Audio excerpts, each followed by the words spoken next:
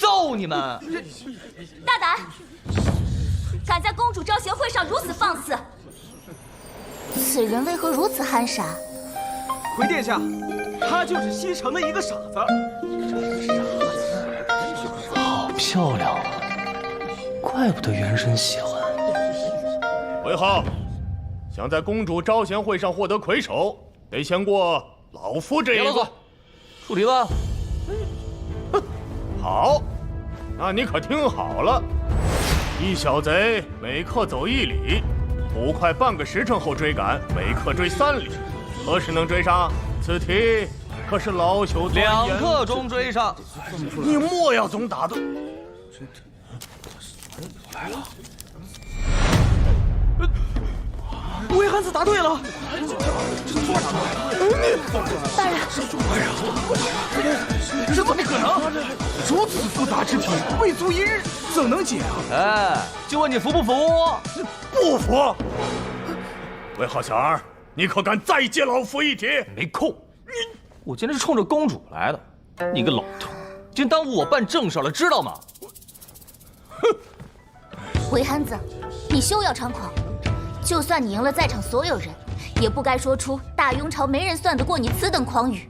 丫头，我可没骗你啊！你要是不信，你可以把大庸朝所有的读书人，包括那些文武百官，都叫过来跟我比算术啊。不过，他们要是都输了，你可要嫁给我。登徒子，你信不信我？哎，别动不动登徒子嘛！我告诉你，虽然我叫汉子，但我不傻。你别听外面人乱说，你跟着我，肯定不会让你吃亏的。你就这么说定了啊！明日在聚贤楼，我开门迎战。丫头你啊，你再敢叫我丫头，你就把你认识的所有的会算数的人都叫过来，说好了啊，都输给我，就嫁给我。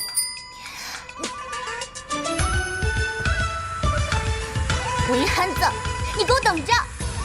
既然让我这个数理化的天才穿越到了这个潘子的身上，那我就帮他实现娶了公主的愿望吧。不过说心里话，这位公主，我也是莫名的一眼相中了。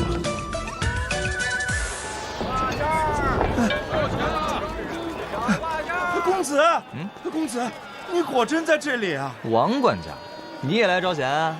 不是啊，家里出事了，小姨娘让你赶快回去一趟。小姨她老是一惊一乍的，能出什么事儿？王管家，你不带我回家，你带我来这儿干嘛？那是因为咱们韦从。你们家现在已经拿不出钱资助我族进京赶考的各地族人了，现在对家族来说已经没有价值了，所以你没资格住在韦氏大宅了，哎，就配住在这偏僻杂院里面。臭不打死你！你怎么又动手了呀？人都骂到家门口了，我平时有这么怂吗？你等着，我打的就是你！你等着，打死你！小姨呢？我在里面。公子，小姨。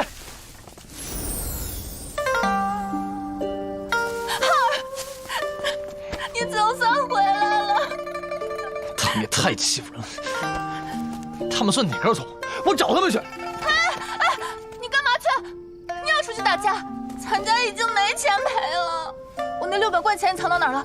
快点拿出来，我交到族里，咱们就可以回韦氏祖宅了。就那些钱，我拿去买酒楼了。2个月后，我连本带息还给你。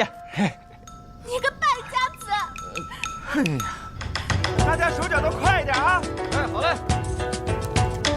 公子，铁匠打的铜锅都放好了。老奴不明白，这铜锅为啥叫火锅呀？伙计，哎，来，按照我这单子上的配方买1000份，要多少钱？哟，东家，这1000份得5贯钱呐。5贯钱，很多吗？哎，东家，这么跟您说吧，我1个月的工钱才10文，这1贯我得挣10个月呢。1文就是现市的1块钱，那1贯就是100块了。公子，这5贯钱确实多，实在不行咱少要点。小姨娘她放心，今日之后，这火锅就会火爆全上都，到时小姨的钱我千百倍的还给她。火爆，连个客人都没有，哪来的火爆啊？尾号可在？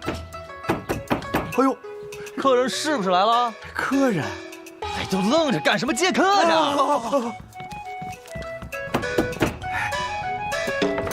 哎呦，拜见各位大人，大人里面请。请。你就是伪憨子啊？啊？叫谁憨子呢？我认识你吗？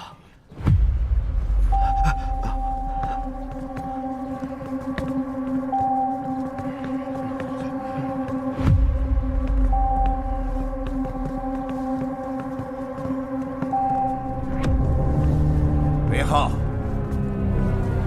是你在招贤会上大放厥词，说自己算术能力在大雍朝无人能比。哦，你们是公主派的人啊？今日本官便率民部众官员会一会你。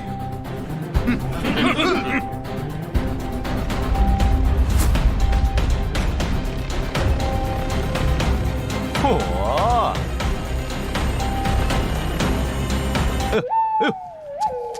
东西都熟了。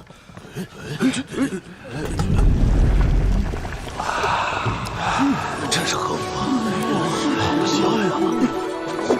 闻之垂涎，味绝矣啊！这是何物？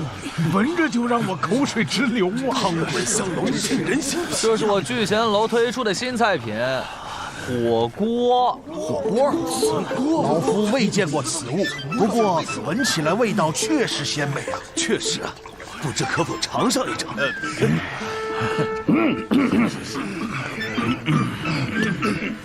哎呀，你们要比就比，别围在这挡着我做生意。好，尾号听题。哎，别急，从现在起，你们要跟我比算术的，每出一题先压1贯钱。1贯钱？哎，伪憨子，若半炷香时间内你答不出呢？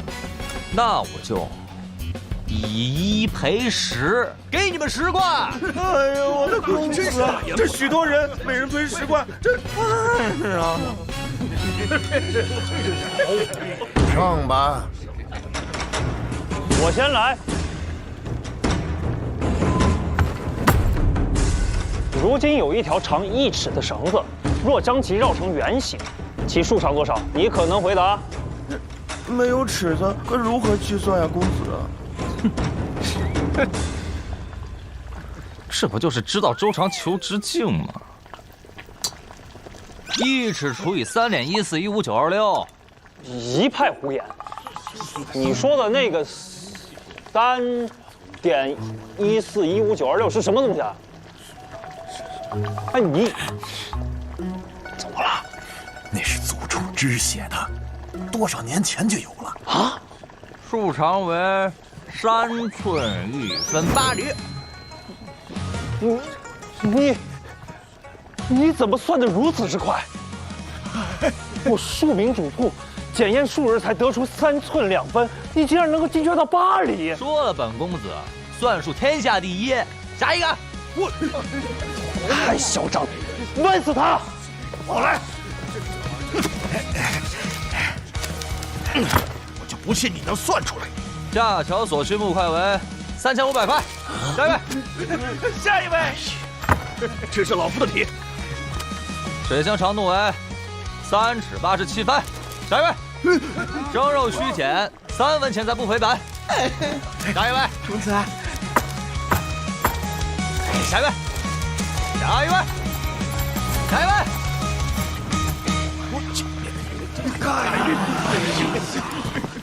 你说这小儿媳这是乱猜呀！公子，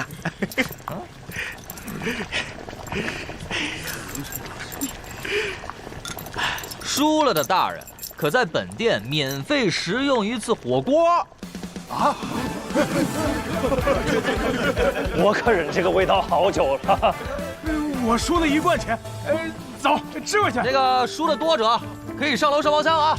我输了3题，3贯钱。还有我也输了3贯啊！哎，去，行，随便吃。走。反正输了可以吃回来。大人们上啊！哎呀，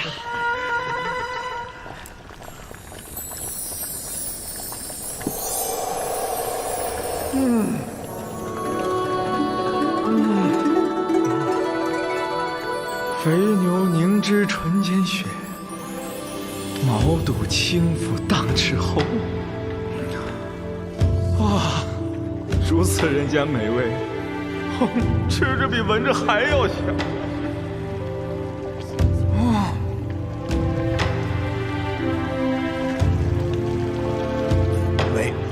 韦浩啊，老夫得压轴出题，可是老夫饿了，可否先尝上一口啊？不能。哎呀！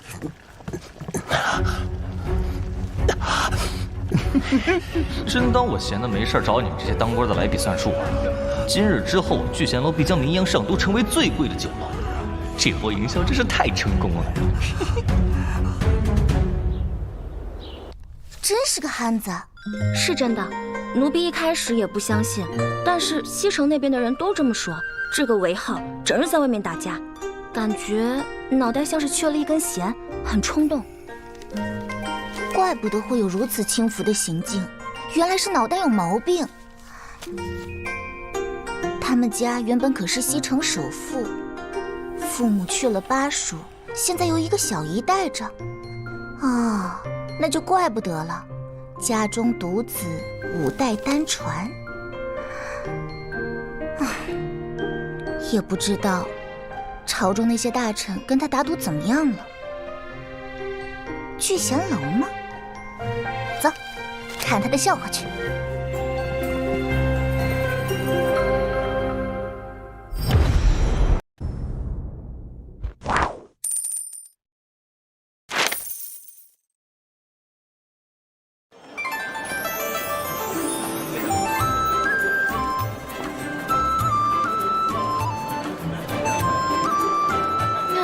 也不知道公子买的是哪家的破酒楼，这怎么涨啊？这小子对生意一窍不通的，哪家生意不好就去哪家找，定能找到。像这种就不用看了，分头找。走。哎呀，怎么排这么久还没轮到我呀？你才多久呀？我都排1个时辰了，难不成这些人都是来找韦憨子比试的？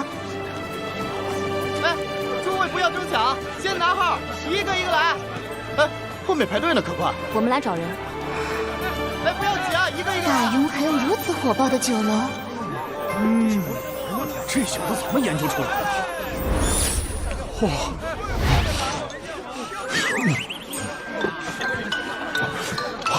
段尚书，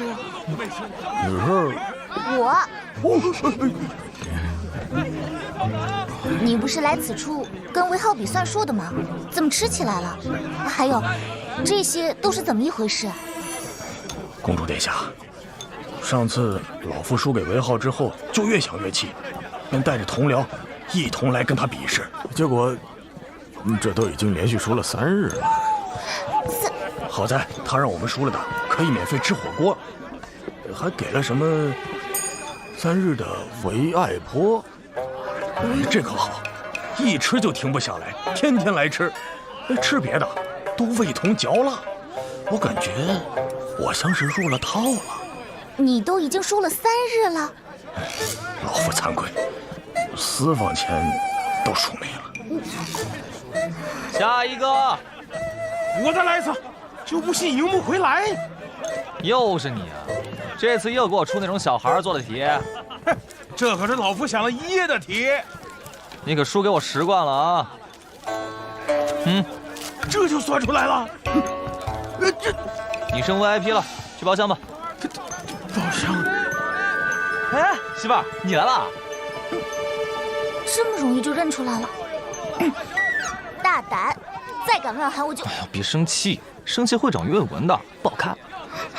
我何必跟个憨子计较？这些都是你赢的。一道题1贯钱，你找的那些人也不行啊，脾气臭又硬，输了还来。这几天赚了差不多1000贯了吧？哎呦，累死我了！ 1000贯，怎么样，之前可说好了，赢不了我就嫁给我。你再说这些，我就把你嘴给封了。吃饭了没？没有啊。喜欢吃火锅吗？啊？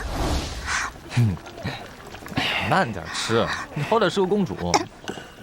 哎呦，你慢点吃，以后这个包厢就专门留给你。韦憨子，你竟然敢利用本殿下！别以为本殿下不知道，你激怒文武百官来这里和你比算术，就是为了哄抬聚贤楼吧？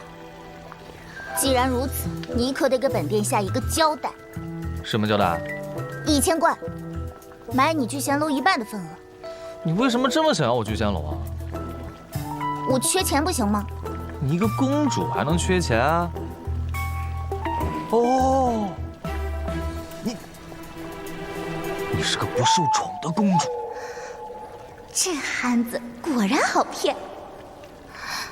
我跟我母妃从小就受人排挤，就连哥哥大婚的钱都凑不出来，母妃身体也不好。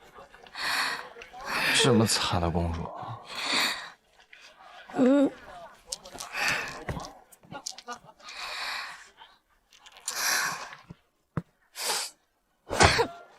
这些是定金，你准备好契书吧。这什么玩意儿？你拿来当定金？什么玩意儿？这个可是外邦进贡来的宝石，最小都要15贯一颗呢。也不怪你不识货。这不就是玻璃吗？你能不能有点出息啊？你被人拿玻璃忽悠了，还宝石，不就在火山口捡的吗？没多少钱，你要想要，过几天我送几车给你。本殿下不跟没有见识的人多费口舌。我没见识，你等等，你是说这最小的一个玻璃都要15贯？自然。那我随便做些玻璃出来，不就赚大发了？这样，你拿给我1000贯，我们合作。你给我提供场地，再找工部给我打几个机器。就这样的东西，想要多少有多少。哼，有你这么吹嘘的吗？你不想卖你这酒楼，你就直说，何必跟本殿下胡编乱造？我吃饱撑的，没事骗你。不相信就算了，这钱我自己扔。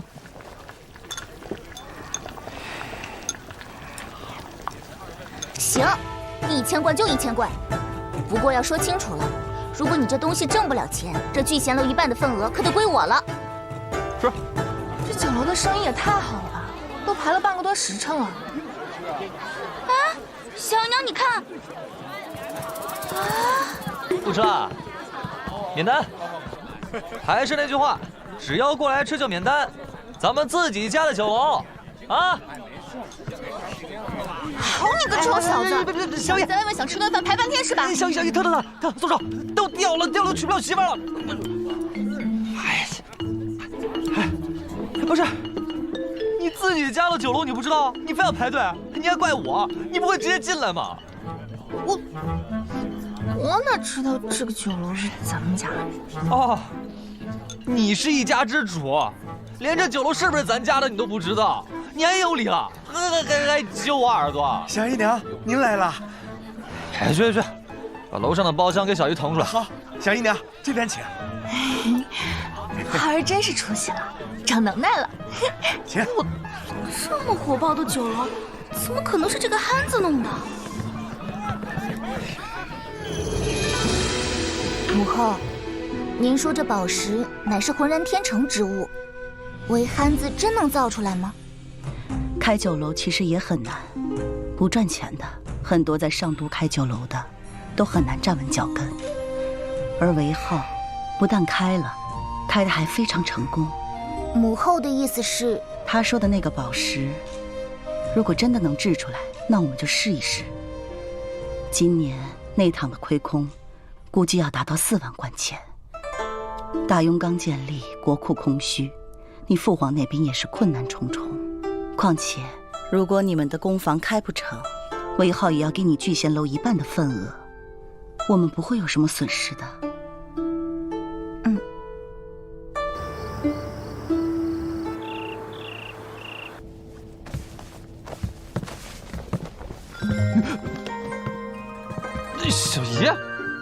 你怎么进来了？给你搓澡啊。浩儿，按照现在聚贤楼的营收，我们是不是很快能回回家老宅了？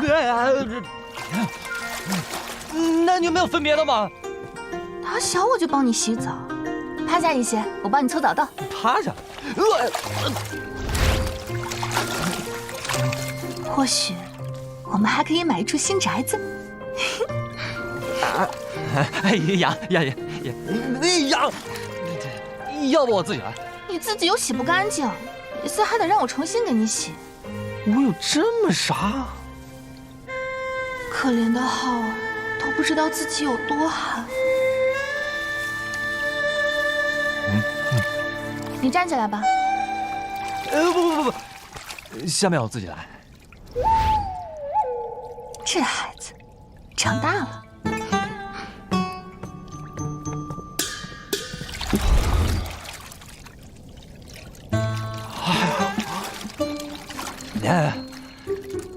吓死我了！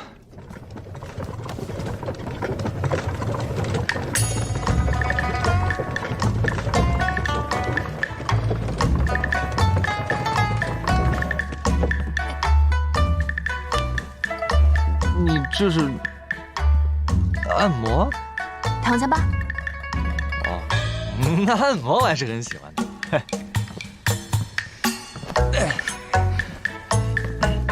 这几天累坏了吧？小姨帮你放松放松。他怎么能踩背啊？是我最近长胖了吗？那我吃点劲儿。哎，这还挺舒服。哎呀。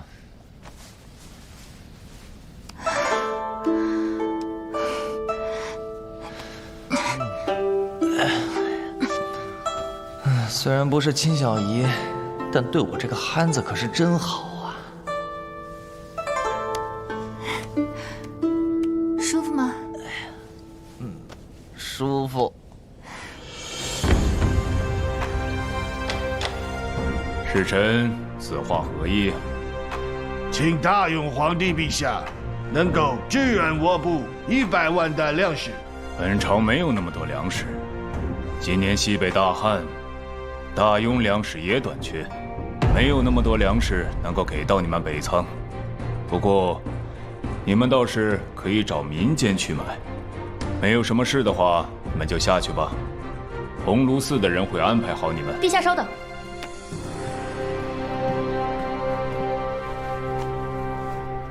陛下，我是往来草原与西域间的胡商朵香，受北仓所托前来协调通商。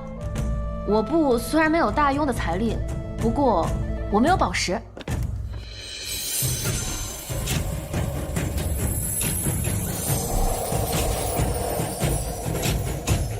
还请大雍陛下能够让我们用这些宝石换来的钱来买粮食。这么漂亮的宝石，这次我们一共带来了2车这样的宝石。2车宝石，竟如此之多，价值连城啊！看看，确实如此。这不就是玻璃吗？你能有点出息？你被人拿玻璃忽悠了，还宝石，不就在火山口捡的吗？便宜得很。你要想要，过几天我送几车给你。陛下，这些宝石都是寒儿火山吞吐岩浆之后献给苍生的璀璨信物，是上天的恩赐。在我们草原那边都是15贯钱1颗，现在我们愿意以1颗10贯钱卖给大雍陛下。我们总共有1万颗这样的宝石，我们想要用这10万贯钱在大雍买粮食，不知陛下意下如何？这么好的宝石，10贯钱，真不贵呀。如果韦憨子说的是真的，那我们大雍就会用数十万担粮食换取这些廉价的宝石。不行，什么宝石？不过是一些便宜货罢了。这位就是公主殿下吧？不愧是大雍国的长公主，容貌如同中原牡丹般娇美柔弱。哼，牡丹虽娇，却有傲骨，不像一些凡物，硬是被说成稀世珍宝。请公主殿下，不要侮辱我们珍贵高尚的宝石。宁安，你此话何意？父皇明鉴，此物在我地大物博的大雍随处可以捡到，此等货色，儿臣想拿出多少就拿出多少。那我们就等着公主殿下的宝石。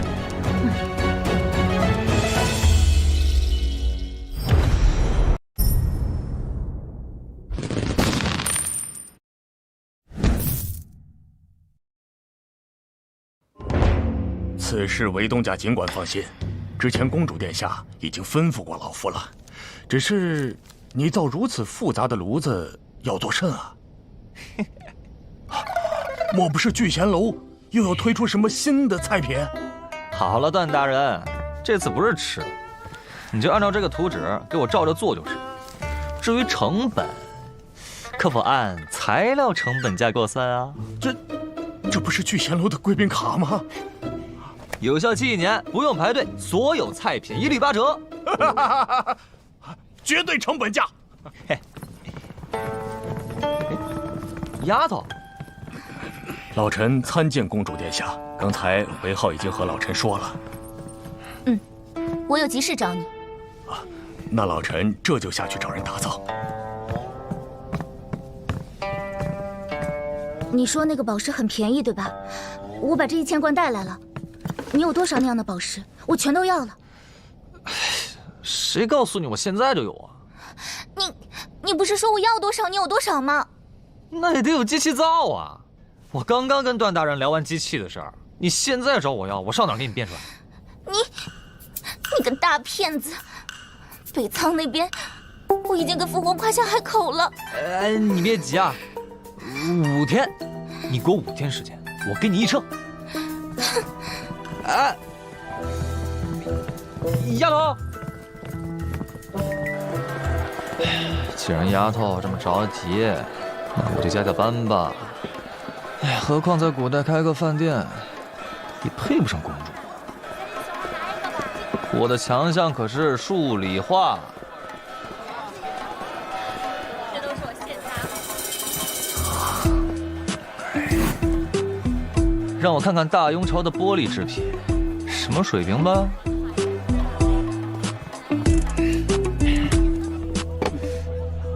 您这是60贯卖给您，60贯可以，本店抽取1升啊。行，老板，这个多少钱啊？我正好卖给店家呢，你要的话就60贯，省了中间费。多少钱？60贯，就这个？不值吧？这顶级的琉璃宝盏，你觉得60贯还贵啊？你是不是没有见过什么好东西啊？你说我没见识？你这东西漂亮是漂亮，但是这也不是稀罕物件啊。不稀罕，你去整个上都城找出第2件试试。反正不值60贯。穷鬼！你是在说我吗？哎，没见过世面的穷鬼！你这张嘴真是挺欠揍的，我看你。干嘛呀你？还想打人啊？来呀，谁怕谁啊？你要是不敢，你就是498怕。这么憨？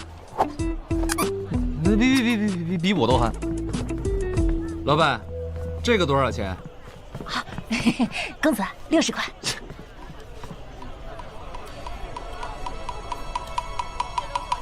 包上。好嘞，瞧这位公子，一看就是见过世面，不像某些穷鬼。这你就买了？你也是败家子啊？这位兄台，你可不知，这种琉璃可是很难得，就这成色的，1年也就出1、2件。那也不值60贯啊！这是你故意的吧？公子拿好。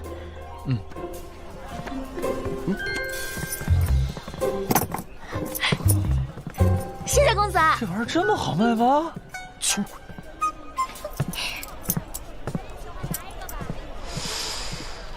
这种品相的玻璃杯就能卖60贯钱，那我要是也烧出来，那不是挣大钱吗？嘿嘿嘿，听说韦憨子异想天开，想做琉璃赚钱，好像真的傻了。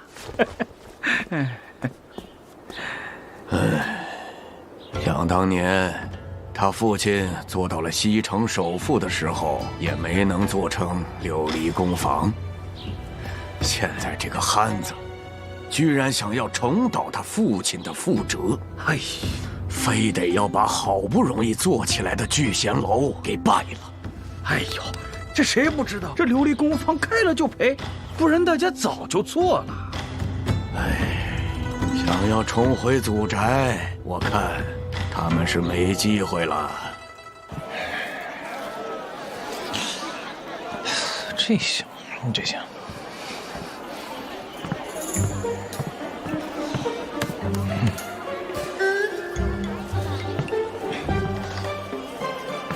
这个有点意思啊。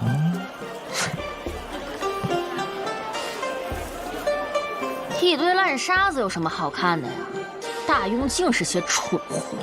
你谁呀？是你？你个穷鬼来这干什么？我穷鬼？我韦浩从出生起就讨厌别人说我是穷鬼。告诉你，我今天还就用这些沙子做出宝石了，让你些破东西都卖不出去。沙子做宝石？哎，哎，那2间新开的琉璃工坊，不会就是你的手笔吧？那是自然。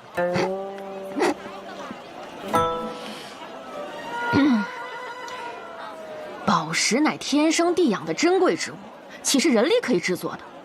难怪都说开那间工坊的人是个憨子。那是你不懂物理化学，收个破玻璃有什么难的？哎，有的人呐，就是爱强装面子，其实买不起宝石也没什么的呀。你非要自己瞎折腾一番，赔了个底朝天，才更招人笑话。哎，还敢嘲笑我？你等着吧你！什么？你说浩儿在建窑做琉璃？是啊，小姨娘，我看这公子现在真的是越来越过分了，他还去账房领走了500贯钱，那可是琉璃啊，这是公子这样的人能干的吗？钱是小事，但这小子是疯了不成？瞎折腾，走去看看。嗯。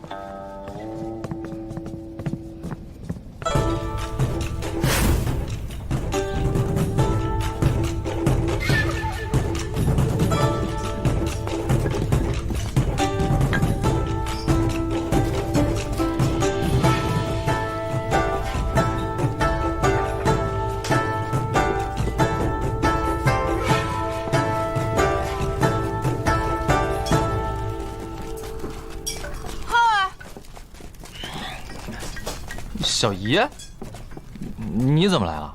你真的要做琉璃？你疯了？你知道怎么弄吗？就知道瞎搞，浪费钱。小姨，你也懂琉璃？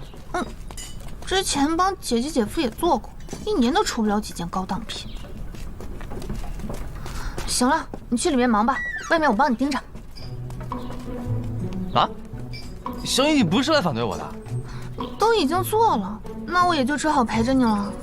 那你帮我烧点你的草木灰，缝纱在外面已经晒干了，如果有多余的话，知道。你小姨我又不是白痴。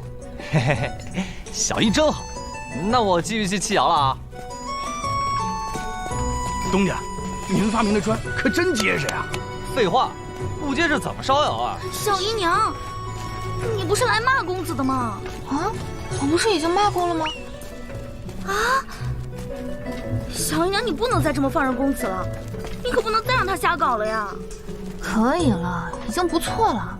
浩儿都已经许久不打架了。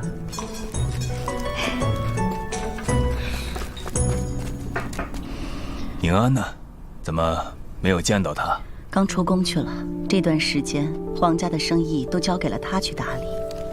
没办法，太子要跟着你，臣妾也只能让宁安去了。这内堂还剩多少钱？上个月就没有了。什么？上个月就没钱了。陛下，这些不该让你操心的。不成，等宁安回来，让他到甘露殿来，朕要听他说说现在的情况。今年朝堂那边也非常缺钱，民部那边的缺口达到了30万贯，还不知道从何处弥补啊。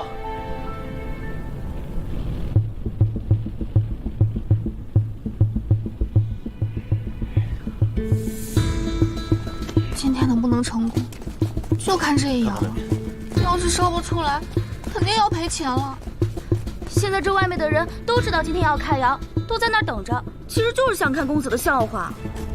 这死丫头，这时候都不来，要开第一爻了也不知道一起来见证一下。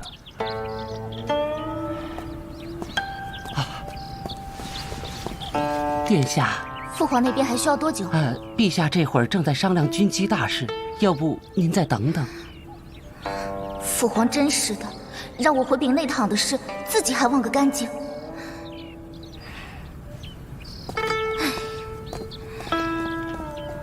今天可是第5天了，不知道韦憨子那边到底做出来没有？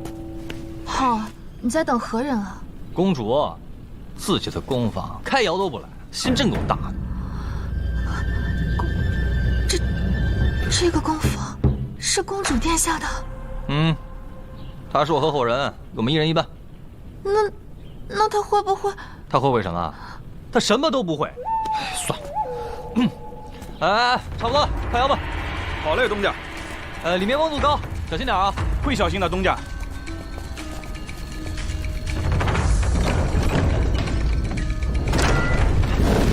哎，小心！大家都退一退，让温度散一散。差不多了。来，伙计们，都小心点啊！哎，走。公主有分的宫房，万一烧不出来，那会杀头的。浩儿他压力应该很大吧？浩儿，你放心，你一定会成功的。我刚看过了，你跟姐姐姐夫做的都不一样。哎，小英，你掐我干嘛？就这点事儿，看给你紧张的。谁紧张了？你不紧张，你掐我？我掐我自己，我疼。你掐我就不疼了？真是。东家成了，成了！哎，快，拿个东西出来看看。好嘞。天哪，东家，这是什么？我从没见过，是宝石吗？这么漂亮，肯定价值连城啊！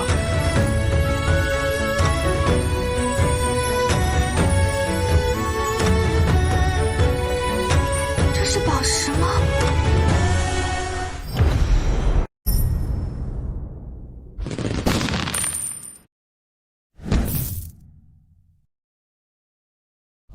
这是什么？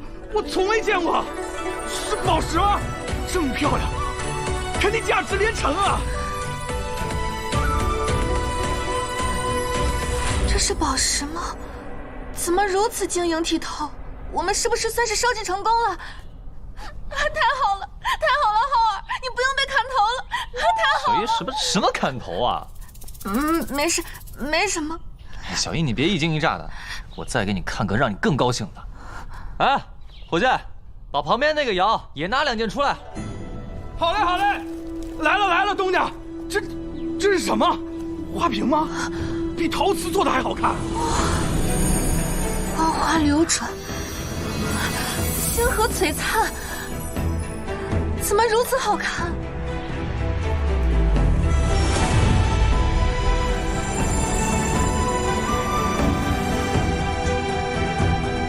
这些却没有一件是损坏的。浩儿，你是如何做到的？小 case， 走。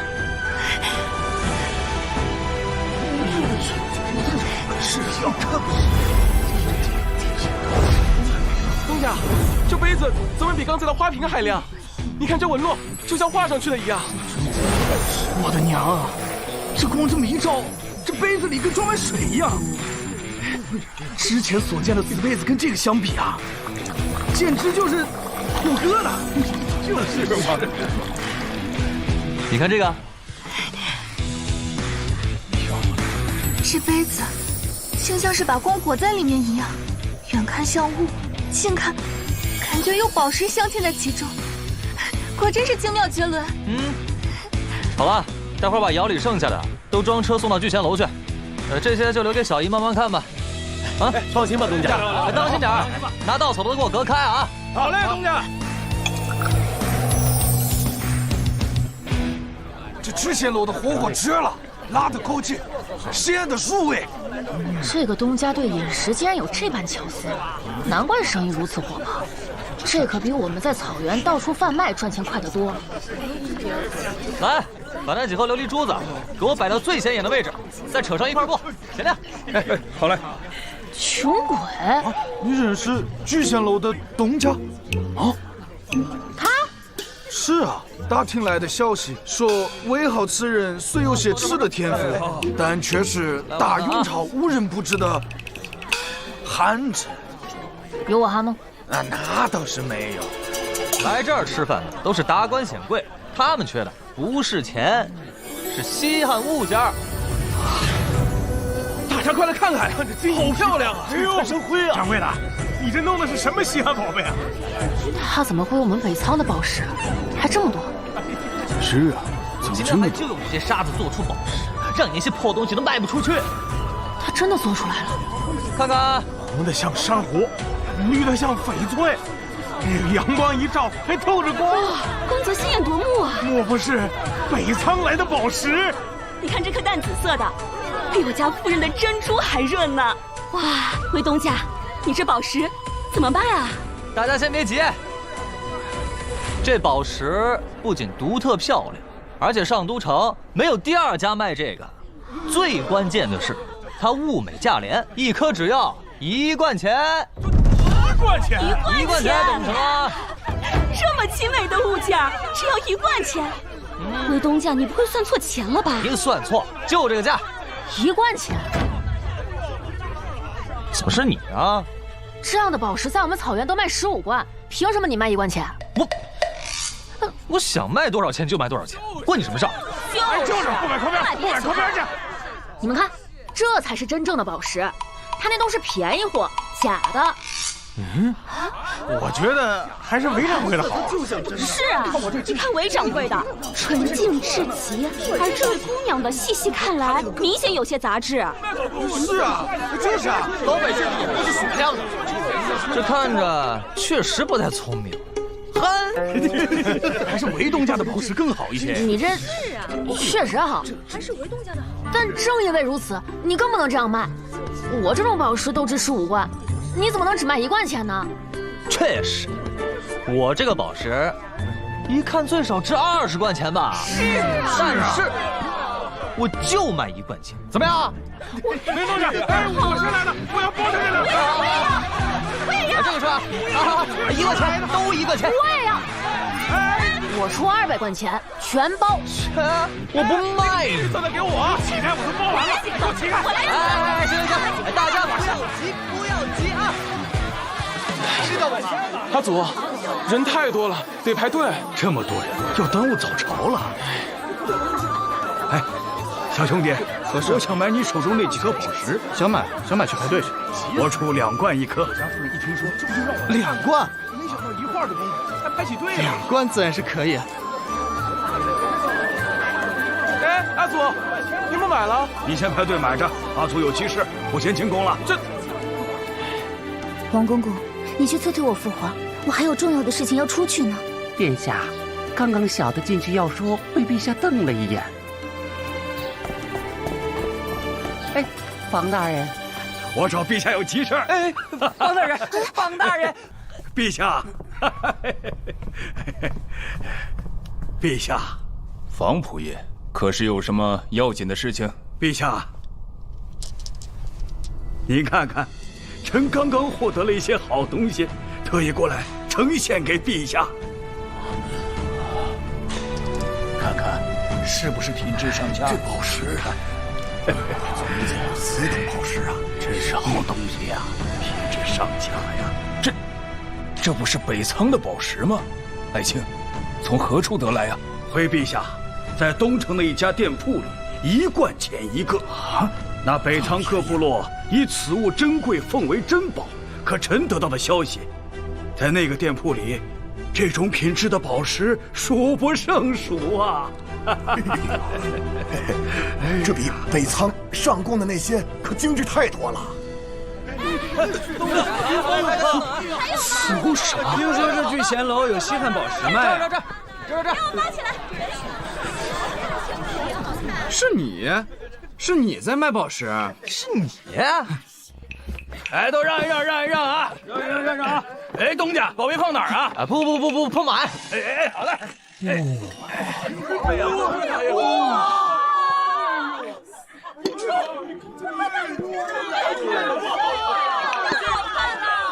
这才是真宝贝啊！这些为何物？难道是杯子吗？哎，那个是花瓶吗？形状竟然如此好看！这不会是酒盏吧？这些物件竟美得如此眼花缭乱。这琉璃亮的晃眼，跟天上的仙雾似的。长这么大，从没见过这么透亮的玩意儿。今天真是开了眼了，巧夺天工，真是巧夺天工啊！是不是都和宝石一样漂亮？让我再瞧两眼，甚至比我手上的琉璃宝盏还要好上100倍啊！通体清澈，这些不会都是你用宝石打造的吧？想什么呢？我疯了！来看看。哇，好东西啊！这透劲儿，摸起来比琉璃还轻。这手感怎么还凉丝丝的？还是我从未见过的物件。此物价格几何？我要买好多。20贯。这么漂亮的杯子只要20贯。你要是买的多，我给你8折。就凭我跟你有眼缘，这是缘分。只要16贯。哇！我也要。就你那破盏还有60贯呢，你买也得60贯。你小心眼儿！哎，说对了，我就是小心眼儿。你买不起就别买，穷鬼！我穷鬼！贤弟啊，这我也想买些，你这能不能给我打8折呀？你啊，原价。别呀，我可以多买些。我跟你没眼缘，原价。这往日里随便一件琉璃物件拿出来，最起码得卖60贯。这已经是史上最低价了，买不起你就起开。买不起你起开！哎，对了，这个1套10个，跟这杯子的釉色是一样的，喝起酒来更具情趣。看看，哇，太精妙了！这个东西还有多少？我全都要了。要多少有多少。要多少？什么？这么好成色的琉璃，一年也就出1、2件，怎么可能有这么多？难道真如宁安所言，我大庸随处可见？你看看，程主持，臣在。马上去那家店铺，把东家请过来。是。要多少就有多少，真的？你没开玩笑吧？自己琢磨的工艺，产量供得过来，你就说要多少。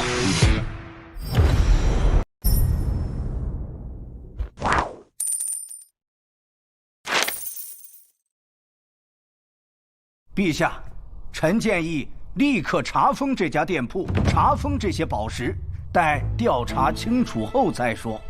这是为何？这个宝石来路不明，按理说，这些宝石同钱币无异，应该归朝廷所有，献给陛下才是。可是，他们居然在市场上私自贩卖，完全没有把朝廷放在眼里。此言差矣。难道不是吗？如此大量的宝石现世，应该作为祥瑞献给陛下才是。臣赞同长孙仆射的话，此物还是需要调查清楚后再说。但也确实打消了北仓对我朝的不臣之心。若是真以此物来换我们10万贯的粮食，无妨，查清楚也好，查查这到底来自何处。如果没有问题，朕对那个东家重重有赏。可民间一有财富就要充公，只是暂时查封，房卿无需担忧。是。程主持，臣在。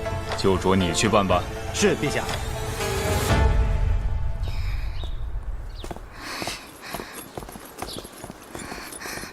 公主，父皇还需要多久啊？这个下官也不知，您再等等吧。禁卫军，跟我走！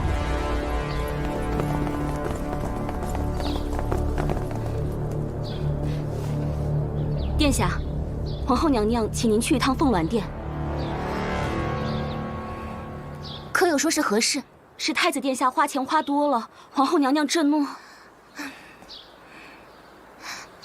王公公，若是父皇召见，你就说我在母后那边。是。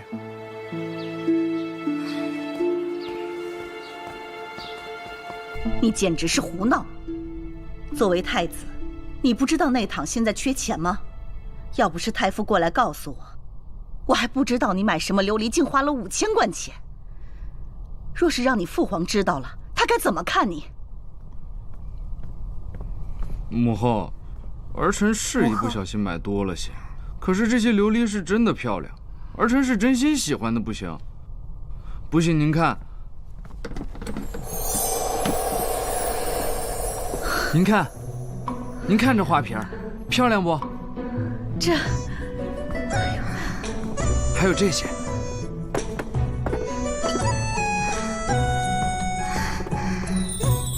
这琉璃杯，通透如冰魄，斑斓若霞蔚，可谓是承得住光影，装得下这人间雅致。这也太惊艳了！那当然了。哎呀，我大雍竟有如此至美的琉璃。啊，对，还有这个杯子，母后您看它的形状，这不是还晶莹剔透的。皇兄，你这从哪儿买的？在聚贤楼买的。什么？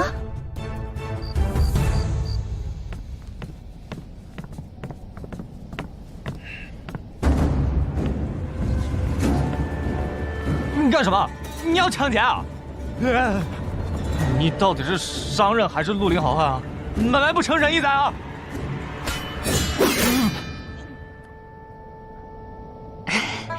维公子，你误会了，我来是有生意要找你谈。这是我一直以来珍藏的宝贝，送给你。哦，你是来求我的？什么话？是合作？怎么个合作法？听听。你的琉璃物件可以由我销往外邦。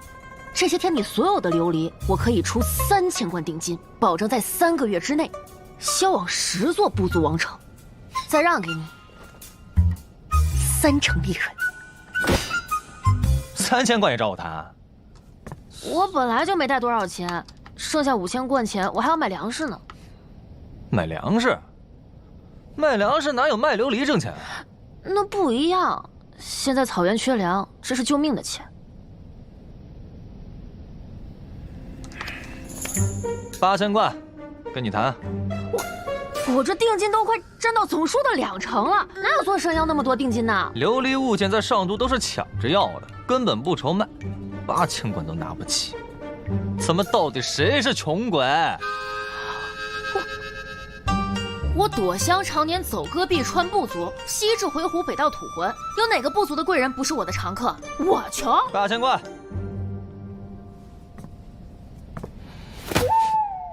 少1贯都不行。慢走不送。你别后悔。断开！进军门差。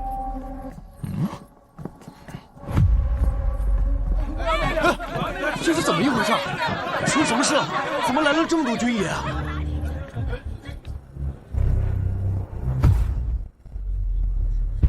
都散了，这里不卖了。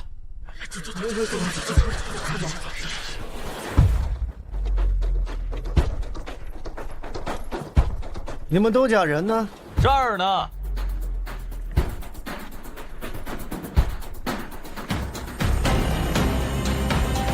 这位军爷，我是东家，有什么问题吗？待会儿跟我们走一趟，我们要查封这里。这家店就是黑店，我看就得赶紧把他抓起来，严加审问。怎么哪儿都有你的事儿啊？为什么要查封啊？我没违法。禁军查封，难不成你有意见？给我拿下！我看谁敢动！你大爷的，你谁啊？说查封就查封！啊，看到老子店铺赚钱了，来没抢啊？胆子不小啊！不认识我们禁卫军？禁卫军怎么了？啊？禁卫军没有坏的吗？敢对禁卫军不敬，有本事过来打！打不过呀，都拿着刀，万一被他们砍死怎么办？我拿椅子，你拿刀，你当我傻呀？可不就是傻吗？不敢，有种单挑，或者一起上，不许拿武器，敢吗？一起上？你侮辱谁呢？来，我不用武器，过来打。成，但先说好，如果你输了，其他人上也不能带武器，就是要赤手空拳打一架。我要是输了，你们带我走，我没办法。好，我保证不用武器。但我要是赢了，你们不准查封我的店铺，更不能带我走。来啊！看招！力气不小啊！去！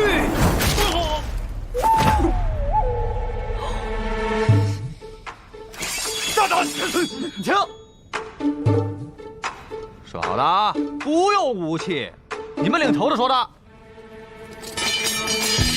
上！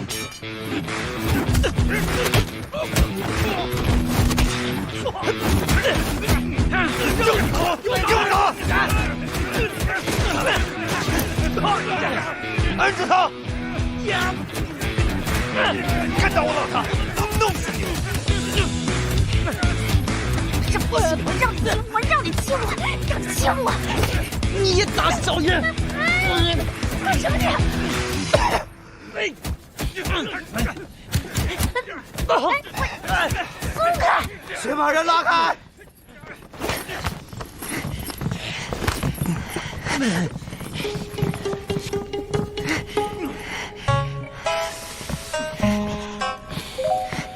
说好的啊，不许打击报复。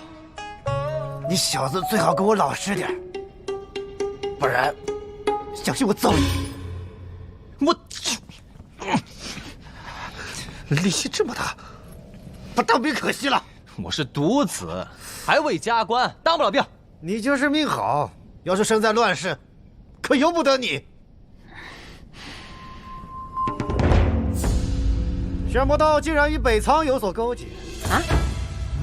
那正好，一起带走。和我有什么关系啊？送入刑部大牢。不是，你们就这样打击报复的吗？见过殿下，您怎么来了？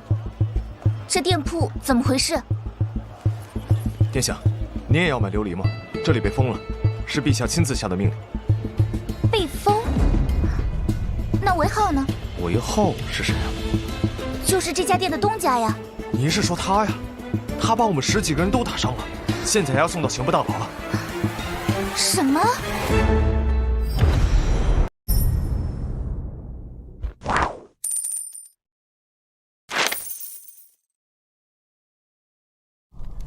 陛下，店铺已经查封，所有物件也一并封存。另外，臣怀疑那个东家与北仓商人有所勾结。北仓？你这脸怎么回事？回陛下，臣和那个东家打了一架，那小子力气好大，伤了我们好几个。放肆！敢和禁卫军打架，让刑部好好收拾这小子。是。来人！我说你们，你们凭什么管我呀？我就是个商人，我跟他一点关系都没有。你哪里像个商人了？哼，那你就像个商人了，还敢跟程楚池大人打架？我看你是活够了。程楚池？谁呀？那可是肃国公程三府的儿子。程三府？这是国公的儿子？好不容易给内堂找到了赚钱的方法，才刚开始就被封了。要封我的还不是别人，是父皇。殿下，您怎么了？王公公，父皇还没下朝吗？下朝了，刚才还问起殿下了呢。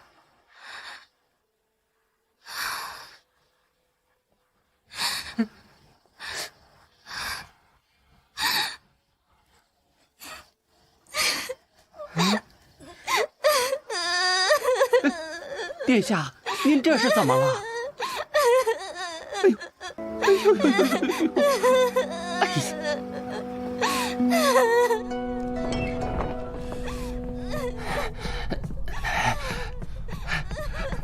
外面是谁在哭啊？回禀陛下，是长公主殿下。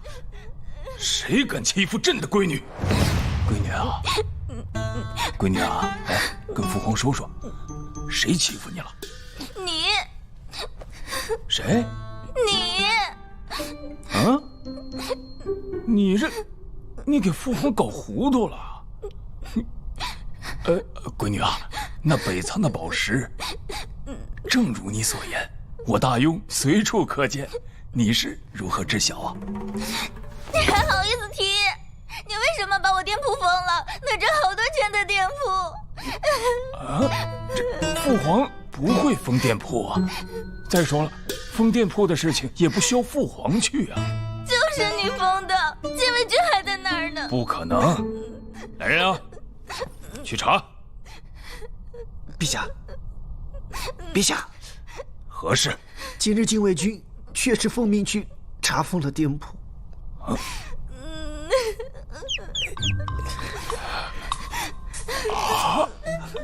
哎，是卖宝石那家店铺。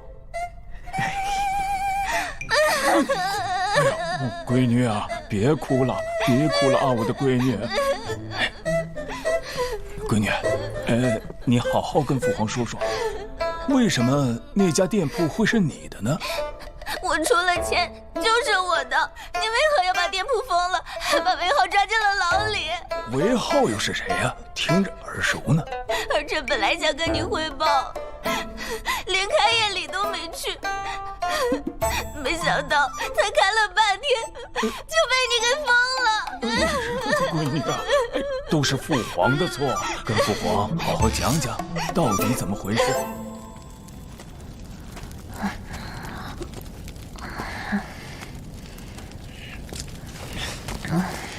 躲下！我干什么？是不是你带君君来的？你想毁了我的生意？我有病啊！毁你的生意对我有什么好处？那你就是北仓暗谍。你才是暗谍，你全家都是暗谍。那你中原话为什么说那么好？你看，你个北仓暗谍还想装？哎，君，我发现了一个北仓暗谍，快来啊！我爹娘都是被北仓人杀死的，我怎么可能帮他们做事啊？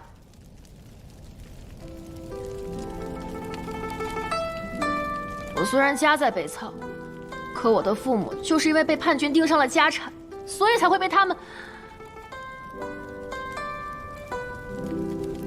我家真的只是做生意的，从来没有欺负过任何人。你冷静点啊！冷静！我身为女子又无力报仇，只能潜心钻研生意之道。这些年我走南闯北，穿沙漠，过草地，爬雪山，渡江河，为的就是把北仓所有的钱都挣回来，让我的爹娘没有白死。可现在你居然能用沙子做宝石，还有琉璃，你还要我如何才能挣钱？现在又被你连累到这个牢里，我要如何才能给我的爹娘报仇？哎，你怎么哭了？你先别哭，我上面有人，一会儿就能带我们出去。你骗我！绝对真的，没有骗你。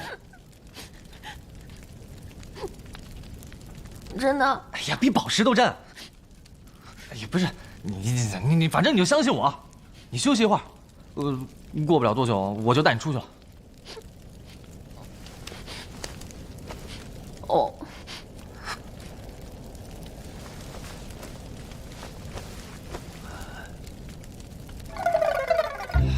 如此赚钱？儿臣之前也不相信，幸好他让儿臣占了50%的份额，今年内堂的用钱应当是足够了。此生意还避免了让北仓人占取10万贯的便宜。坏了，韦浩还在牢里。闺女，哎呀，朕把他放出来就是了。父皇，还是我去接他吧。啊？为何？您不知道，他这憨子脾气倔得跟驴一样。我之前跟他打包票，说一定能保住他。现在让他进了大牢，我怕他一犯憨，以后都不做了。这制作宝石之法，只有他会。女儿没参与，只有他知道。那朕也去，看看这韦憨子到底有什么本事。父皇，您还是别去了，他这个人满口胡言，我怕他一犯憨冲撞了您。父皇堂堂大雍皇帝，难不成还容不下一个憨子吗？闺女，你也太小瞧你老爹了。那，您乔装一下。这好，父皇乔装一番，与你一同过去。哎，干嘛呢？麻利点，赶紧把东西搬到屋里去。都小心点。小姨娘，小姨娘，小姨娘，公子被抓进刑部大牢了。什么？出什么事儿了？小姨娘莫慌，公子已经托人递出话来了，说让您切勿担心。去了刑部大牢怎么会没事呢？那可是个只要进去就出不来的地方。难道是把公主给得罪了？不行，我得去找浩儿。小姨娘，这公子是怎么了？可千万别出什么事啊！这个韦憨子竟可私造宝石，谋私利。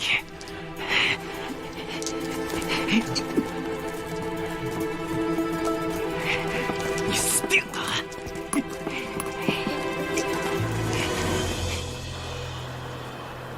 我2-4，2个8，这东西好玩，比骰子好玩多了。小圈，你怎么想出来的？这算什么？你们这几个的工钱够干啥的呀？以后跟着我，带你们吃酱的喝辣的。你这憨子居然还会赚钱，2码事儿好不好？我平时是憨，但是赚起钱来我脑子可灵光了。哎，聚贤楼知道吧？我弄的。哎，生意好吧？听说里边很贵，我可没去吃过。一会儿我给你们写个条，你们都去吃，不用花钱，我的。谢谢。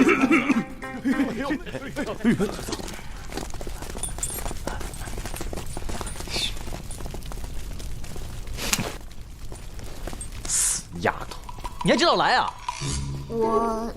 哎，行，我不跟你计较。丫头，这次麻烦了，我把人程三府的儿子程主持给打了，你能不能帮我搞定？无妨，程都尉不会跟你计较的。这可是你说的啊！一会儿他们若来报复，你可得管我。还有，我不是跟你说了吗？我5天就能做出来。你作为东家之一，你还不来，你是不是故意在气我？这家伙看着确实像个憨子。本殿下事务繁忙，哪里跟你一样就知道玩啊？我什么时候玩了？我都跟你说了，那玻璃做出来肯定有人惦记。不是，你爹啥意思啊？怎么还把我店给封了？怎么卖个玻璃，你爹还惦记上了？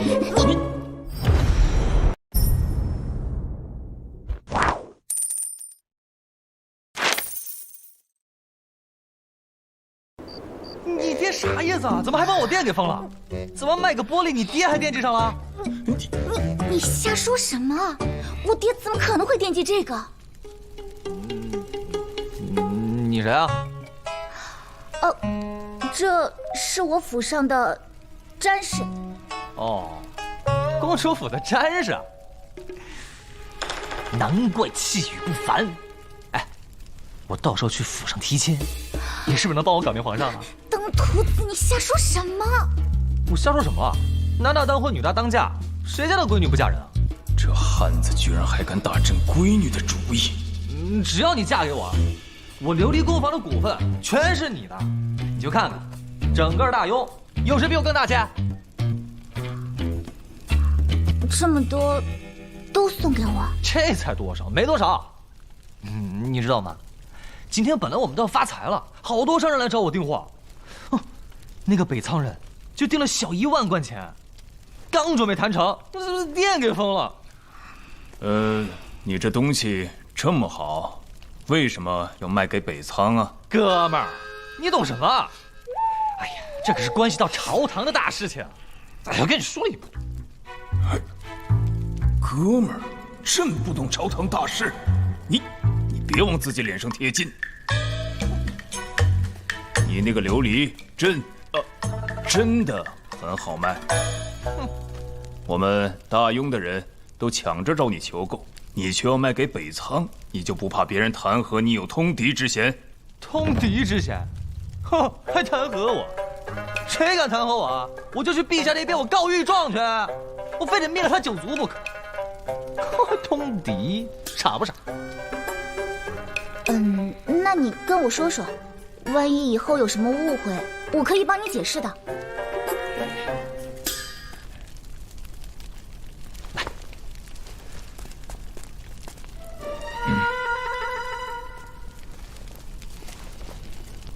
一个琉璃杯子能卖那么多钱，一只羊才80文，那1贯钱能买一群羊呢。养一只羊怎么着也得1年半以上吧？我烧个玻璃才多久？更何况他们那些宝石，我都是用琉璃渣来做的，根本没有成本。哎，我们把这些东西卖给北仓、南朔那些商人，外邦人花钱买这个得卖出去多少牛羊啊？牛羊卖给谁了？还不是卖给我们大庸？他们牛羊买多，他们就没有钱去买粮草、买装备了。用一个小小的琉璃制品，就能制约北仓等外邦国的战备，岂不妙哉？如果以后他们一直喜欢，就还要一直买，用不了多久，他们就没有钱打仗了。我可是听说，我们现在大庸边境还在跟北仓打仗呢。用我这个办法，要不了多久，他们就穷得打不起了。好啊！你看着，用不了3个月，那边境就开始卖牛羊了，甚至战马都得出售。确实，如果北仓那边能买去许多的话，肯定会影响他们的战备，再加上我大庸的税收，还能增加不少钱。此消彼长，那么大庸和北仓的战事，用不了几年，也许就能见分晓了。你还算有点脑子。哎，丫头，走，我带你去看看琉璃工坊去。哦，对了，那个北仓人啊，就是个憨子，没事给放了，说不定以后还有大用呢。一个憨子，还说别人是憨子。我就说吧，这公子他就不是发财的命，这得罪了公主殿下，不被抓起来才怪呢。小姨娘，如何了？狱卒刚刚说，公子被公主带走了。啊，小姨娘，带走了。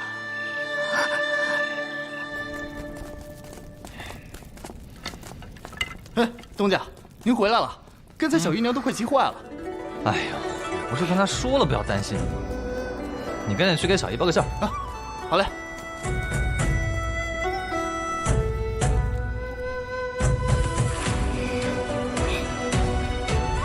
这碗参裹着如薄纱般的釉色，层层叠叠，却不浑浊。好物件啊！这哪里是碗？这分明就是件传世的宝贝。好东西吧？你这个琉璃工坊做得不错，要继续做下去。你可是解决了朝廷的一大危机。可需要什么奖赏？奖赏？什么奖赏？谁给啊？我会上奏陛下。哦，那没必要。估计也给不了什么好东西。哎，如果能给我个侯爵当当，那我也是很开心的。到时候我就跟你身份相当，就能上你家提亲了。侯爵估计是不能给你的，但是如果你能答应我一个条件，给你一个伯爵，倒是能够拿到。哟，什么条件？说来听听。伯爵也行啊。如果你对外说这个宝石是他做出来的，并且你以后不再私自制作，这个爵位你就能够拿到。这……啊，行。但你们要答应我一个条件，就是你们做出来的这些所谓的宝石只能往外面卖，不能干扰大雍的货币体系。这憨子还懂得替大雍朝堂考虑。自然。丫头，待会儿我就让人把上午赚的钱给你送过去。你家不是缺钱吗？先都给你用。不过说好了，晚点我还是要平分的。另外，这些制作琉璃的工艺，晚点我也交给你。小问题，没几个钱的东西。没几个钱。看这个出息，真好看。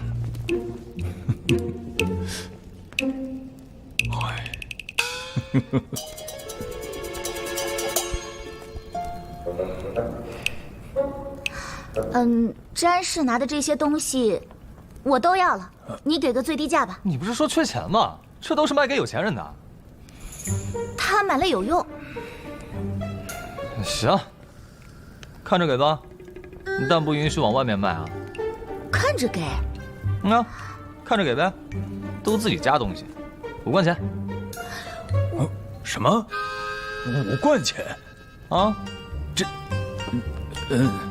你这些东西如果卖到外面去，能卖多少钱？2、3千贯钱吧，我没仔细看。这几百倍的利润，这小子根本就不是在赚钱，而是在抢钱。那明天你就在家等着封爵吧。真的假的？你不是不受宠的公主吗？我怎么觉得这不靠谱呢？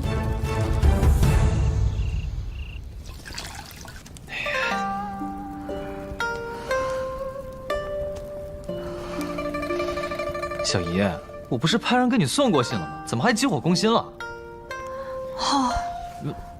我想了许久，伴君如伴虎啊！你帮公主殿下做事还是太过危险了，实在不行，咱们就把宫房让给公主啊！让不让都一样，反正我早晚会娶公主，早晚是一家人。哎，你怎么开始说胡话了呢？咱们只是普通的小老百姓，最多也就只是赚了几个钱。公主殿下那么高高在上的人，怎么可能会看得上你呢？你这样的想法要是被皇家知道了，会毁了你的。我怎么觉得公主已经有点喜欢上我了？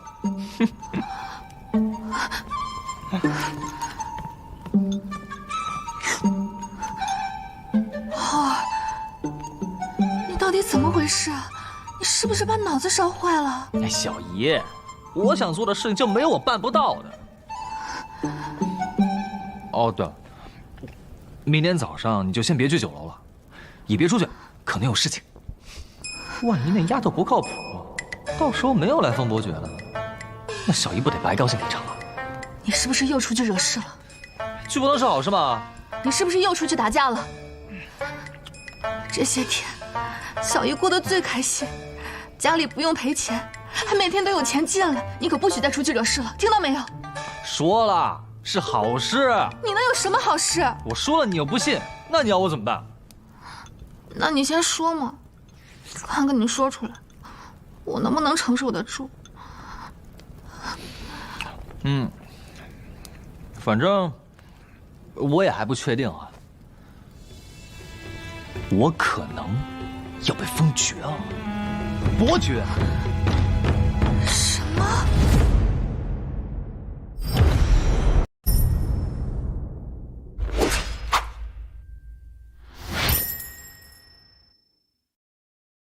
我说我要被封伯爵了。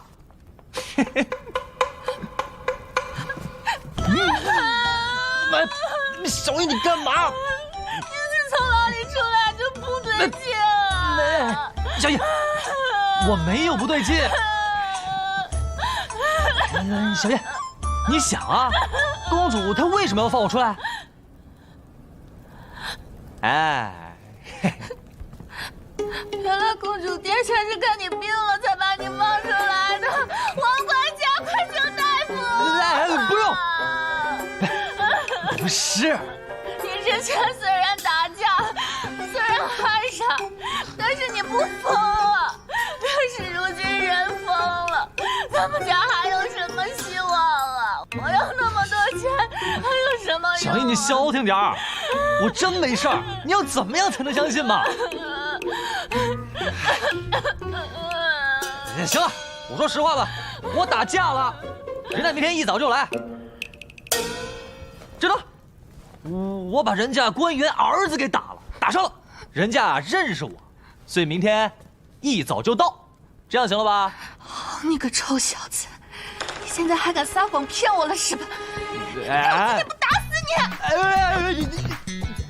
打得不严重，打了人家官员的儿子，还说打得不严重？不是，我今天非打死你不行！哎呀，小姨娘，我之前就说过了，他这种人根本就改不了本性。果不其然，还是和以前一样不让人省心。小姨娘，你之前就应该好好教训教训他。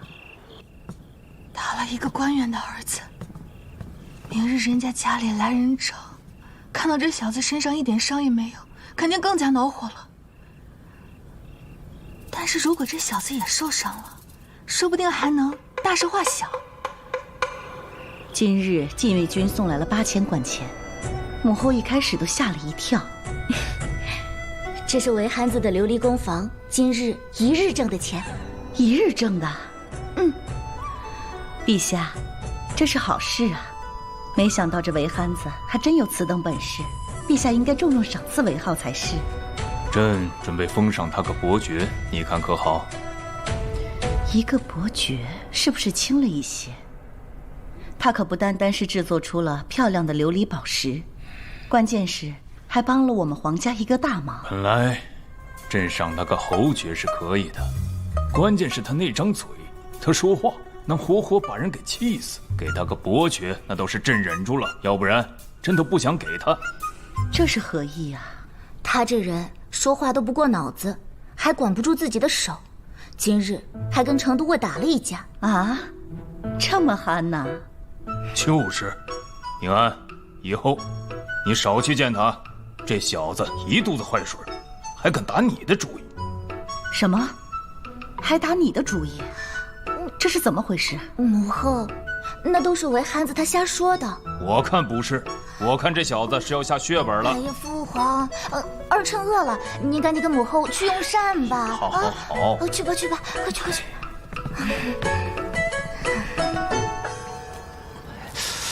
公子，公子，这！哎呀，冻坏了吧？来，告诉你不让你打架，不让你打架，你非不听，你非得打架。你看，小姨疯了。我跟他说实话，他说我疯了。我说我打架，他还要揍我。你说我怎么办？公子啊，跟小时候一样，那你肯定是打架了。啊，算了。小姨娘肯定睡了，你也早点休息啊。你也不相信我，是不是？谁不知道公子你是个憨子呀？你说你疯绝了，那谁敢信呢？啊，信，我信公子。早点休息啊。公子，你要是睡不着，那老奴就给你暖暖被窝。你还是走吧，我一个人静静。那你早点休息啊。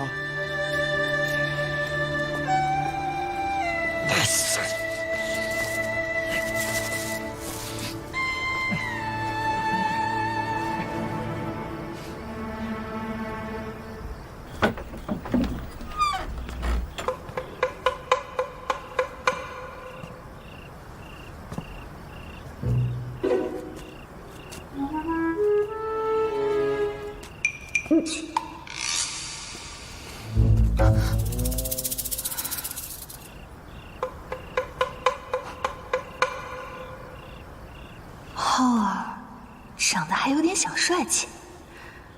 如果不知道你是个憨子，别人指定都以为你是个翩翩公子呢。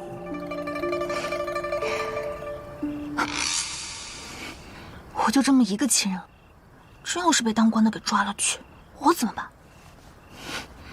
浩儿，你今天就别怪小姨心狠了。他这样睡着了被打，应该会很疼吧？万一他吓一跳怎么办？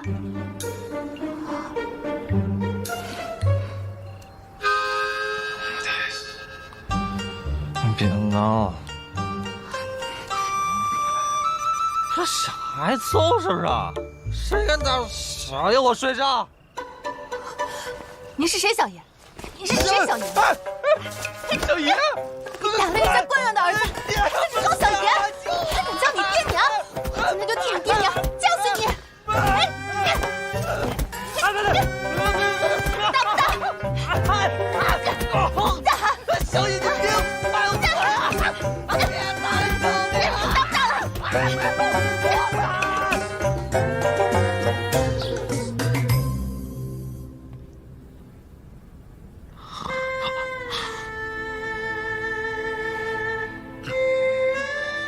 我决定了，我分家。我一会儿我就出去买套房子去，我还要跟你分开住，哪有这样的？打人就算了，还要趁着睡觉的时候打别碰我！哪有这样当小姨的？我那不是也是为了你好吗？那你只要不再进那刑部大牢，那你把人家官员的儿子打了，人家上门能饶了你啊？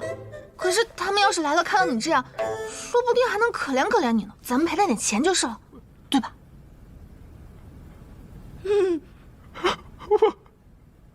我没打架，没有。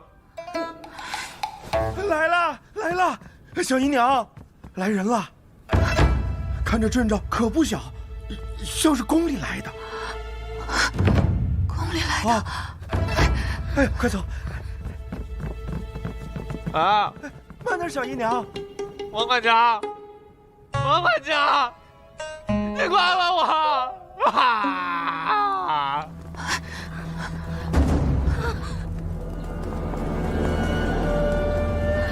天哪，这汉子打的是宫里的人，那还有救吗？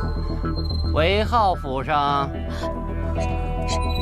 是，公请。韦浩人呢？你又是何人呢？想你是韦浩的小姨，浩儿，快把浩儿叫来。公子，这，慢点。见过公公。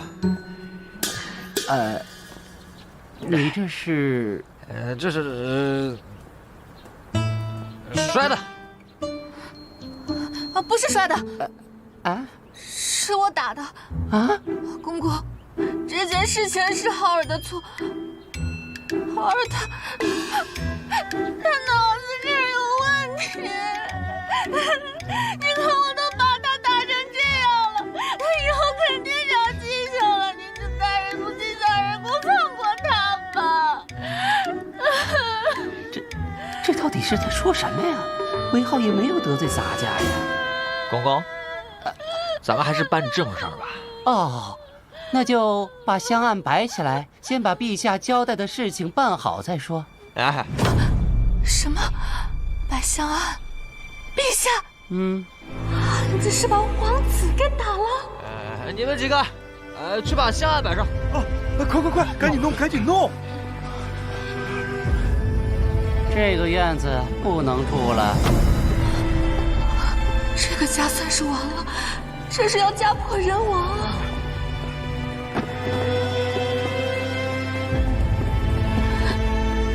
公公您请。圣旨到，韦浩接旨。公子，这也许是我最后一次见到浩儿，等会儿估计就要被押走了。奉天承运，皇帝诏曰：韦浩因协助公主治保有功，特赏赐土地1500亩，10邑700户，时封300户，封平阳开国县伯，钦此。这陛下！什么？平阳开国献国？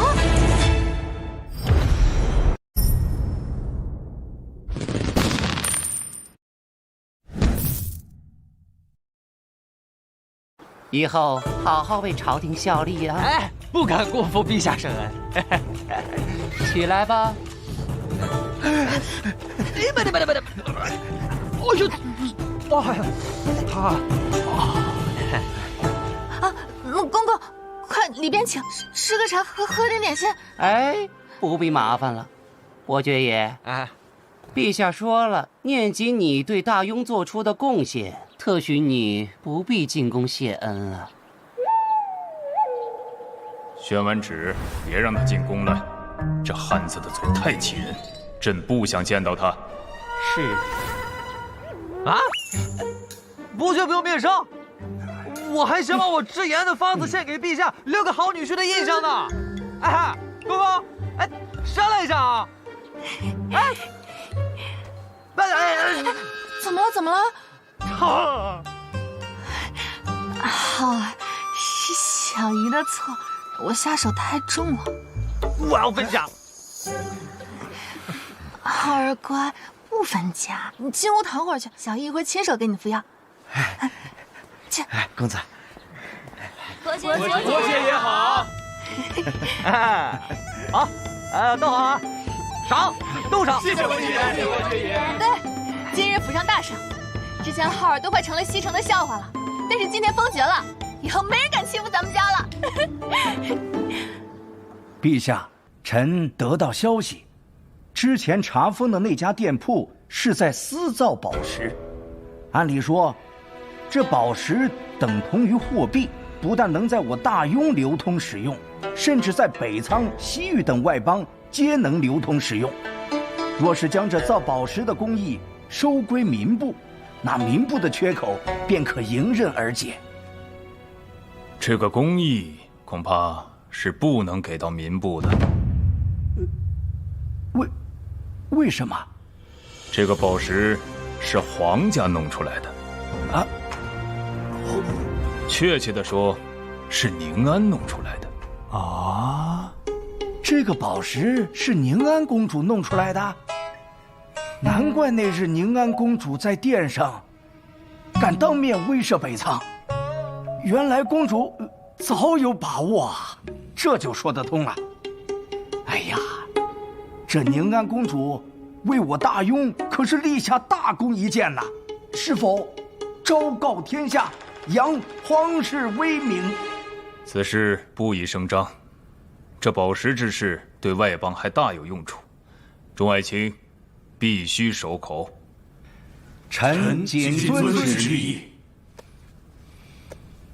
对了，福晋啊，你是从哪里听到私造宝石的消息的？把此人的嘴封上。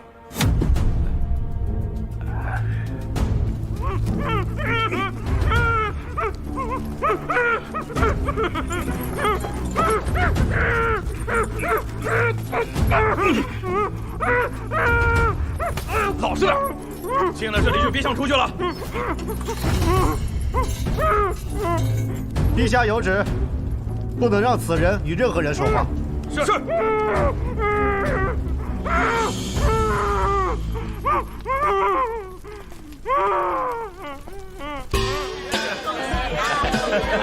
好！恭喜韦爵爷，谢谢大家，恭喜啊！好，谢谢。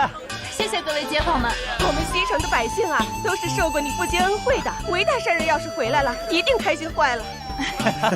来，这2只老母鸡给韦爵爷补补。好，谢谢啊。是啊，这次可是为我们韦家争光了。韦系长好，见过族长。恭喜！啊，恭喜！谢。族长，里面请。哎，好。侯爵，这是我们家一点心意。今天晚点都来聚贤楼吃饭啊！哎呦，聚贤楼可好了呢，我们到时候带着家人一起去。老夫今日是特地来贺喜的，咱们韦家总算也出了个爵爷了。林洛也恭贺族长，恭贺韦家。韦浩啊，为好。把公子叫过来。以后还请韦姐爷多多帮扶啊！你们俩晚上一定来啊！一定。为好啊！上次老夫实在是迫于族里其他族老的压力，无奈将你们赶出族宅。这次，老夫是专程来接你和绫罗娘子回去的。我不回去。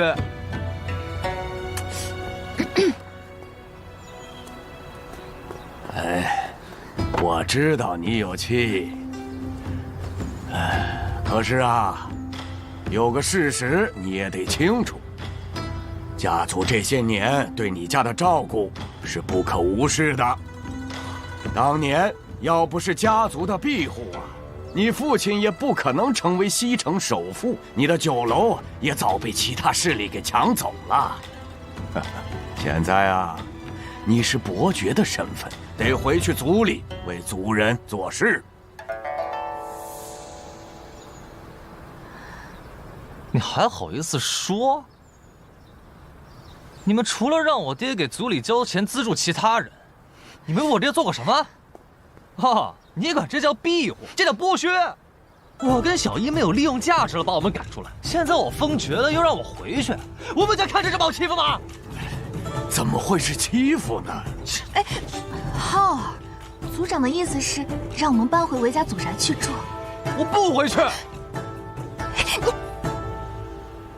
那你封爵的圣旨，能不能让老夫带回去，供在韦氏的祠堂里？你想得美！族长，你再得寸进尺，你信不信我抽你？韦汉子，你竟敢对老夫无礼！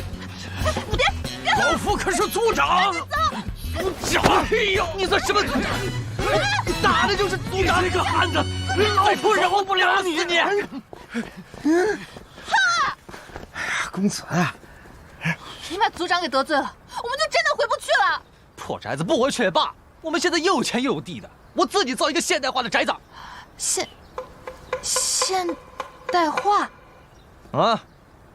我要好好设计一下，1500亩呢。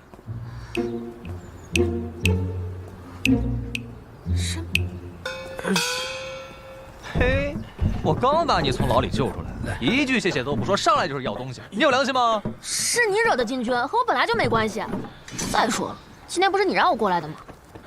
行，行，都停手，这琉璃不给他们装了。这些都是留给我的？不是。哎呦，我刚才说错话了。您宰相肚里能乘船，应该不会跟我这小女子一般见识吧？奸商！来，继续，来，快帮忙！慢点啊！上次还不愿意卖给我，怎么这次愿意把这几窑都留给我？你不是说要把北苍人钱全赚了吗？我才决定帮你的。啊？这两者有什么关系吗？我就是一个喜欢帮别人实现梦想的人，你不懂，懂吗你？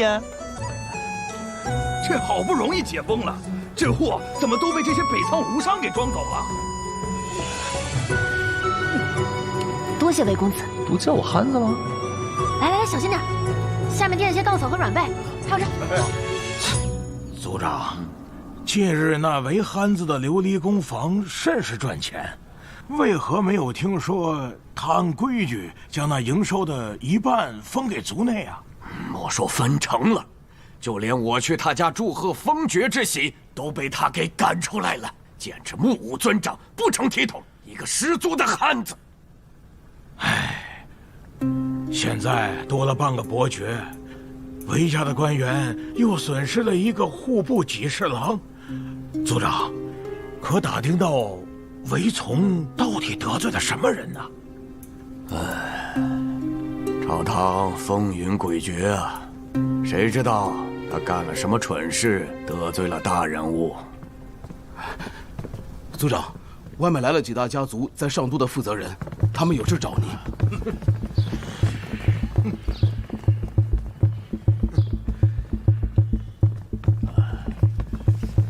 几位一同前来，可是有什么事情？确实是有事要与你们韦家谈。啊，请讲。韦族长，韦浩韦憨子是你们韦家的子弟吧？他开的那个琉璃工坊，你知道吧？我知道，可是出了什么事啊？按理说，韦浩弄出这么个工坊，赚了大钱是好事儿。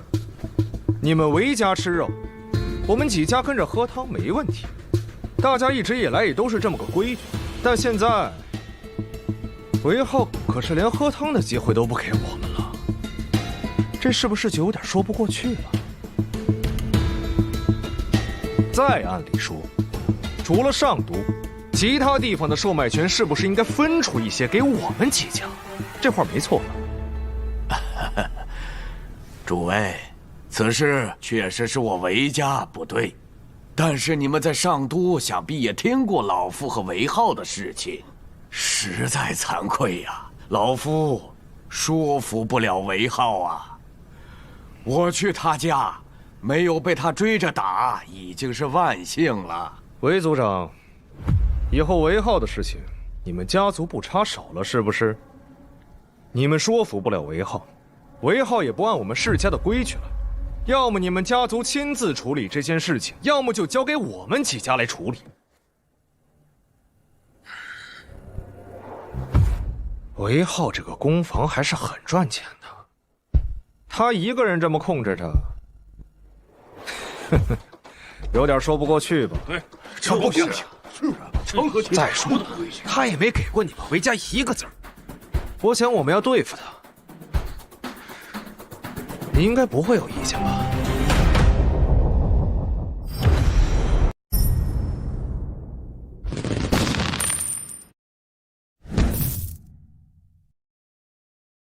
他们打琉璃工坊的主意，这是打上门来了。那小小的琉璃销售，至于那么严重吗？那他们想要地方的销售，直接找我，我给他们就是了。现在还动用家族的力量。我开门做生意，一直都是五湖四海来了都欢迎。那谈不谈得拢都是后话。他们倒好，哼，直接绕过我，向族长施压，还想教训我，就他们，也配。那要不跟公主殿下说一下？不要，小叶，你现在就去族长家，你告诉他们就来。就到族长家去，到时候万一打起架来，也是把族长家给砸了，嘿，赔点钱就是。你不要莽撞，你都不知道这些世家有多厉害。小姨，我是伯爵爷，我怕什么？能让他们骑不到头上吗？明天到了族长家，不要随便惹事，你好好听听别人怎么说。世家之间的联系非常的紧密，我们惹不起。他们不惹我就行。反正我可不是好惹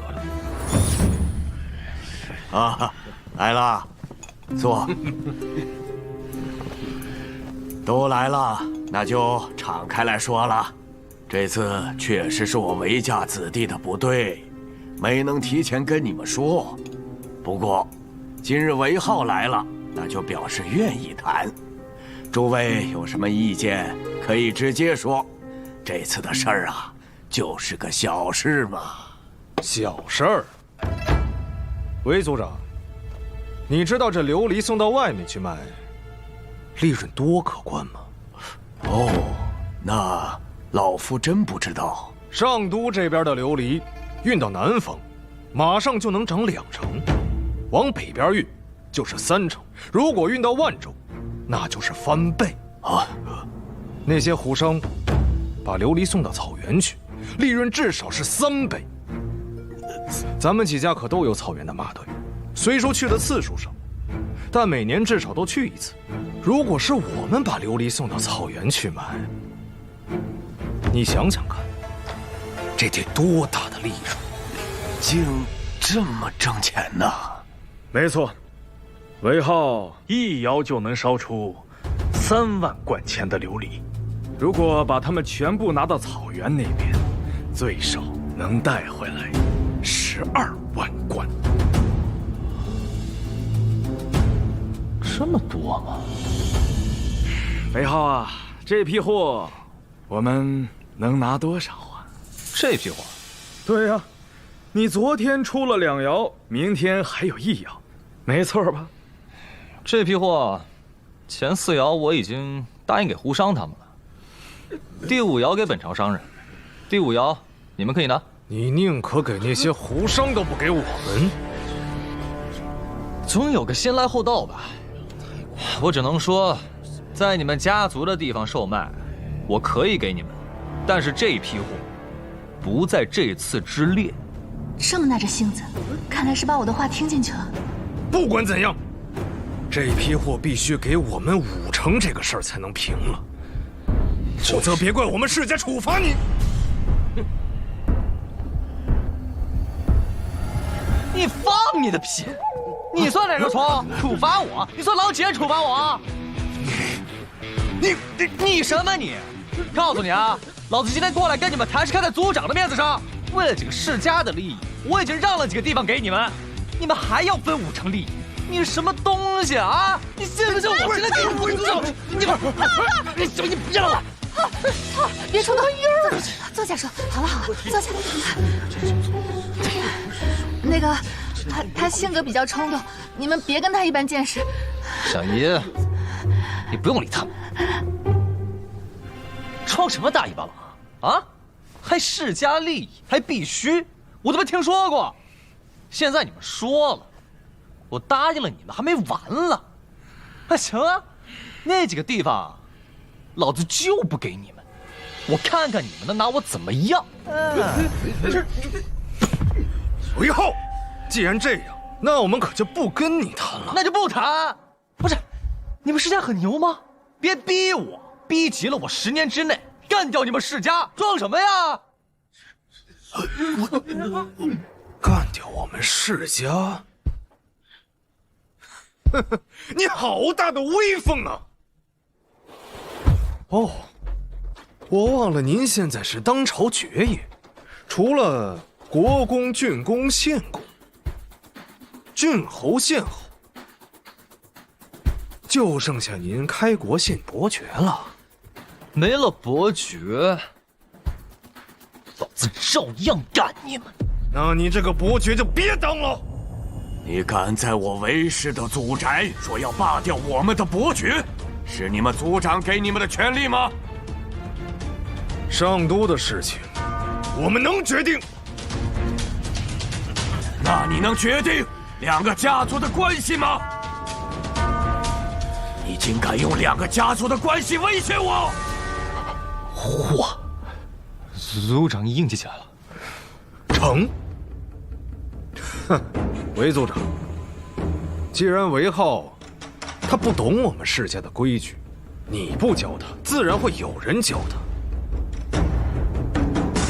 不过韦浩，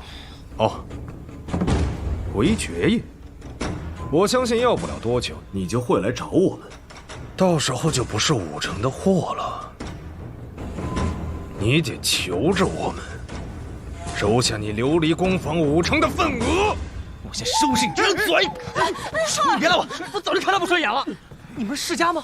你们是强盗？你们觉得自己很牛吗？这子脑子有毛病，快走！别跑！哎，有本事放马过来啊！你当我是吓大的？好了。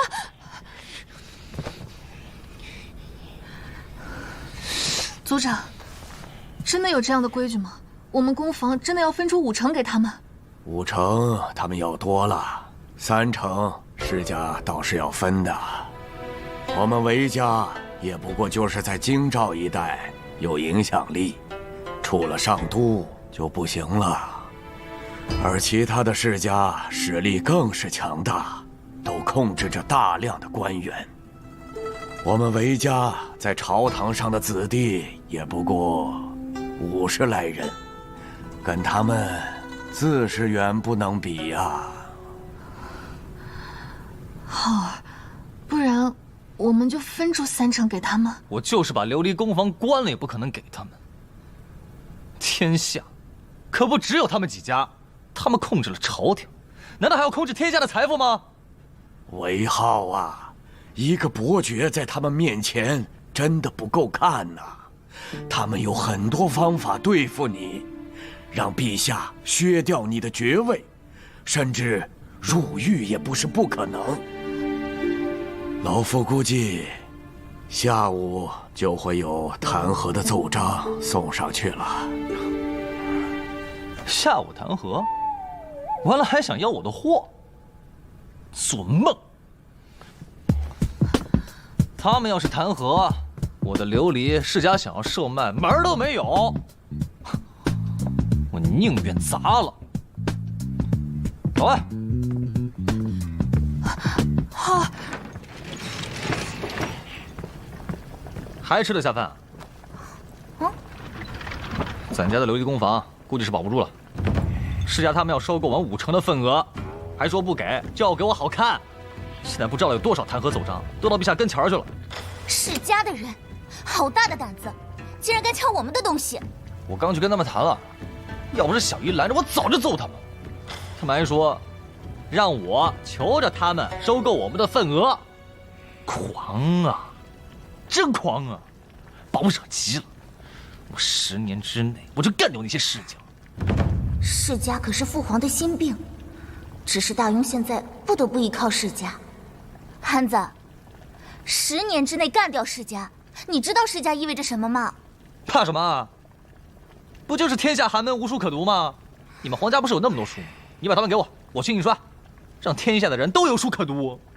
韦浩，印刷，你知道印刷需要多少钱吗？哎呀，那是他们不懂。哎呀，那现在怎么办嘛？没事，你放心吧，我保你了。你保我啊？你还是帮我看看怎么找到陛下，让他老人家出个面吧。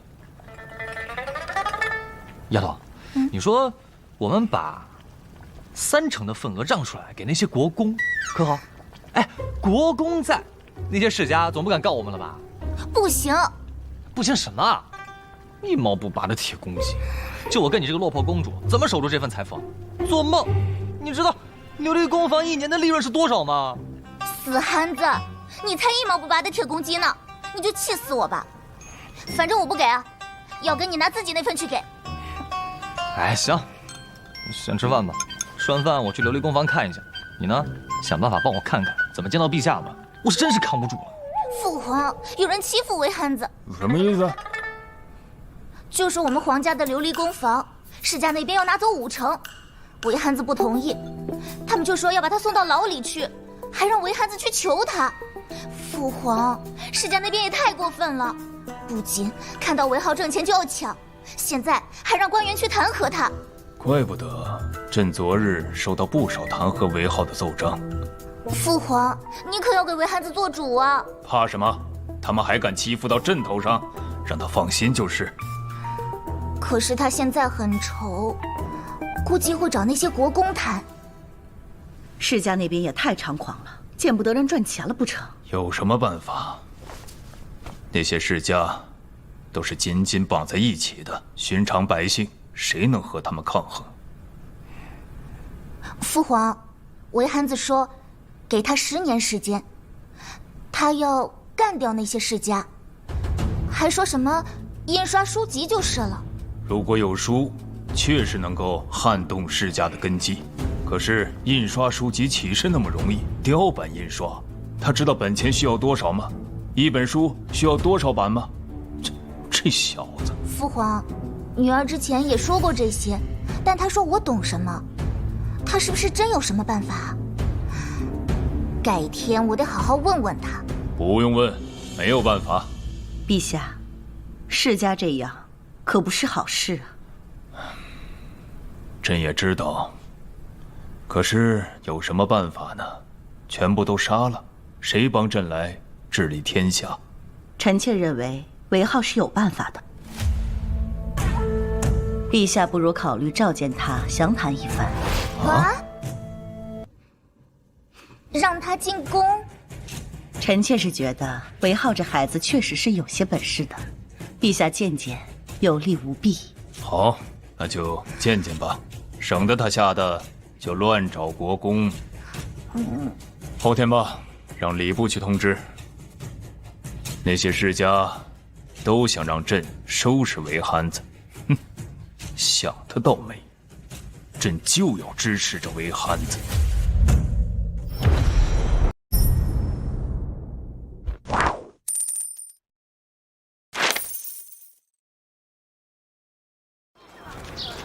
啊，我就是知道，反正我手下说有人要弹劾你，你留意一下。这都知道，消息挺灵通啊。我们在大庸这么多年，也会有一些自己的老友的。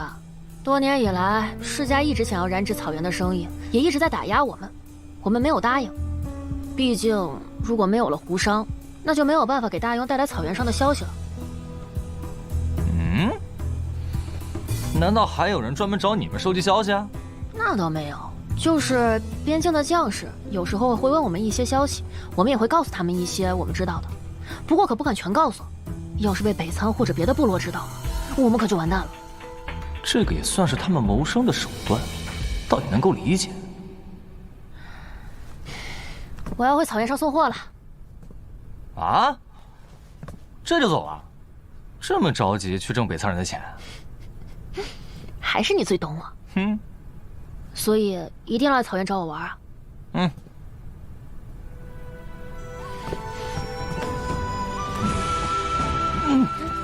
杜汉子，你干嘛？韦憨子，你自己小心点。我走了。妈，你平安。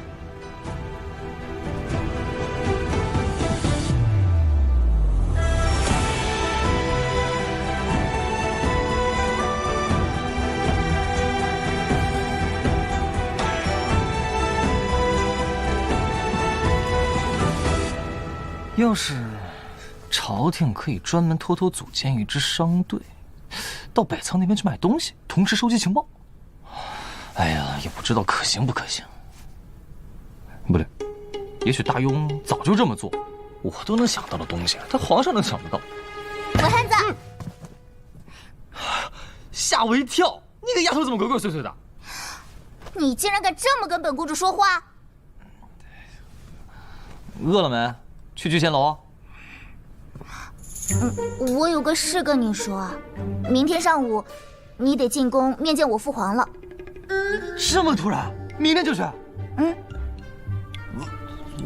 我还没准备好呢。你要准备什么？见面礼啊，我还能空手去？哎，不行，我得回去了。哎，我还没说完呢。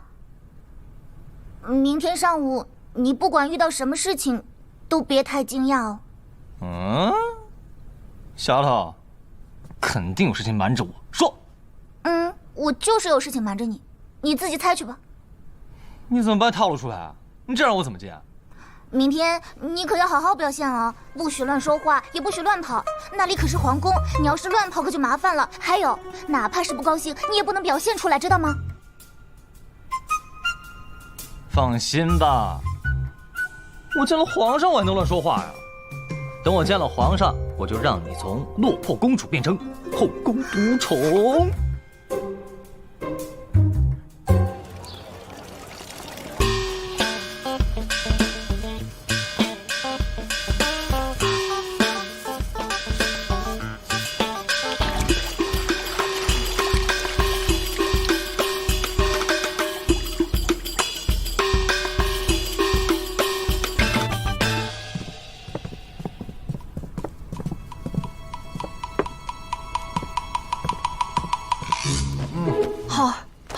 起床了。让我再睡会儿。睡什么睡？今天可是要进宫面圣的，快起来，别睡了。不是有毛病吧？这陛下怎么想的？觉都睡不好，怎么治理天下？不许瞎说！快下穿衣服，王管家。你今天跟着公子去皇宫，记得看住他。哎，好。可别让他随便打人啊。好，您放心，小姨子。走，上陛下等着可是大不敬。我来了，快点！来，公子。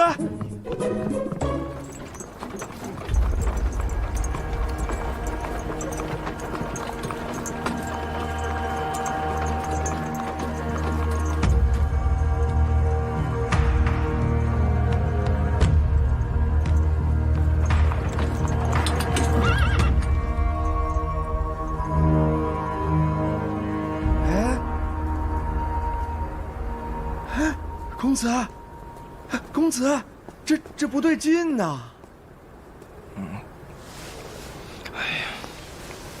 不对劲，什么不对劲啊？你看呀。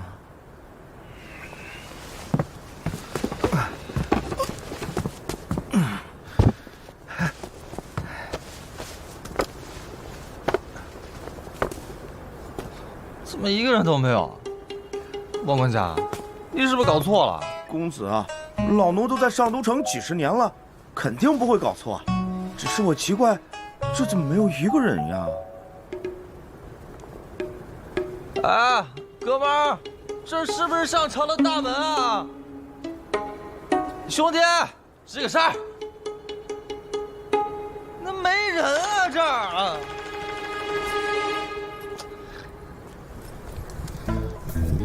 谁呀？哎，兄弟，我魏浩啊！哎，你在这儿当值啊？哎，不是，这儿怎么都没有人啊？今天不上朝，你来这么早干什么？我进宫，面圣谢恩的。面圣也没这么早的，陛下还没起床呢。还没醒？我，那这大门什么时候能开啊？1个时辰。我说你没事起这么早干什么？面圣也是上午啊，礼部没通知你上午来吗？上午？上午你叫我起那么早干嘛？公子，上午不就是早上吗？哎，那我能不能回去睡个回笼觉再来啊？我说韦孩子，你胆子也太大了！来了没见到陛下，现在就敢回去？别怪我没提醒你啊！你要是现在敢回去，就是大不敬。小姨要坑我啊！我起个大早赶个晚集，我真服了。算了，等我一下。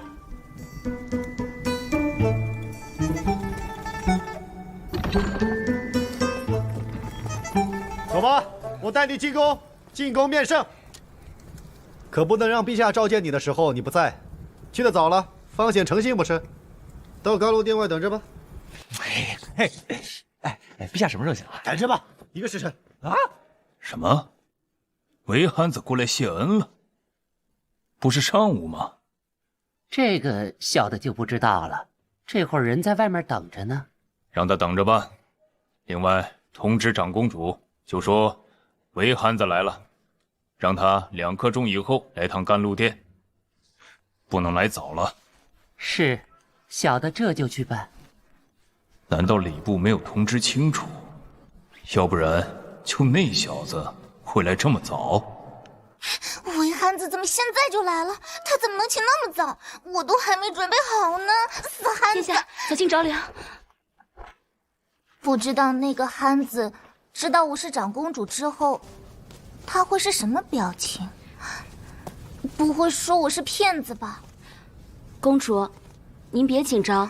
再说了，您和韦爵爷不都说清楚了吗？谁紧张了？死憨子！殿下，甘露殿那边过来的公公是这样说的，要您2刻钟以后过去，不能去早了。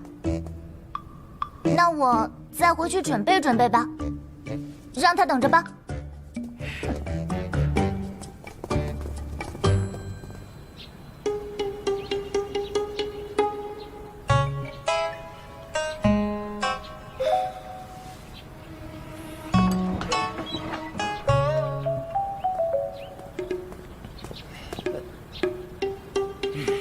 宣平阳开国伯韦浩觐见。你叫我了。哎呦，把你身上的配件、佩刀都交出来。我没这玩意儿，我带这玩意儿干嘛？我又不打架。给我搜。来，你是不是记仇啊？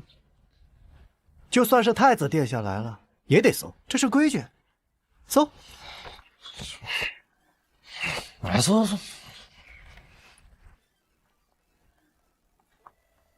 爵爷，随小的来。哎，爵爷，一会儿见到陛下，千万不要大声说话，注意礼仪呀。谢谢公公。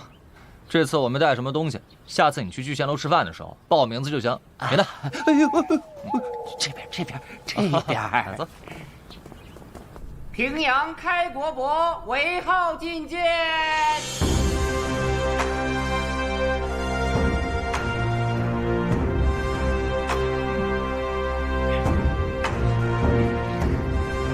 陛下，韦爵爷来了。见过陛下。来了。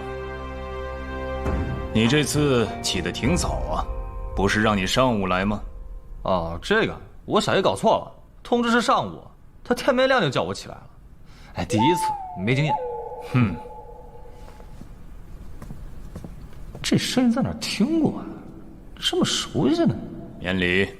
谢陛下。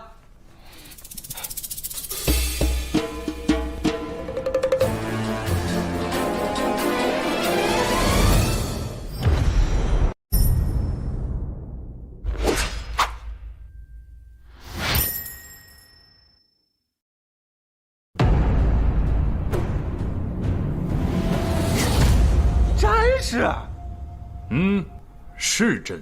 我靠！我靠！何意？你是陛下？这太刺激了！怎么，不像？不是，像，你，我，所以，你让我想想这是什么情况啊？想什么？想你之前是怎么跟朕说的那些话吗？说朕傻，不懂国家大事。啊？谁说的？谁敢跟陛下这么说话？你说的呀。陛下，你先等一等，我自己捋一捋。我现在有点乱。你是丫头的詹氏，你又是丫头当爸，你为什么要给一个不受宠的女儿当詹氏呢？不受宠？你知道宁安是谁吗？废话，宁安我还能不知道谁说废话？谁说废话？我怎么知道？不是你不会是冒充的吧？哎，不能，大清早就出现在皇宫，你不是冒充的？韦浩，宁安也叫宝清，知道是谁了吗？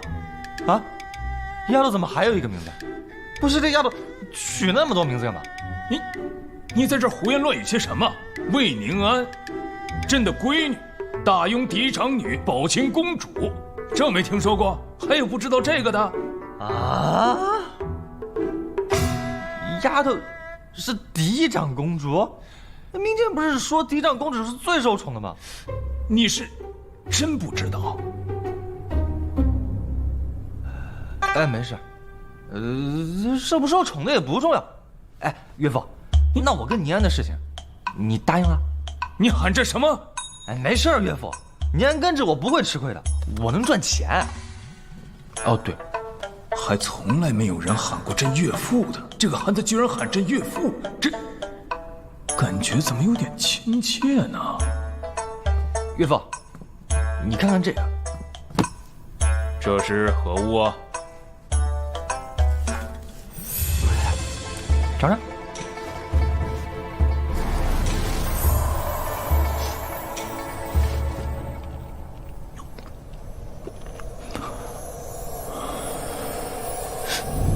盐，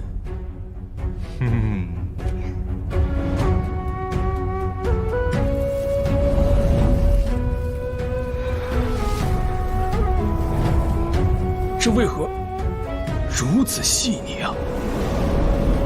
据我所知，盐一直是朝廷在经营的，但我大雍现在盐的产量严重不足。现在市面上的盐，1两卖的是10文钱，那么1斤就是160文，对吧？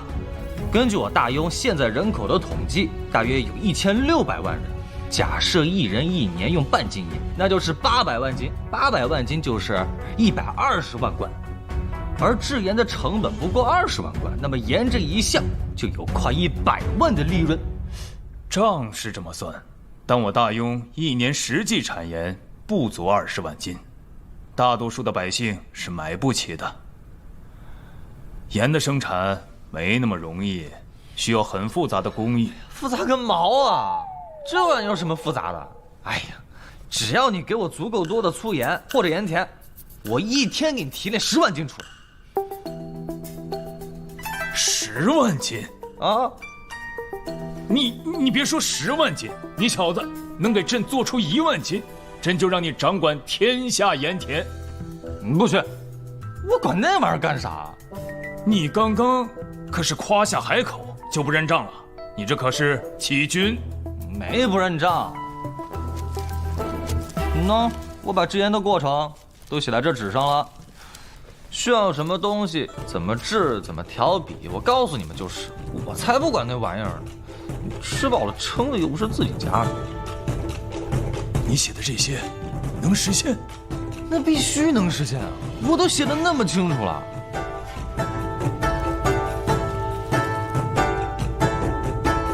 倒是有可取之处的。朕会交给工部处理。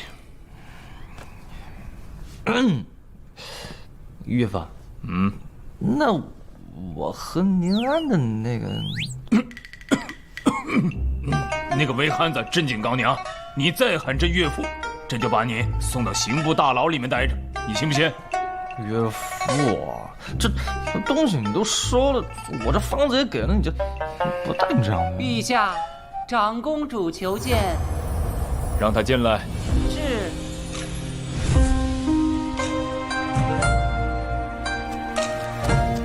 幸亏，如果闺女知道了朕差点动摇，岂不要与朕闹翻天？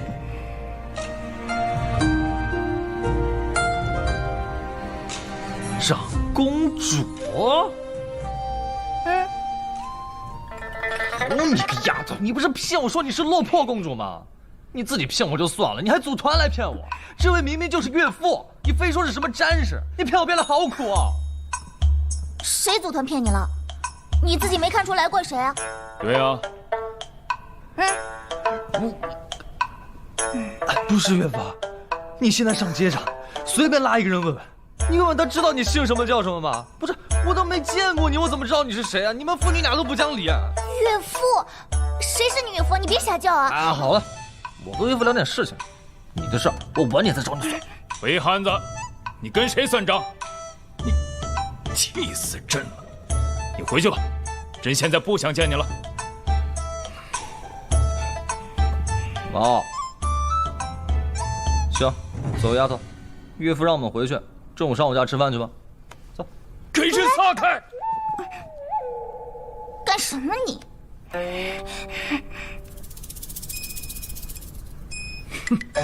伪汉子，你自己都自身难保了，还纠缠朕的闺女。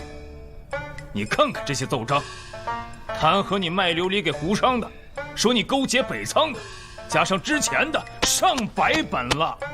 岳父，你知道我那是故意的，那些世家就是眼红我的公房。不是，这好好的一个大庸怎么被世家给控制了？怎么被世家控制了？朕还在这儿呢。他们要是把我逼急了，我非把他们连根拔起不可。难道你有对付世家的办法？啊，就是你之前说的印刷书籍，不过不是你们现在用的这种。哎呀，我现在也放不出来，我要放出来，他们非杀了我不可。若憨子真有此法，那么对付世家就有望了。伪憨子，朕护着你。你保我？没用。你在宫里面，我在宫外面，我被杀了你都不知道。死憨子，你莫要再跟父皇胡说了。我胡说什么？你看着，不出20年，朝堂上世家的官员就被换掉一半。你自己也是韦氏家族的子弟，你这种办法用了，就不怕害了你们韦家？我是姓韦，但是我就是看不惯那些世家凭什么霸占了天下的权利，还要霸占天下的财富。我一个伯爵，他们都敢明着抢我的公房，那天下的普通老百姓还有地方伸冤吗？于凤，这事情我越想越不对。你说，那些寒门子弟凭什么一出生就决定了自己的一生啊？想做个官不行，想挣点钱让自己家里过得更好也不行。这世家就是欺人太甚。你有这样的本事最好。不过，刚才你那番言论，只有我们3个知道，不能对外说。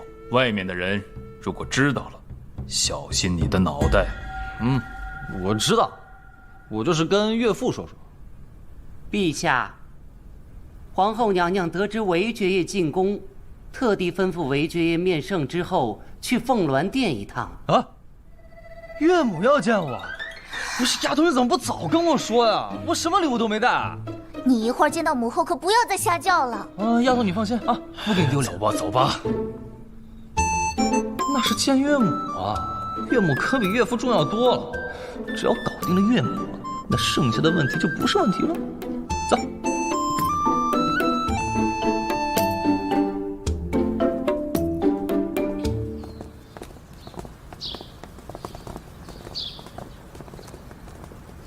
陛下，陛下可是要出去？我和岳父要去岳母那边。岳父？瞎喊什么？我岳父。你岳父？陛下居然不反对韦汉子这么叫他？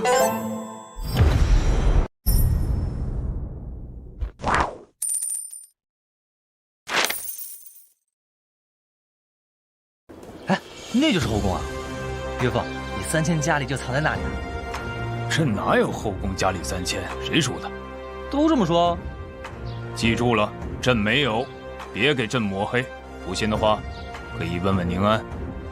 父皇说的是真的，后宫所有妃子加起来也就30个，那也不少啊。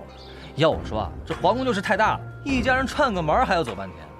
改天啊，我好好重新设计一下，整个上下楼方便。你会设计宅子？那当然，我的府邸要是我自己设计，绝对让你们眼前一亮。那你倒可以设计看看，朕看看你到底是不是吹牛。父皇，那些弹劾的奏章怎么办啊？那还用说，收拾他们。收拾他们倒是可以，但是需要你前往刑部的大牢待几天，可好？啊！岳父，父皇，你不会坑我吧？你就如此不相信朕吗？你去刑部大牢待几天，朕调查一下，收拾几个官员。公房的事你可以放心，谁还敢和皇家抢东西？不要命了。对了，你对外先不要说朕是你的岳父，否则的话不好收拾他们。岳父，你能不能换个方式？刑部那边你熟悉，朕上次看你和那些狱卒相处的不错，换个地方，朕还担心你不习惯。那要待几天啊？提前说好啊。最多10天。不用10天，回去和家里说清楚，无需担心。行，不过刑部大牢太冷了，我要带点东西去，最好给我个独立空间，我要带些用具过去。带什么？书签、笔墨纸什么的。干嘛？你要在大牢里算账啊？对啊。你看啊，我们琉璃工房平均5天出1窑，一窑4万贯，2个月就是48万贯。我们平分，另外还有聚贤楼的生意。这么多钱啊！这么多的钱，你准备怎么花呀？怎么花？我都没想过，没拿到钱啊。岳父，你问问他，我到现在可是1文钱都没拿到。这快过年了，总得给我分点钱吧？1文钱都没给他呀？那可不，我连本钱都没收回来呢。这孩子为了宁安，真是付出了很多呀。过年肯定给你。成，嘿嘿。不过韦好，既然你喊朕岳父，那朕就要提醒你。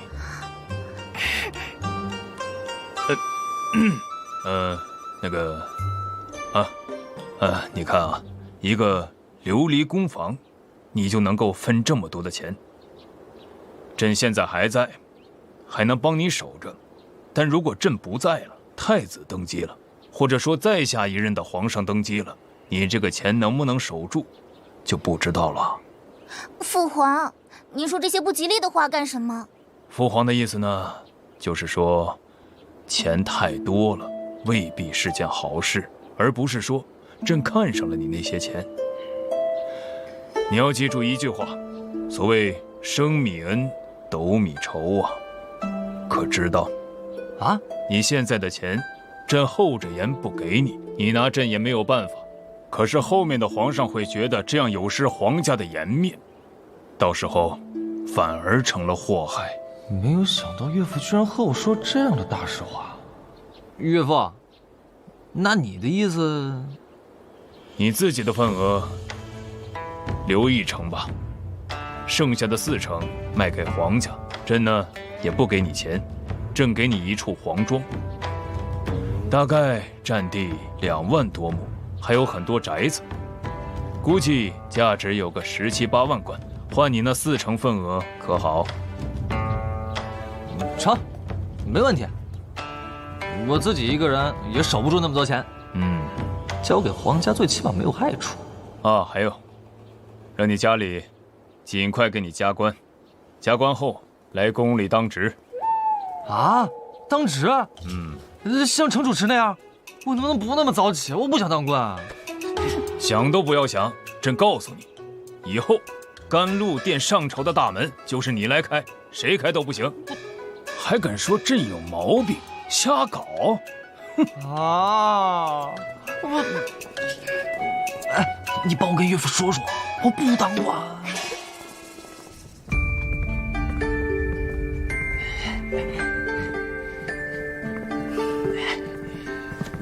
岳母好。岳母，韦憨子。嘿，岳父已经答应我和宁安的婚事了。朕可没答应你啊，是你小子非要喊的。好。岳母，我这次来的匆忙，什么都没有带，主要是不知道会来您这儿，您别见怪啊。我下次来见您，肯定给您带礼物，保证您喜欢。有这份心就好。岳母，您长得可真年轻，若不是知道您是皇后，我是怎么样都不愿意相信您是宁安的母亲的。看起来更像姐姐，嘿，太年轻了，是不是？这孩子长得那没话说，本事也厉害，不错。韦浩，你家里就你一个男孩，姐姐8个。对，我是独子，5代单传，家里有8个姐姐都嫁出去了，不再上多，1年也回来不了1次。我爹这不去巴蜀探亲探了大半年，封爵了都还没回来呢。不过我听说他们过年的时候会回来。封爵了嘛，姐姐们都想回来看看我这个弟弟。不错，是个实诚孩子。今天就在凤鸾殿用膳，只是宫里的饭菜不如聚贤楼的好，所以本宫也是在食材上下了功夫了，用的都是最好的。岳母费心了。这样，明日就让宫里的厨子到我聚贤楼学习做饭菜，除了现有的菜品，即将要推出的烤乳鸽的方子也都拿回来，多加练习练习，自然就会了。朕一直听百官们提及聚贤楼的饭菜如何美味，可还未尝过呢。让我媳妇给你带，不行就来岳母这边吃呗。那感情好，浩儿有心了。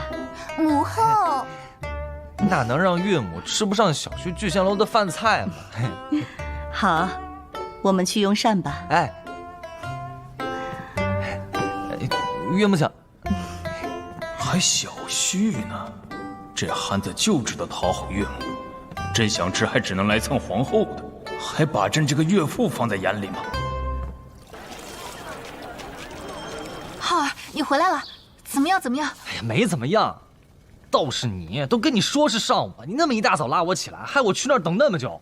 如果不是等那么久，我早回来了。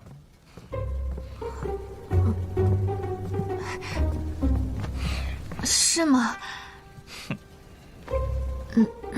那上午不就是早上吗？你这一天没吃饭了，都饿了吧？吃过了。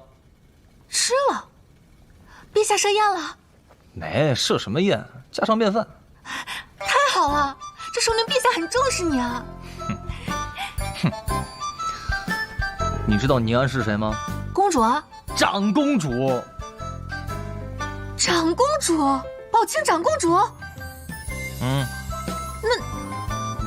你和她，你们俩是真的？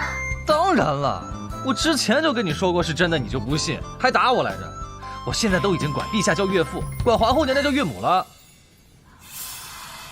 浩儿，你这个时刻不能骗小爷，我会当真的。当然是真的了。哎呀，过段时间你就知道了。啊？过段时间？为什么？因为我要去坐牢，坐几天。什么？坐牢？我就知道你这臭小子肯定又惹事了。你别冲动，你听我解释，我能解释。刚见完陛下就要坐牢，你还解释什么？拿我寻开线！我是要去帮陛下整顿那些世家，陛下亲口说的。果真如此？那当然，要不然我现在为什么不进去？我何必要等到明天呢？切，我还能提前知道我明天要进去。你想想看。真的？真的。哎，对了，小爷，你帮我准备一些东西，我还要装修一下牢房。岳父也答应我了，可以装修牢房，给了我个隔断。你给我准备一张桌子，软榻、被褥，还有书籍，笔墨纸砚全给我摆上。还有一些平时的小零食啊，常用的一些喜欢的东西，你都给我准备上就行了。你到底是去坐牢还是去享受啊？那你就别管了，你给我备上就是。对了，小爷，我跟宁安的事情你可别往外说啊！陛下就是打算用这次的机会，好好收拾一下那些世家。你这一说，我牢白坐了不说，陛下还会怪我办事不力。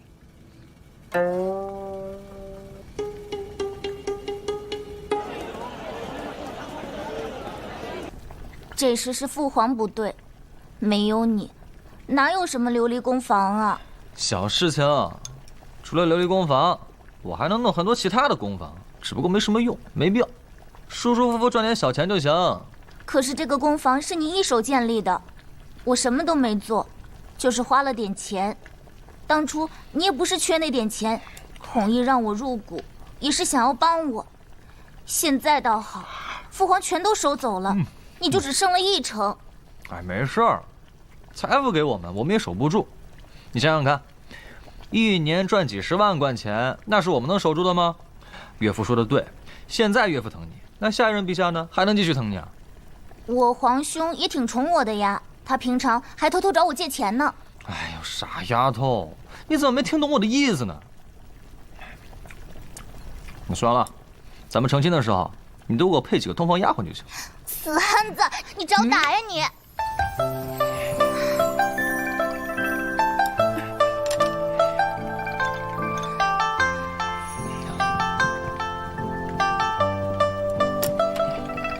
你慢慢吃，我坐牢去了。哎，牢房里冷，当铺子你多加点被子。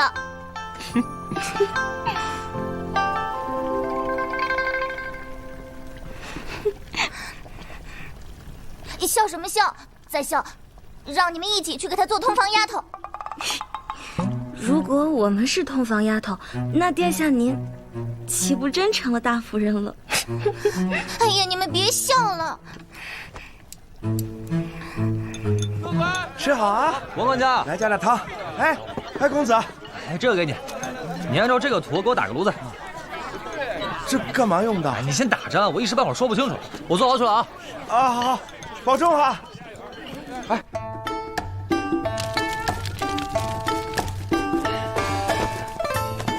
轻拿轻放啊，辛苦了。我说魏爵爷，你又打架了？没打架，犯了点事情，没大事，10年半个月就出去了。你可真是大庸坐牢第1人呐！坐牢带这么多东西。缺爷，这里就是牢里位置最好的，干燥通风，还有一束阳光照进来。这帘子也给你安上了，怎么样？满意吗？行，以后这牢房就是我的了，谁也不许住进来，除非你们问过我，我答应了才行。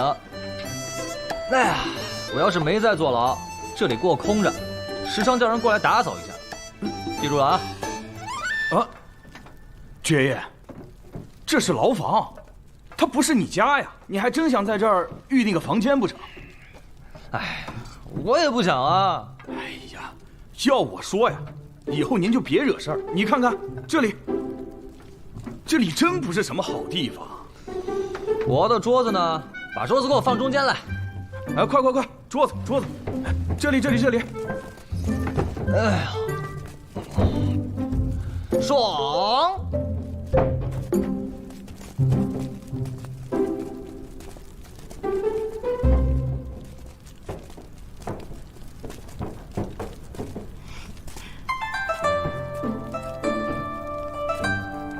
浩儿真争气，坐牢都坐得这么出息。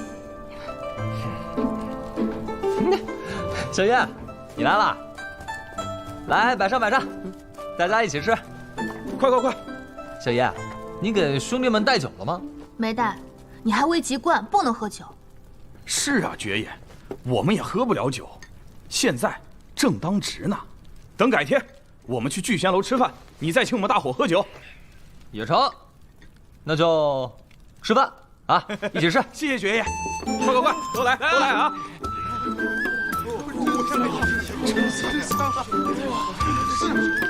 这红烧肉肥而不腻，这虾也好吃，让我尝尝。好香啊！这是谁呀？是来坐牢的吗？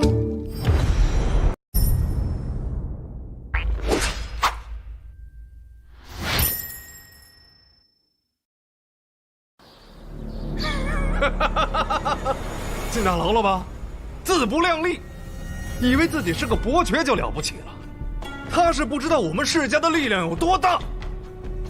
这次不能单只要他5成的份额，我看要8成，要不然这小子不长记性。是，估计啊，他现在知道我们世家的厉害了。等会儿我们去大牢，也是给他通个气儿，让他知道这件事儿就是我们干的。那当然了啊，他眼下可能不会答应，但是等他坐几天牢之后啊，我估计他就想通了。好，我们现在就去牢房里问问韦浩，问问他想清楚了没有。走。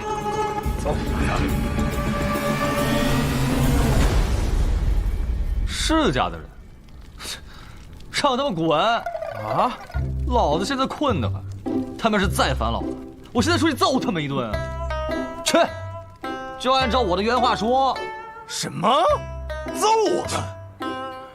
这韦憨子如此大义不惭，看来是被咱们整得气急败坏了。可不是。好，我不给一个阶下囚一般见识。不见就不见吧，过2天我再来，到时候他就得求着我们。唉，他们这些人真是太过分了。我们韦家好不容易出了一个伯爵，他们就要如此打压。是啊，通过这次的事啊，老夫也学摸出来了。韦浩这人虽是性格急躁了些，但人还是不错的，是个讲道理的人。更何况是我们韦家的族人，有什么问题，还轮不到他们这些外人来教训。族长，这个事该如何处置？告诉中书省韦廷，让我们族内的子弟也弹劾他们家族的官员，挑那种身居要职的弹劾，每个家族1个。既然他们想要搞事情，我们韦家也不是好欺负的。行。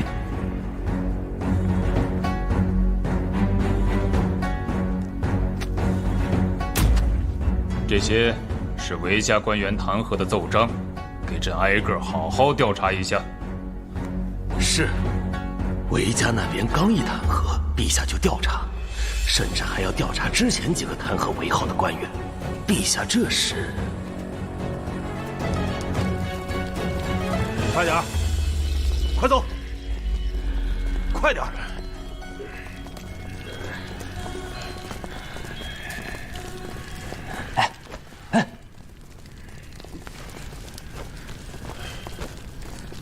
爵爷，怎么回事？那帮人啊，他们都是被韦家弹劾的。这次可是有不少官员被拉下来，差不多得有10几个呢，都是朝堂5品以上的官员。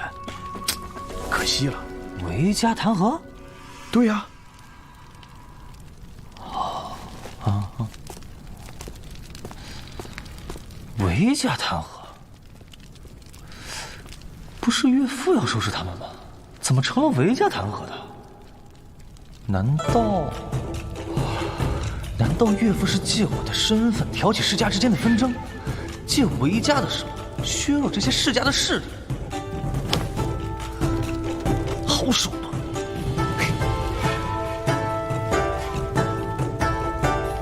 什么？全都抓了？都被抓了。这次这些家族都损失了人，族长，这样会不会引起我们家族和其他家族的矛盾呢？这怎么可能呢？弹劾是弹劾，以往哪一次是成功的？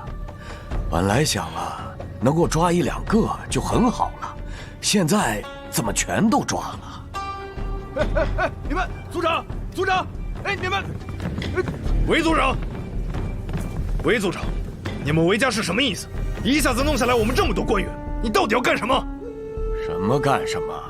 就允许你们抓我们家韦浩，就不允许我们弹劾你们家的官员吗？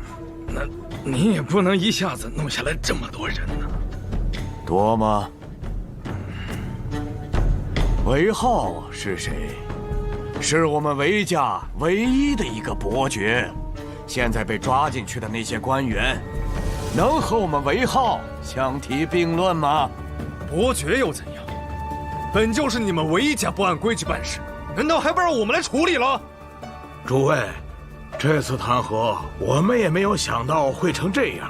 按理说，这样的弹劾也不会让这么多官员入狱。我想，这里面好像有什么我们不知道的事情，是不是你们引起陛下的不快了？凭借一个韦家的弹劾，是不可能拉下这么多官员的。难道是还有其他的势力插手了？诸位，此事你们来我们韦家兴师问罪就问错了。先不说我们有没有这个能力拉下这么多官员，就说你们把韦浩弄进大牢里，韦浩是个冲动的人，你们这么做只会适得其反。哼哼，你们看着吧，等韦浩出来，你们若能够再拿到琉璃，算你们有本事。他不答应，还想要出来不成？那老夫还真的要看看了。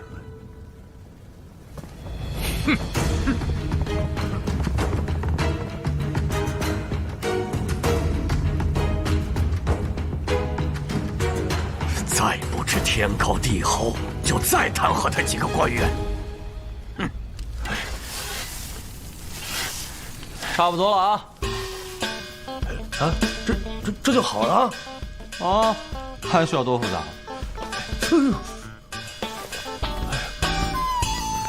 还真是白花花的盐呐，如此细腻。哎呀，这一锅少说也有70、80斤，用时却只有1个时辰左右，这也太快了。哼，你回去大规模做的时候，多用一些锅。先用大火，然后再小火烘烤出盐就行。哎，成，你就先按我的方法做，有什么问题，随时来找我。老夫这就回去跟陛下复命，多谢韦爵爷，多谢。无妨，我这也是为了天下的苍生嘛。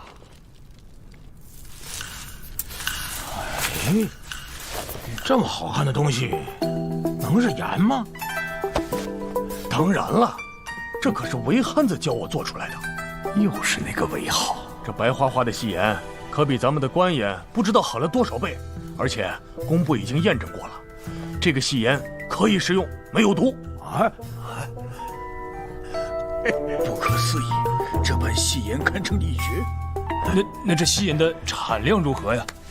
回陛下，韦汉子说，只要有足够的卤水，再有足够的锅，一天少说得有400、500斤吧。如果有20口这样的锅，那每天可能就上万斤。这么多！恭喜陛下！如若方才段大人所说不虚，这韦浩就凭食盐一项就能够给朝堂带来100万贯钱的利润了。今年这民部的亏空就补齐了。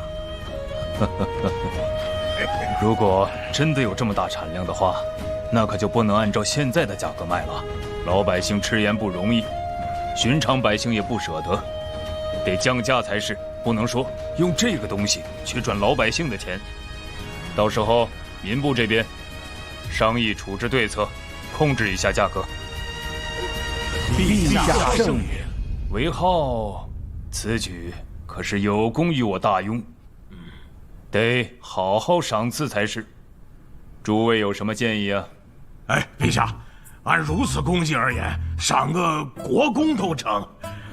咱们现在前线将士连醋盐都吃不上，韦浩可是解决了将士们吃盐的问题啊！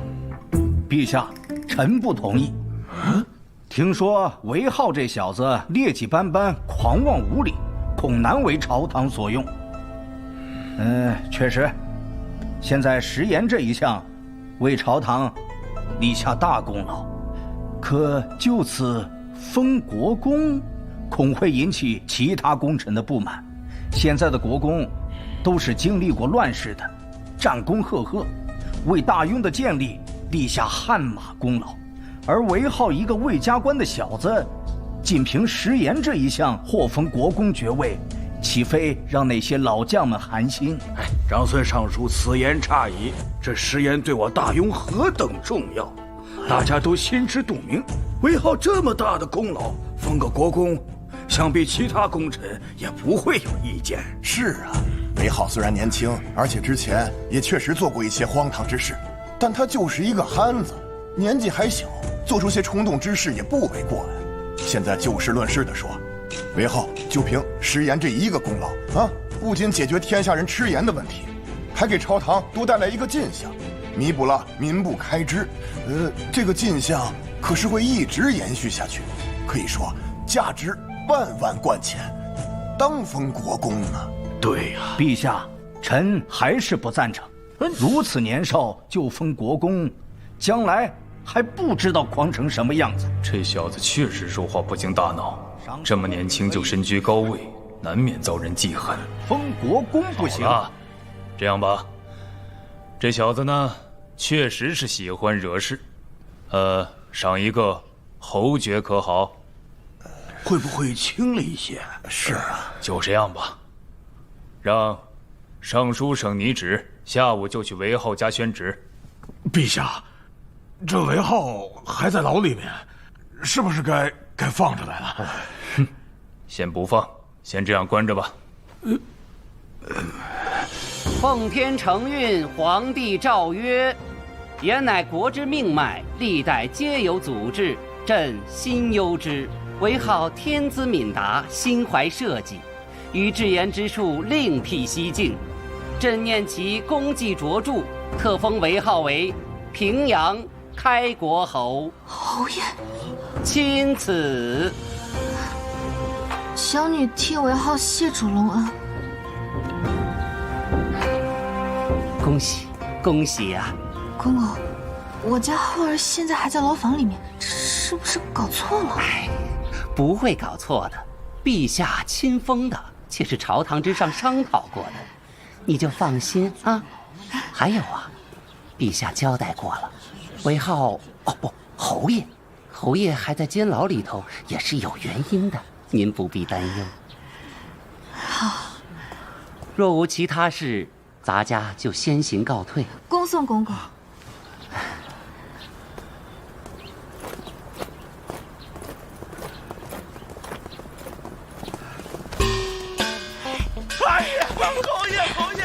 浩儿可能还不知道这个消息。王管家，你去准备一些好吃的吃食，备一些喜钱，我要去让刑部大老把这个好消息告诉浩儿。哎，好，还是我自己去吧。我不会是做梦吧？我们府现在是侯府了？这汉子不会是走了什么狗屎运了吧？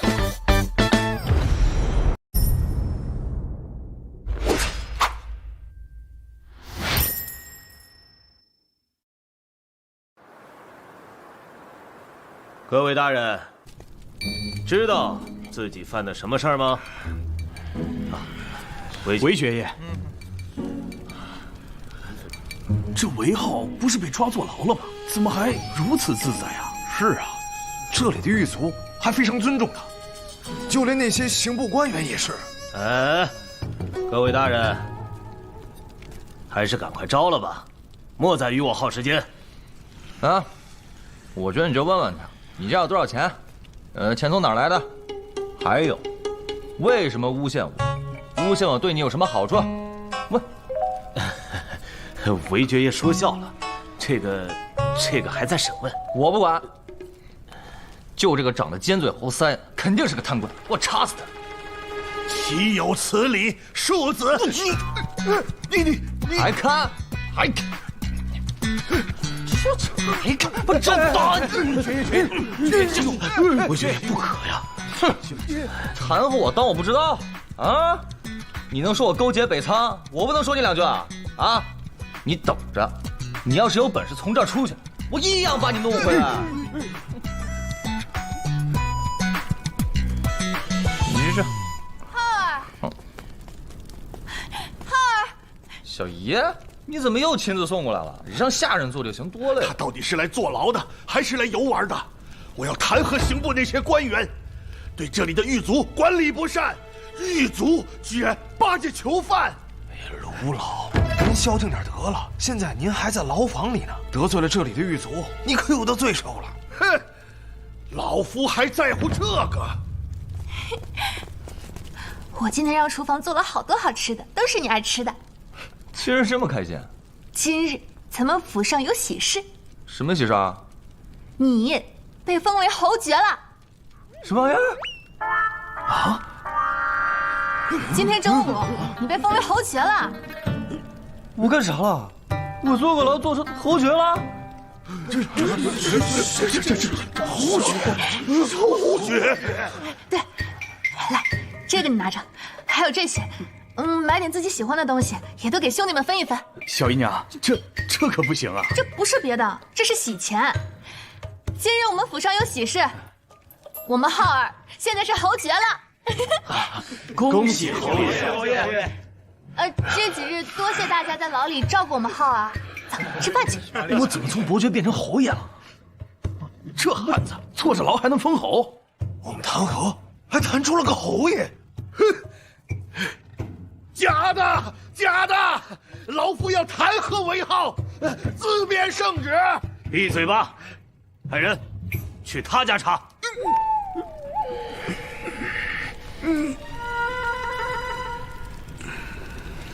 哎呀，以后这韦侯爷不得了啊！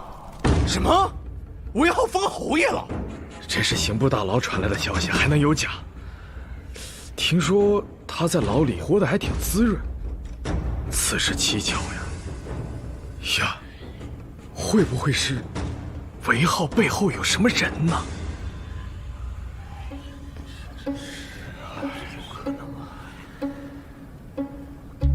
韦浩把份额给皇家了？这个我也不知道啊。是不是我们把他逼得太急？这不是给别人做嫁衣了吗？现在还不能确定这个消息。不过我听说，琉璃工房现在是一个女人在管着，韦浩的小姨。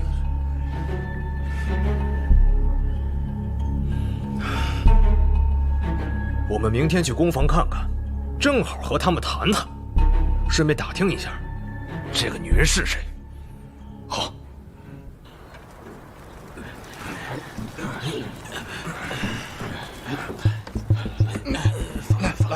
好。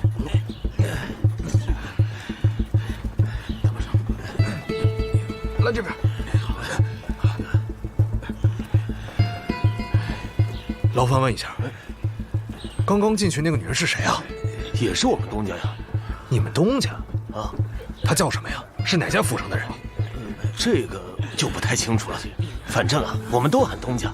哦，麻烦帮我通报一下，就说崔家人求见。这让你去你就去，他会见我们的。成，那你们等一下，我去问一问。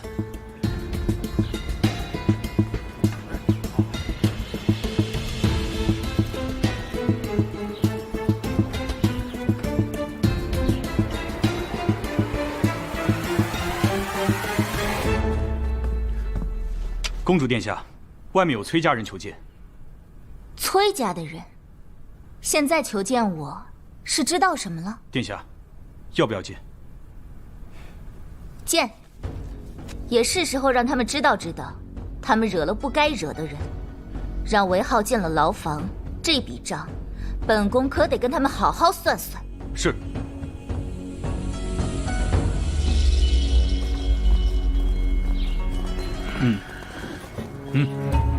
搜身。什么？我们也要搜身？要见我们殿下，这是规矩。什么？殿下？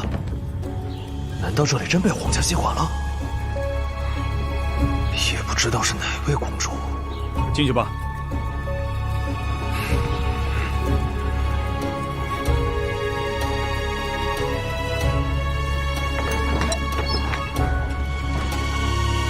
见过公主殿下。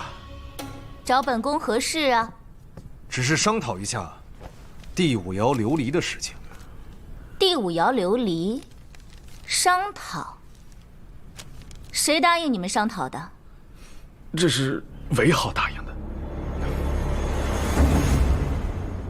韦浩，哼，韦浩可没权利答应此事。现在这个琉璃宫房是皇家的了，就算是一开始，皇家也占了50%的份额。韦浩答应你们了，也许本公主同意才是。什么？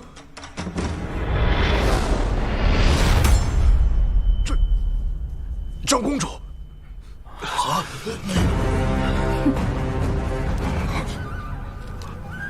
怎么是大雍最有权势的长公主？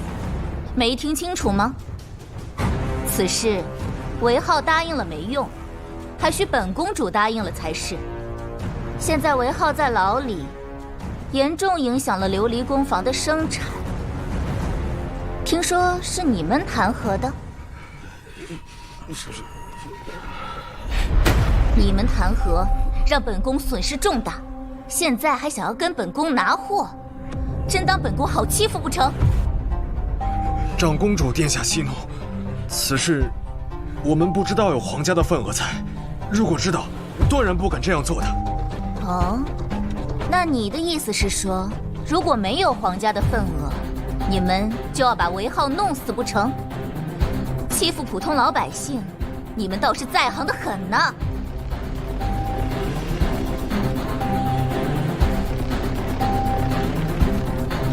行了，没有别的事情，你们就出去吧。这琉璃本宫是不可能给你们的，毕竟韦浩还在牢房里。请。殿下息怒，请殿下再给我们一个机会，我们手里还有很多订单，拿不出琉璃。出去。我们。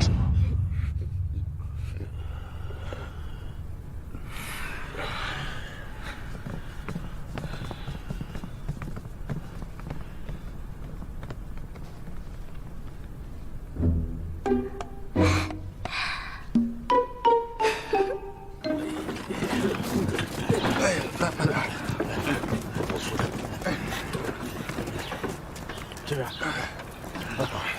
谁能想到这琉璃宫房居然有皇家的份额在？他韦浩为什么不早说呀？早说了还能有这么多事儿吗？这个韦浩，简直就是拿我们当猴耍，得赶紧想个对策才是，否则我们家族的声誉就会受到很大的影响。到时候，如果别的商人拉着货到我们那边去卖的话，那不是狠狠打我们家族的脸吗？得赶紧想个办法呀。咱们先去找韦家族长，再去找韦浩。当务之急，得先把货物拿到手再说。韦浩是皇家的人，我们现在不得不服软呐！啊，服软。走走。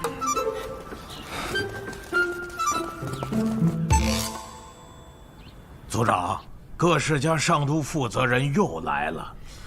哎呀，又来干什么呀？想逼我们韦家逼到什么时候？他们真当我们韦家好欺负的呀？哎呀，韦族长，误会了。几位又来我韦家府上做什么？韦浩的事找韦浩去说，琉璃工坊分成的事，老夫可做不了主啊。韦族长说笑了。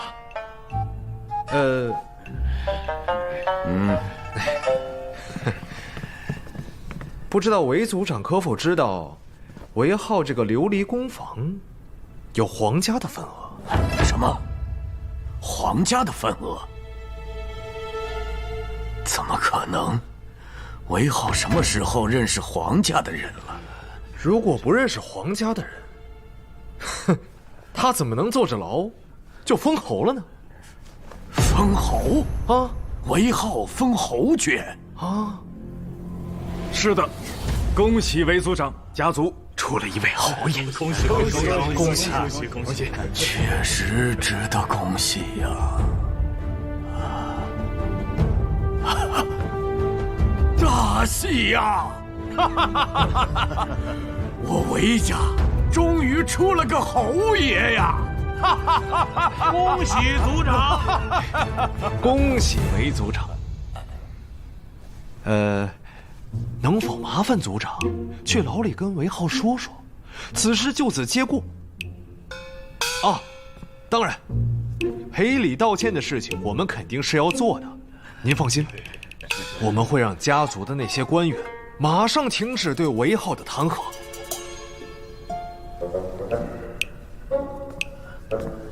好，说到弹劾，这次可真的是误会大了。你们弹劾韦浩将琉璃卖给胡商的事，实际上是皇家允许的，也就是说，你们在说皇家的不是，甚至是在说陛下的不是。怪不得这么多官员被抓，老夫也是现在才想明白的呀。原来问题出在这里，我们弹劾韦浩，不等于就是弹劾皇上吗？韦族长，那当务之急应该怎么做？不是我在说你们，之前你们就是做得太绝、太嚣张了。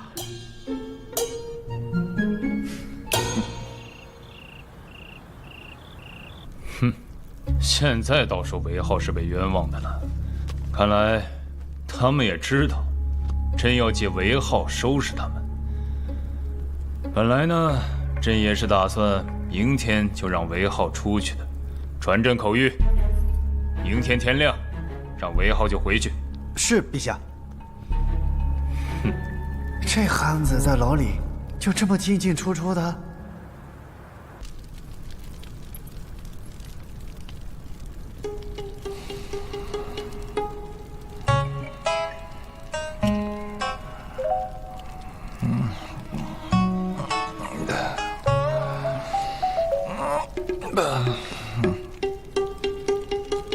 我靠！你也起来了？犯什么事了？我就说你不老实，早晚要进来。滚！你看我像是进来的吗？大清早的不说点好的。不是的。来口我的。陛下口谕，你可以出去了。啊？陛下口谕，你可以回去了，还愣着干嘛？收拾东西走。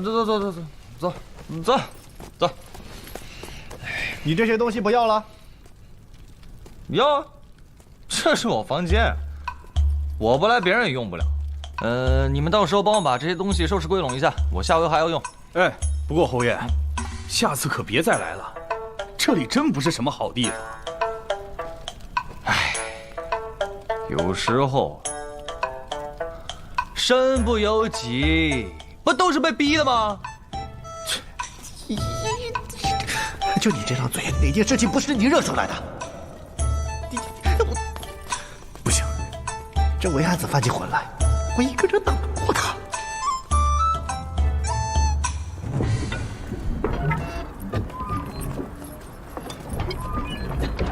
快回去吧，就快下雪了，估计晚上就会下。你看这天，估计是马上下。你呢？不回去啊？我还当值呢，以为和你一样。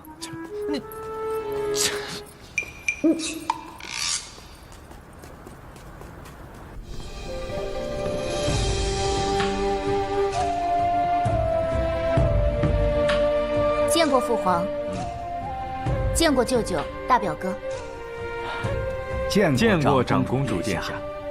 坐下说。今日你舅舅和冲儿特意过来看你。宁安这是完全长大了，已经落落大方了，你的婚事也该提上日程了。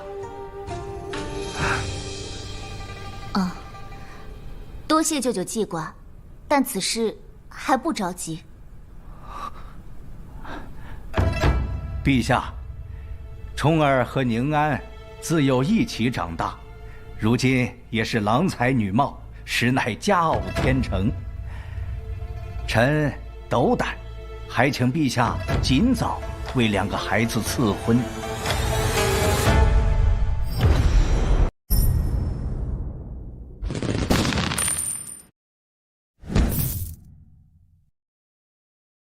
还请陛下尽早为两个孩子赐婚。父皇，女儿现在还不想嫁人。胡说，怎么能不嫁人呢？父皇，现在四子还小，母后还需要照顾四子，再加上她现在身体大不如前，外面的事情都是女儿在打理的。表妹，你我自幼青梅竹马，你放心，姑母的安康我定然放在心上。是啊，宁安，舅舅家里你也熟悉的。看宁安的意思是不同意。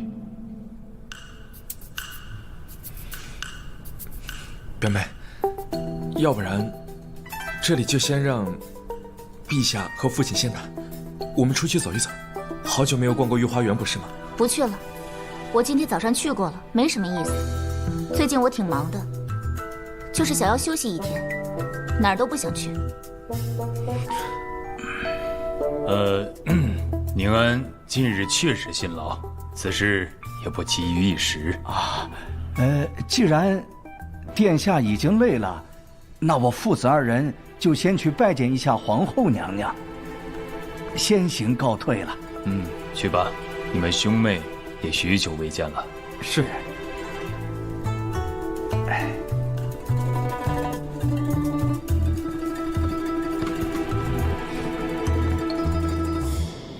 小姨，我回来了。浩儿，你从大牢里出来了，陛下肯放你回来了？那当然，再不放我出来，我找他闹去，这都关多久了？公子，你回来了啊！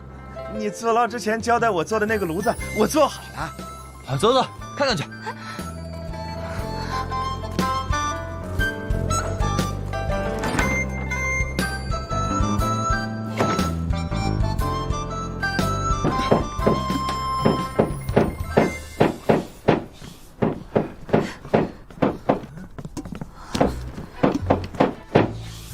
你个败家子，好端端的你拆房子做什么？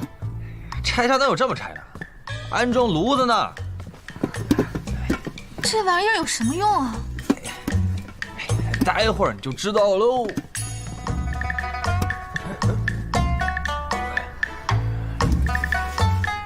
王管家，把我那个柴火跟水壶给我拿来。好嘞。净瞎忙，浪费铁。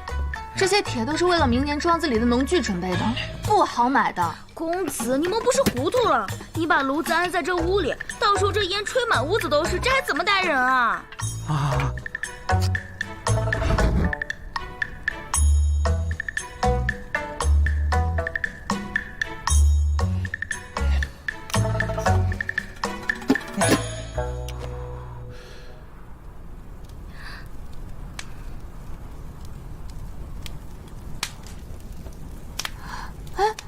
怎么没有烟冒出来？瞧见了吧，没烟的，而且还不会有毒。这管子是通到外面的。不信，你去窗外看看。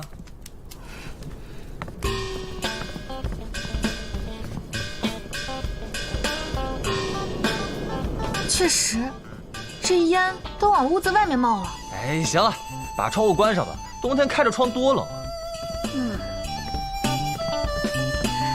这屋子里确实是暖和了不少。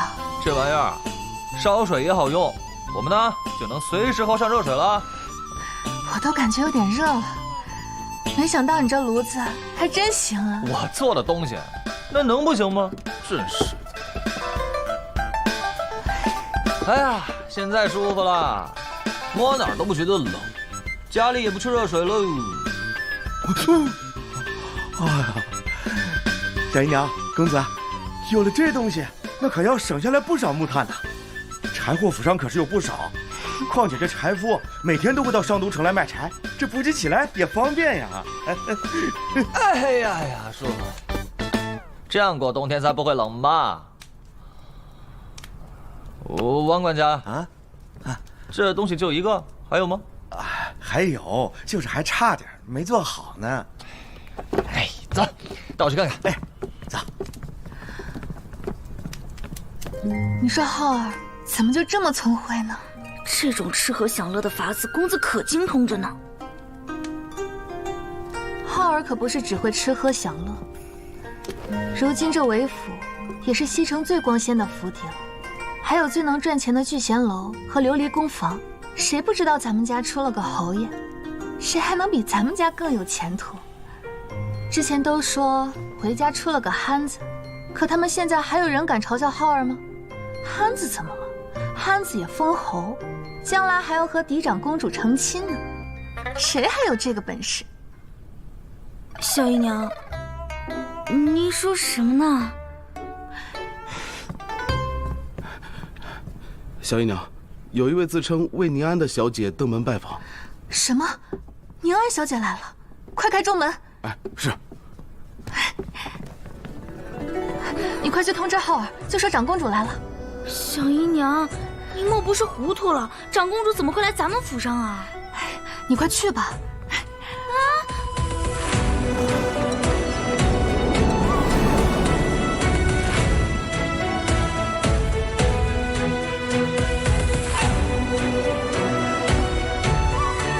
小女见过长公主殿下。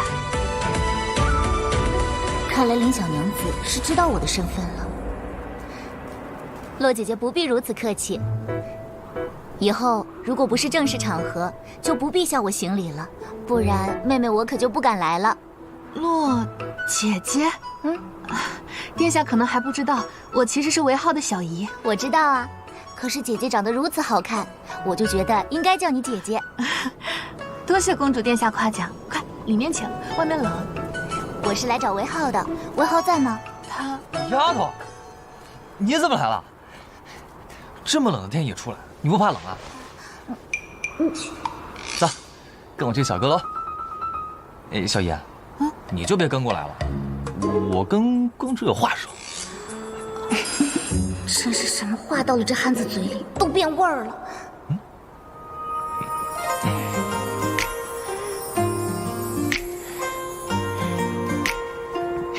戒烟我是傻大汉，于是只会摆手指来掐算，摇头的傻的真可怜，叹气走开。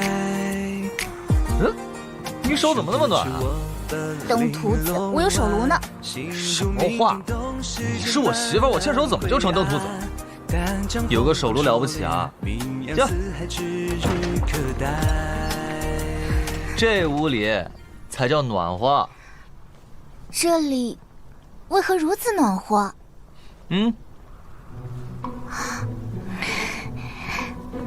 这是何物？比宫里的火炉还小，竟能让整间屋子都暖起来。这是暖炉，冬天在家里放上这个，特别暖和。暖炉？真好。这样以后就不用在屋子里穿这么厚重的衣服了。喜欢啊！等咱俩成婚，我把新房子里铺成地暖，到时候你就可以光着脚在地上跑了。谁要嫁给你了？我父皇要把我许配给我表哥了。什么？表哥？岳父怎么说话不算话？而且他脑子是不是有问题啊？这近亲结婚是会生畸形儿的。哎呀，不行，我得去找他。哎，什么近亲结婚，什么畸形儿啊？这个，就是你跟你亲戚结婚，如果3代以内有关系，那就很容易生出弱智、缺胳膊少腿，甚至是根本生不出来的，在娘胎里面就出问题了，会导致难产的。岳父怎么把你往火坑里面推啊？瞎说，怎么会有这种情况啊？这种亲上加亲的事情，我们这儿到处都是的。那你去查一下不就知道了？你一查，这多少孩子活都活不成。你说的可是真的？哎呀，这事儿我骗你干嘛呀？你表哥叫什么？我不能把他的名字告诉你，但他这人确实讨厌。他以为我不知道，他总去画坊，院子里还有几个通房丫鬟是他的小妾，大我7、8岁，还想要跟我成亲。这不就是渣男吗？比我都渣！你把地址给我，我非得打他一顿不可。替你消气。给我消气？我当然更气了，敢惦记我的媳妇儿。等一下，你表哥是你母亲的兄弟的儿子。哎呀，那我打岳母的侄儿，岳母我蒙面去，行吧？出息！你就这点胆量啊？我韦浩怕过谁啊？那你是我的底线，我蒙面那是不想让岳母为难嘛。你知道就好，我也不想让我父皇和母后为难，但我知道，他们都是站在你这边的。啊？真的？嗯。看来我平时这一声声岳父岳母也不是白叫的。松开！韦浩，你耳朵不想要了是吧？打不着。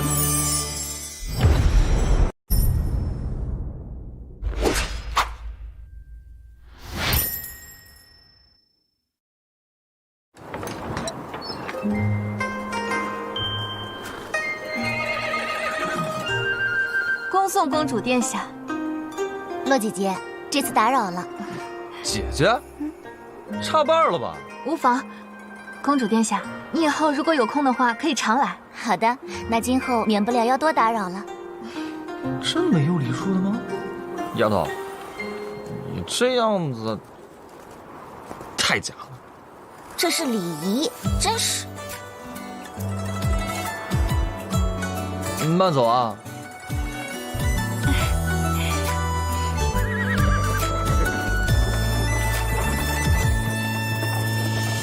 透不出头3更月，带着鬓发窗翻间。我韦浩怕过谁啊？那你是我的底线。我蒙面那是不想让岳母为难嘛。殿下忧心忡忡的去找韦公子，出来之后心情大好。可是韦公子有办法帮殿下解围？那憨子能有什么办法？他不气我就算不错了。对，这个韦憨子啊，总是不着调，整日没个正形，出言莽撞，还老是打架，确实配不上殿下。他是有很多缺点，可这才是一个活人，不是？韦憨子，他小事上是不着调，可是大事上面，他从来都没有含糊过。我交代给他的事情，他都能办好，说过的话也都能说到做到。相比于其他人的虚伪，本宫更喜欢他的耿直。至少，他不会像别的公子哥一样，在外面跟我招蜂引蝶，也不会出去乱玩，更不会做一些大逆不道的事情。难道我早已对那个憨子……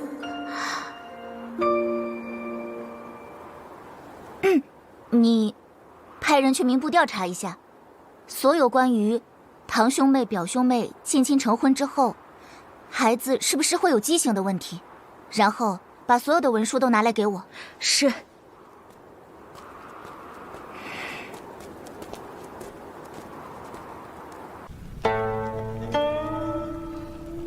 陛下驾到！在为宁安的事忧心。大哥为了冲儿的事，日日过来请安。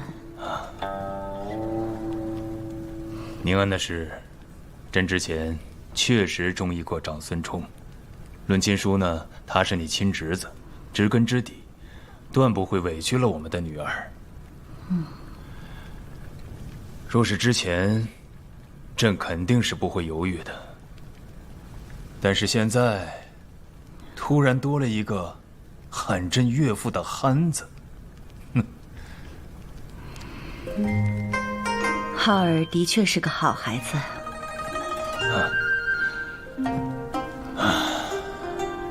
这韦憨子，你很重视啊？为何呀？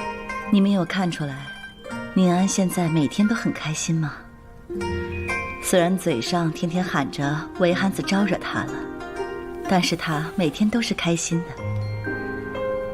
之前在宫里面，虽然也有很多玩伴，但臣妾从未见他如此开心过。加之陛下你一直想跟世家那边联姻，世家一直没有同意。韦浩这边现在的确是个突破口。这次流离的事，可见浩儿不怕世家的人。就连韦家的利益，他处理的也不像那些抱团的世家子弟。而且之前他也说过，他愿意娶宁安，甚至愿意把宫房全部的份额都给宁安。你想想看，如果对宁安不是真心的，他会付出如此大的代价。他和宁安交往，朕不反对。一是他现在也是个侯爷了，也说得过去。再加上你说的世家，完全可以。但要说他有能护住宁安的本事，朕倒觉得，更何况这门亲事还涉及到你娘家、长孙家。宁安和冲儿两家一直都是默认的，朕倒是没什么，就怕大舅哥让你为难。陛下不必顾虑我，妾身是真的喜欢韦浩这孩子，把宁安嫁给他，我放心。算了，此事不急于一时定夺。不过你的想法，朕大抵有数了。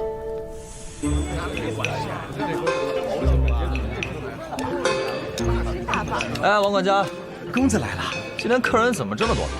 还不是因为您做的那个暖壶。现在这些客人说了，在咱们聚贤楼吃饭，那如沐春风啊，比在府上待着都舒服。别说是老顾客了，就是新顾客都说了，不去别的酒楼了。嘿，那必须的。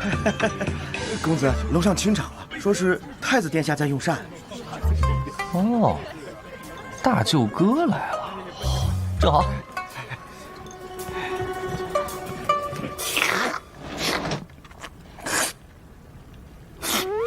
韦东家，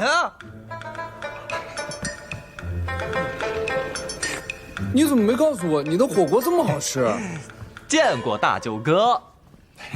你这称呼，不对，你刚喊姑什么？大舅哥。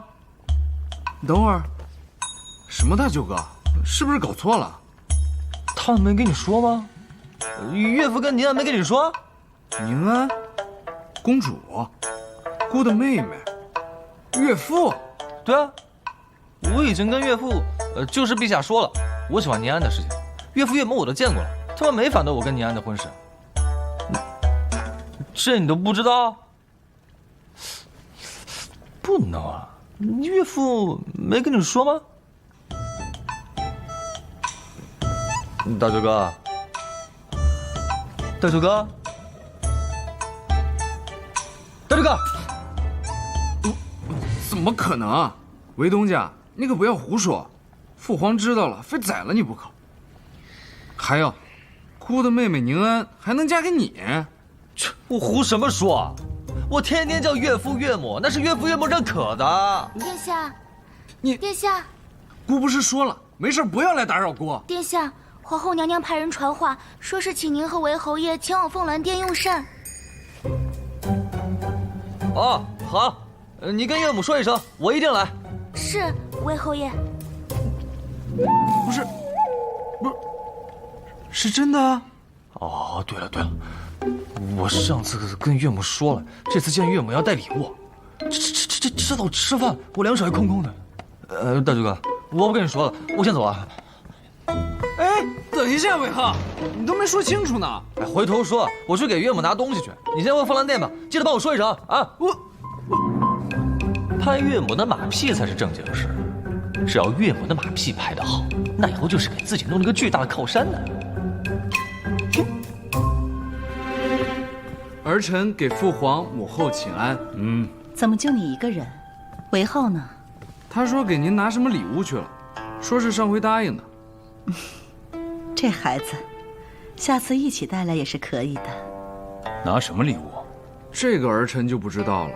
父皇，母后，儿臣有个事情没搞明白。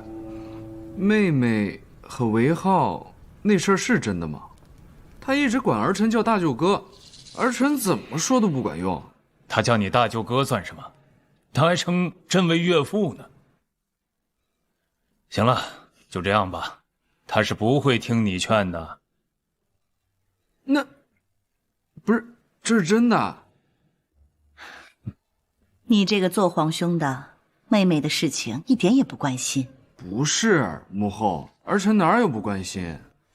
只是最近不是太忙了吗？天天又要看奏章，只是儿臣做梦也没想到，宁安会喜欢那韦憨子。父皇，母后。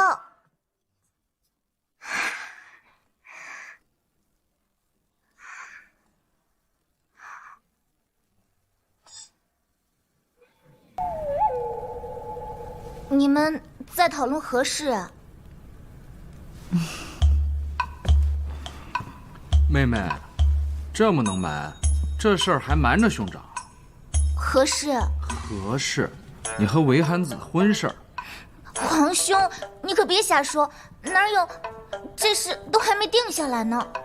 父皇，母后，妹妹急了，这事儿还没定下来呢。皇兄，你别瞎说，别说。还不承认？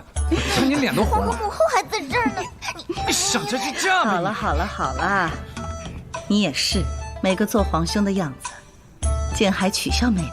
妹妹喜欢啊，喜欢行，喜欢好啊。母后，去！他要是以后敢欺负我妹妹一次，我这做大舅哥的，定会好好收拾他。依母后看啊，以后是你妹妹欺负人家韦浩才是。这丫头在我们面前跟在韦浩面前可是完全不一样的。不过这样也好，能够表现自己的真性情。韦侯爷，让小的来吧。烦，不重，我自己来。哎呀，韦侯爷，娘娘就在里面，让我给您通报一声。不用那么麻烦。岳母，岳母，岳母，我来了。好孩子，快进来。见过岳母。丫头，大舅哥。嘿嘿嘿。哟，岳父，你也在啊？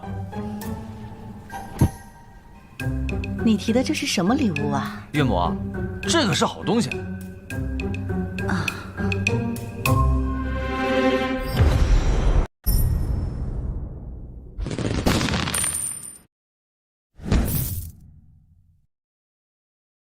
岳母，你往常是不是大部分时间都在这儿啊？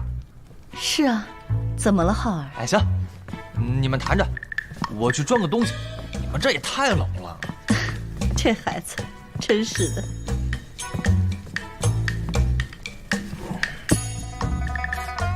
他要干嘛？不知道。父皇，这个很好用的，您一会儿就知道了。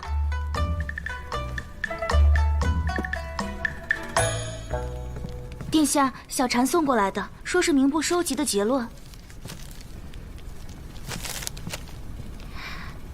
果然是这样。母后、父皇，你们看，这是什么？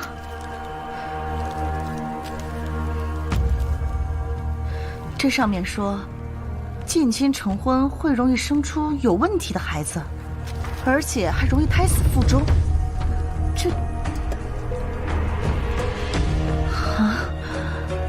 是真的，岳母。是韦憨子告诉我的，儿臣一开始还不相信，让民部去调查统计了。没想到真是这样。 500家近亲结婚的人家，其中夭折过1个孩子的就有300多家，胎死腹中的孩子更多，而且出生以后就有问题的孩子也有100多个。怎么会这样？民部肯定没有查多少女子为此难产而死。难产而死？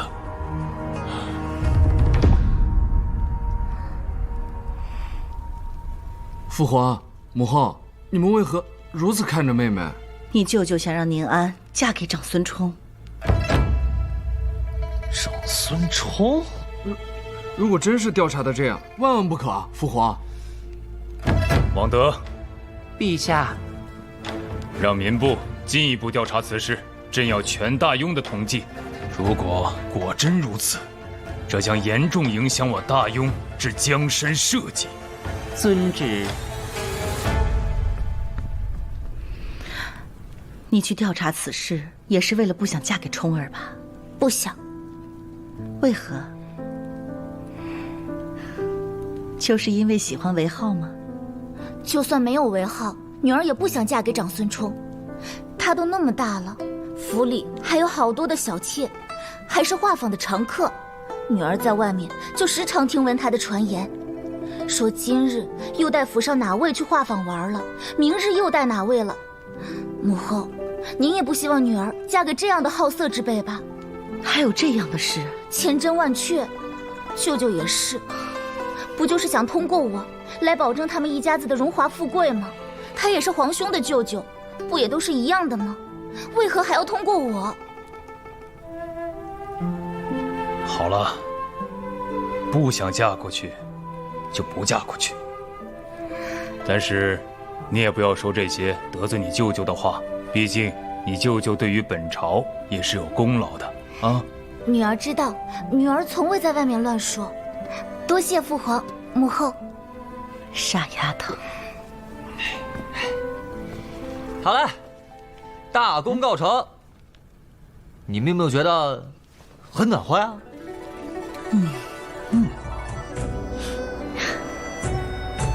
是暖和了些。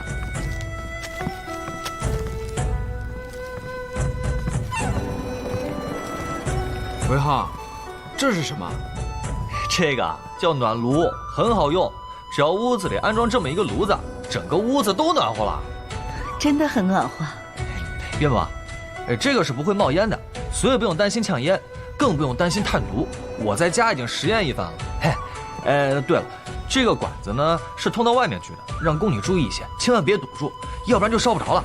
这个底下用的是木柴，木柴可比炭火便宜多了。好。哎，这么小个炉子能让这么大的屋子暖和起来？当然了，岳父，不是我说你，岳母这屋子这么冷，你就不会想想办法？你也不行啊！这韦憨子，你没事儿，说我父皇不行干嘛？岳父，你瞧瞧，岳母平时都是自己一个人，有时还要带那么多孩子，你也不知道想想办法。是真不想让这儿暖和吗？外面的天气本来就冷，朕的干露殿也是冷，到了晚上睡觉更冷。哎，满朝文武想不出一个办法，我一来，就想到办法了。丫头，外面还有一个，一会儿去你那儿装啊。哎，怎么？有媳妇儿的，有岳母的，就没有岳父的？朕可是需要在甘露殿批折子，那边冷得不行。你这小子怎么就不能考虑一下岳父呢？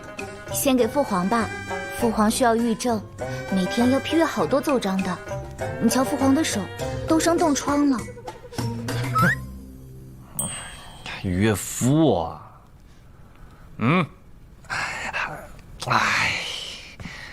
我家里没铁了，官铁我也买不到，那你那儿怎么办？朕有，朕给你，有多少？1000斤，有吗？有，等会儿就让人送到你们家去。那行。哎，丫头，等明天，我给你那边送过去。好了，都别站着了，去那边坐下吧。添柴的事情交给他们就可以了。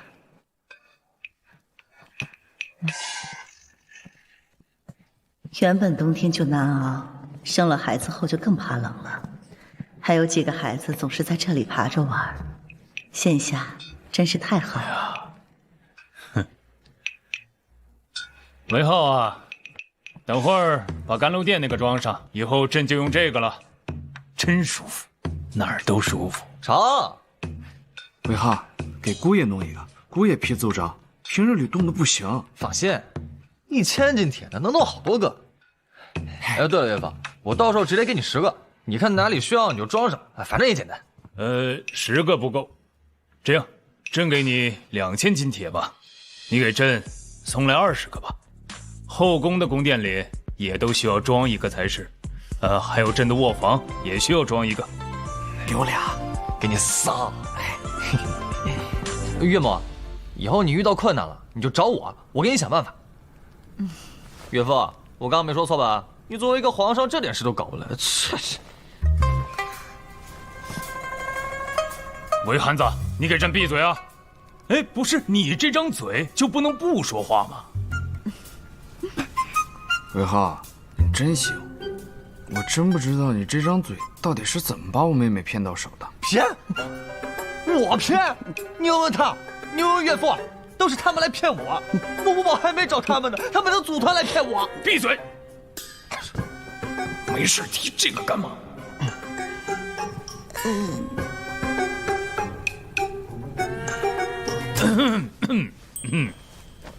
那个工部那边，段伦一直没能按你给的配方制出盐水，找了朕好几次，让你去工部。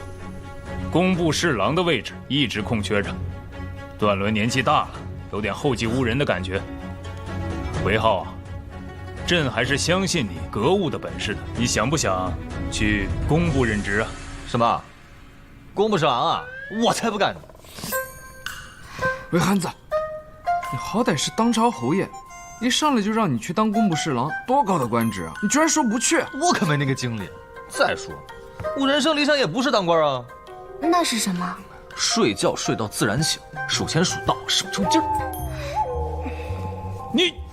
你个憨子，还能把懒说得这么正大光明？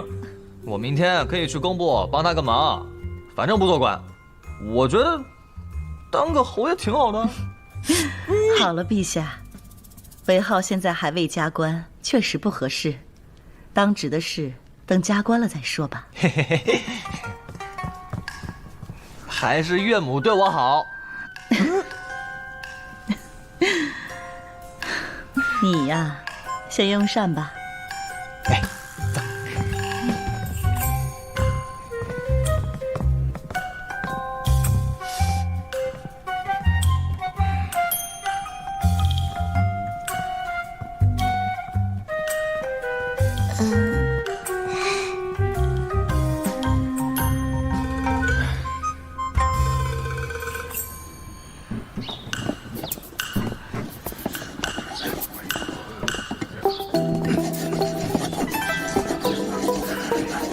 守错宫了，宫部这么穷吗？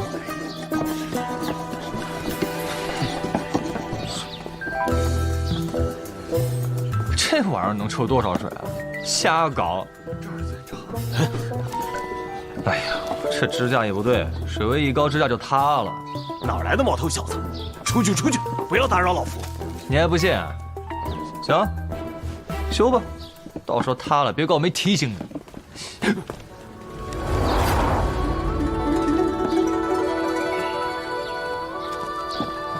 你这什么玩意儿？吓我一跳！什么玩意儿？工程车？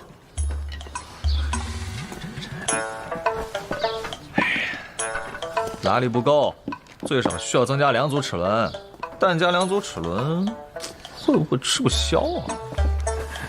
去，走开！嘿，我来指导你们。你们还不领情？哎呀，韦侯爷，哎呀，您可算是来了。段尚书，哎，请走。那也啊，还是不成。杂质相比之下还是很多，但是比之前那些已经好了不少。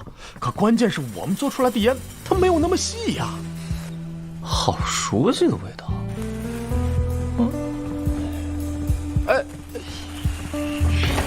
侯爷不可！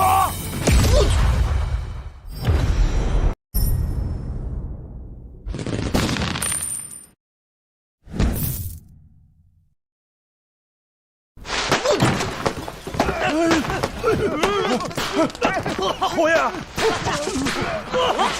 侯爷，侯爷，你没事吧？还没事。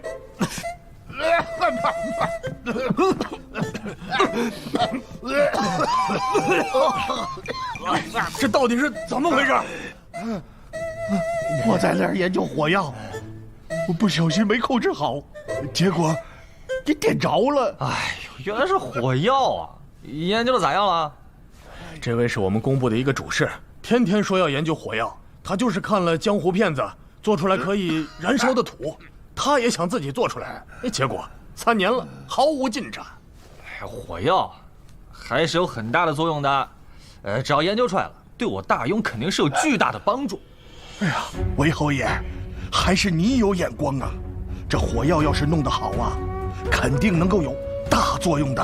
哎，比如说能点着一些我们平时点不着的东西。哎，还有，如果我军对敌人作战的时候，给他们的粮草上弄上一些火药，一点火，那火药就迅速的蔓延呐。哎，那个时候敌军他来救火，他都来不及呀。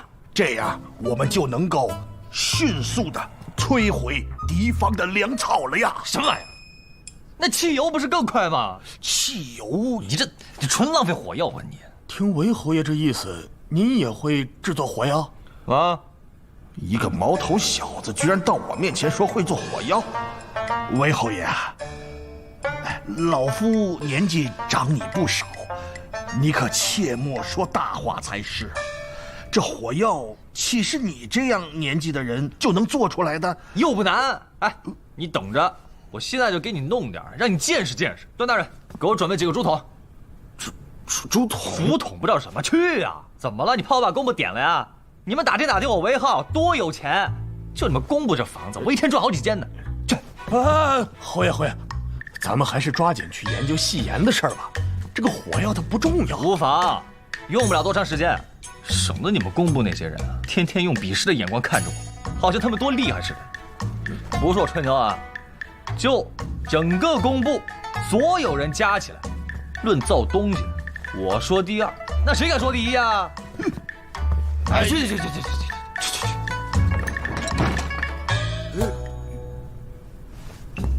难怪陛下说这个韦憨子说话从来不经大脑，说的那话能气死人，不知道得罪了多少人。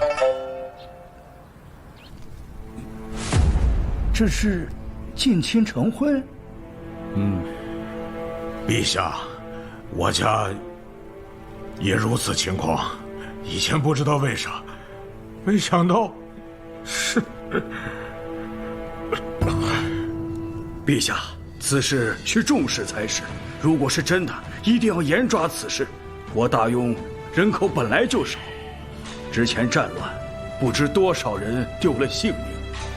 如今大庸稍微安稳了一些，正是需要繁衍人口才是。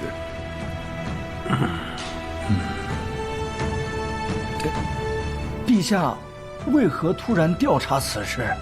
之前是韦浩和宁安说的，又是韦浩。之后，皇后跟朕又派人去调查了。民部那边，你们要派人再去调查。若果真如此，从今以后要禁止近亲成婚。当然，礼部和吏部那边也要多加宣扬。是，尤其是各地的官员，一定要让他们严抓此事，绝不允许此类的事情发生。瞧瞧，触目惊心呐！一年因为这样的事情，夭折了多少孩子，多少大人跟着丧命啊！是。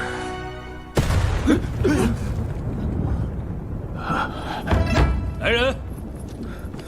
陛下，可知是什么地方传来的声响？回陛下，听声音像是从工部那边传过来的。陛下，让老臣去看看。好。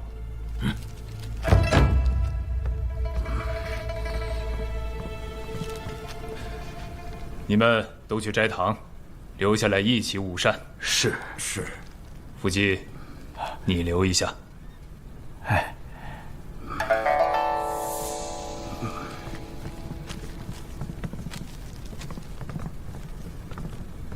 福记呀，此事一开始朕和皇后还以为是宁安编出来骗我们的，没想到果真如此。所以，宁安和冲儿的婚事，我们还是要认真考虑了。有了这些奏报，还有的考虑吗？皇上和妹妹定然不会同意了。陛下，若果真如此，是该好好考虑考虑。陛下，陈国公派人来禀，刚才闹出动静的是韦侯爷。韦憨子，他又搞什么？哎，韦浩，你屡次让老夫不快，那就不要怪老夫对你不客气。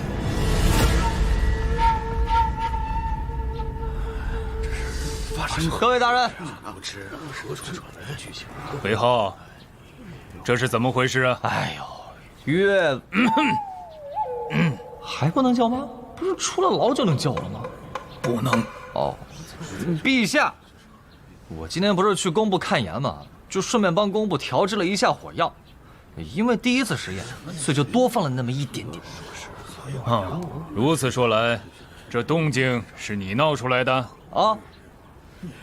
陛下，这韦浩惊扰圣驾，微臣以为应当严惩。你哪位啊？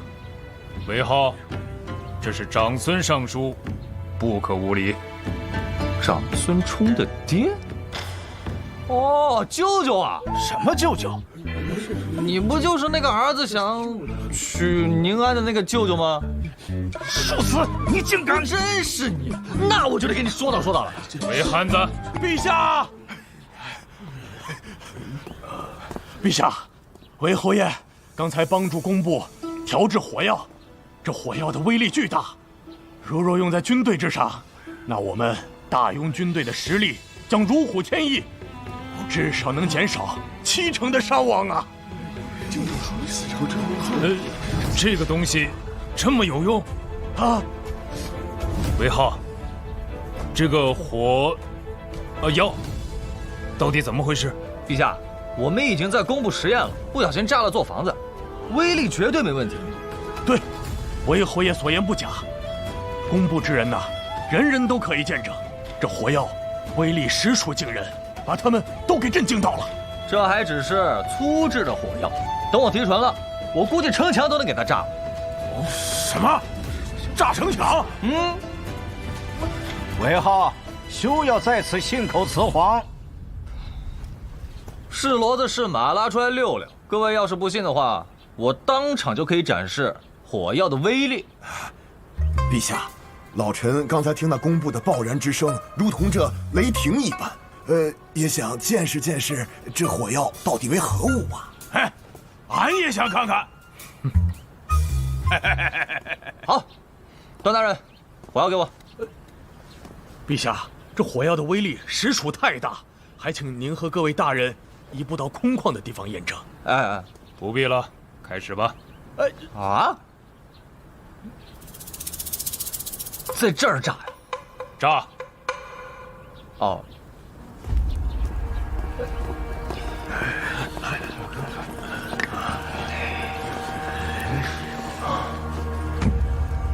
哎，陛下，这火药的威力很大，你们还是离得远些比较好。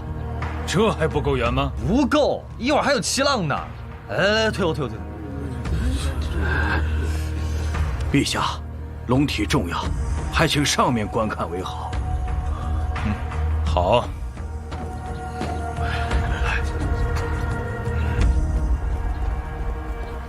九九，你赶紧上去。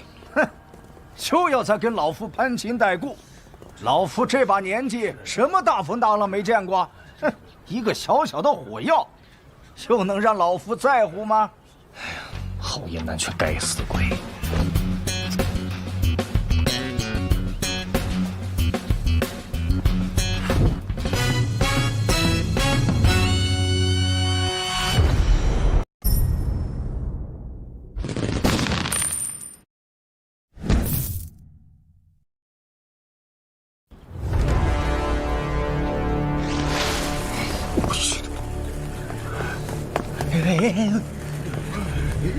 胆小鼠辈！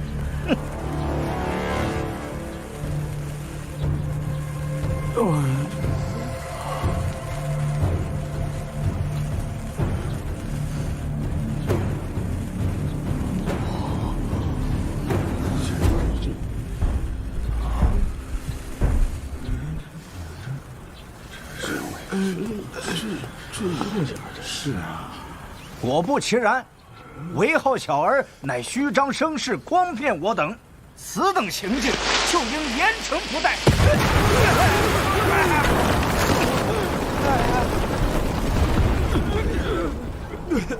陛下，陛下。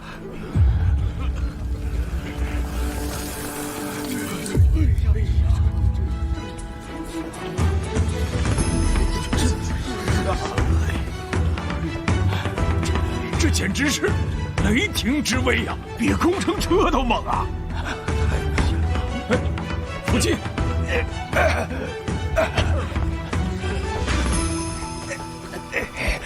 韦浩小儿，你设计老夫！哎，我可让你后退了啊！大伙儿都听到了。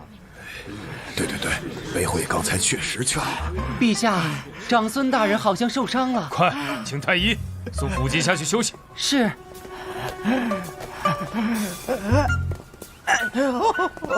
让你不听话！哎呀，好，这是好东西啊！哎，老夫喜欢的很呐。怎么样，震撼吧？就这么个东西，就有这样的威力，哎，你是怎么弄出来的？再说了，这个竹筒里面到底装了什么呀？火药啊！这位叔叔，要不我帮你身上试试？汉子，胡闹！那个还有，这火药对大庸至关重要，你可切勿泄露出去。哎，必须的。给朕看看。哎，陛下，你龙体金贵，玩这个不合适，我替你看看。走了，去远点啊！你们跑远点啊！哎，你别在手上点啊！哎！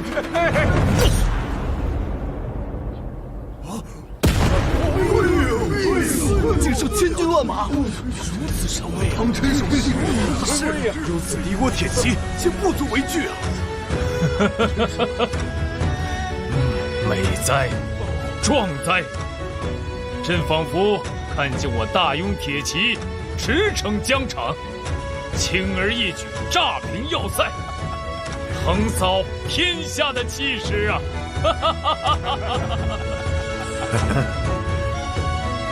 神经病啊！差点命都没了。韦憨子，这火药威力如此凶猛，谁教你的呀？我自己研究的。我早就说了，我是天下歌舞第一人啊！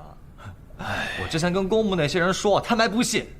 不是我吹啊，就那些工部人加起来都不是我一根手指头。就他们。行了，你这爱吹牛也是个毛病。我吹牛？那你问问你们工部的人，知道火药怎么用吗？啊？就光对付敌人，就有多少种用法呀？今天不是演示了吗？就那么些用处，无非就是扎着城墙，吓吓敌人。如果用在战场上，就是这些作用。至于对付敌人，还要靠步骑工兵。无知！你再说一遍试试。你还说我不学无术呢？我说什么了？哎，岳父，你看。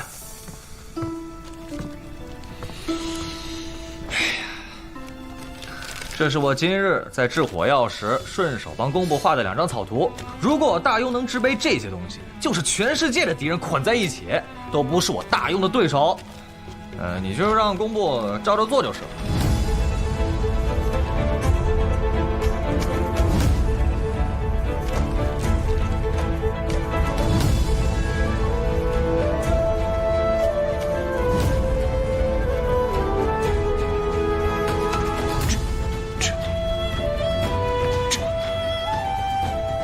这真能实现？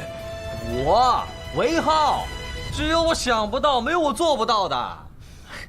韦浩，这火药你的功劳很大很大呀！想要什么赏赐，尽管说。岳父，什么赏不赏？你只要尽快把宁安公主嫁给我，其他赏赐都不值一提。这其他的都不要，都没有娶宁安重要。当然，如果要是能有个什么封赏，好。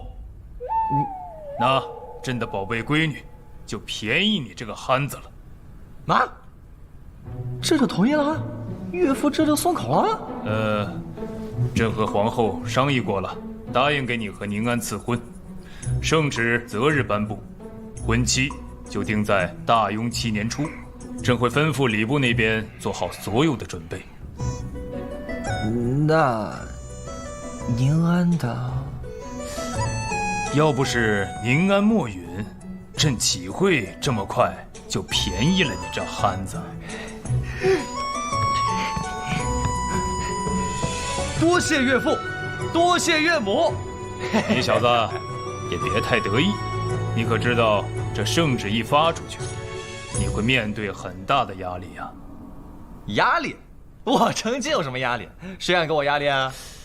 你难道不知道世家不允许自家子弟和皇家联姻吗？啊？还有这样的规定？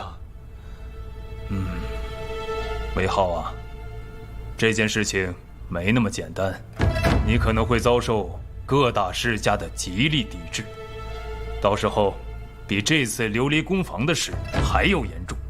你们韦家也不会出面保你，甚至会被其他的世家逼迫把你驱逐出韦家。我就奇怪了，我和宁安成婚关他们什么事儿啊？还把我驱逐出家族？我韦浩可不怕，把我逼急了，我就干掉他们世家。你能有这份坚持，朕很欣慰。世家必然会有所行动，到时候皇家也会出面和你一起对抗。岳父仗义，那我就先回家等圣旨了。好。Yes。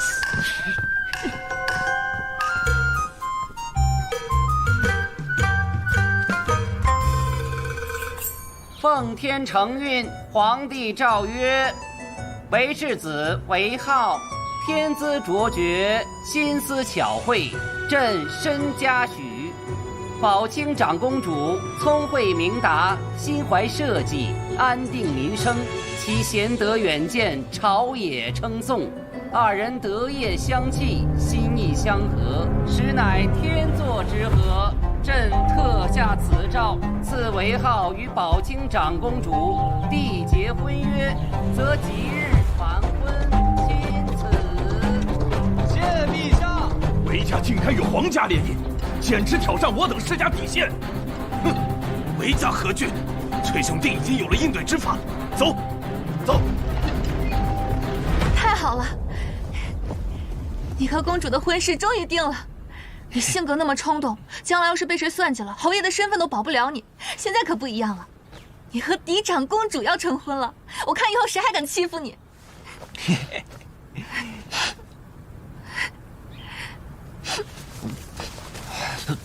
小英怎么还哭了？我才没有呢。你现在婚事已经定了，我要赶快去给姐姐姐夫去信，让他们都回来。谢谢小姨这么多年照顾我，等我结婚了，你就可以去享幸福啦。浩儿，你要赶我走吗？啊？我不是这个意思啊，我从来就没有想过小姨你会离开我啊。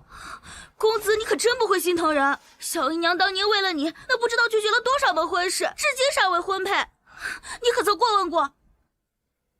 哦，哎，你看看我，以后你看上哪家公子了，我帮你搞定。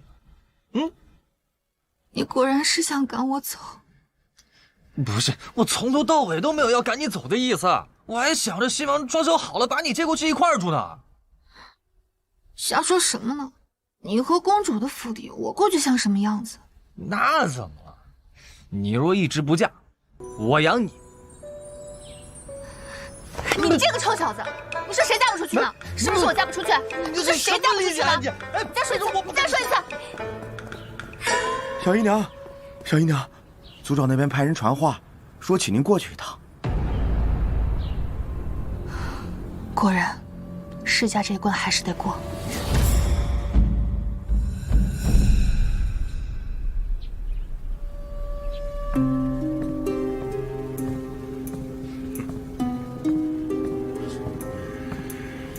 见过族长，见过各位族老。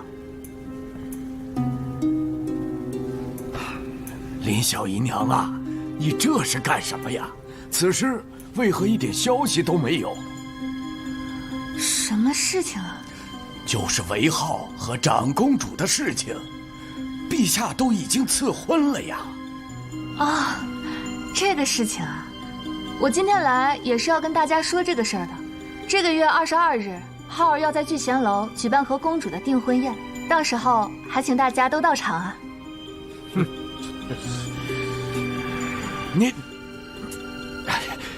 你难道不知道我们世家之间的约定吗？不能娶陛下的公主，不能和皇家联姻呐。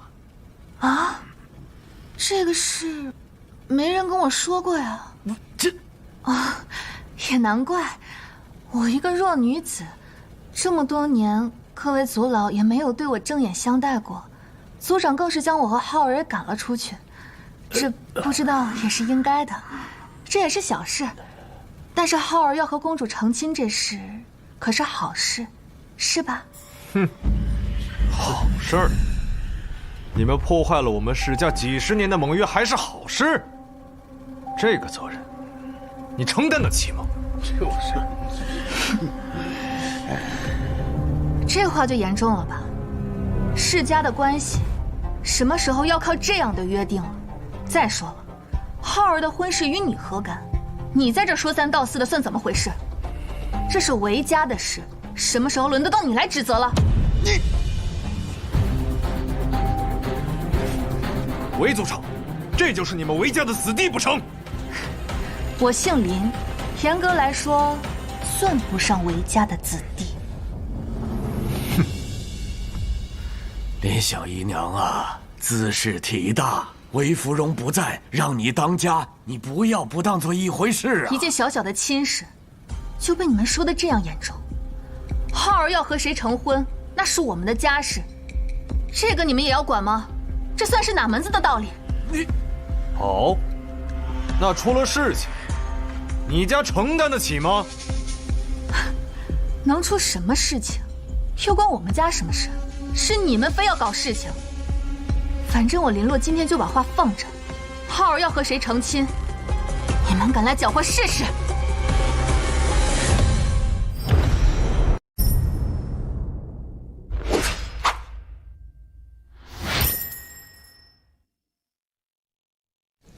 坐下，坐下说。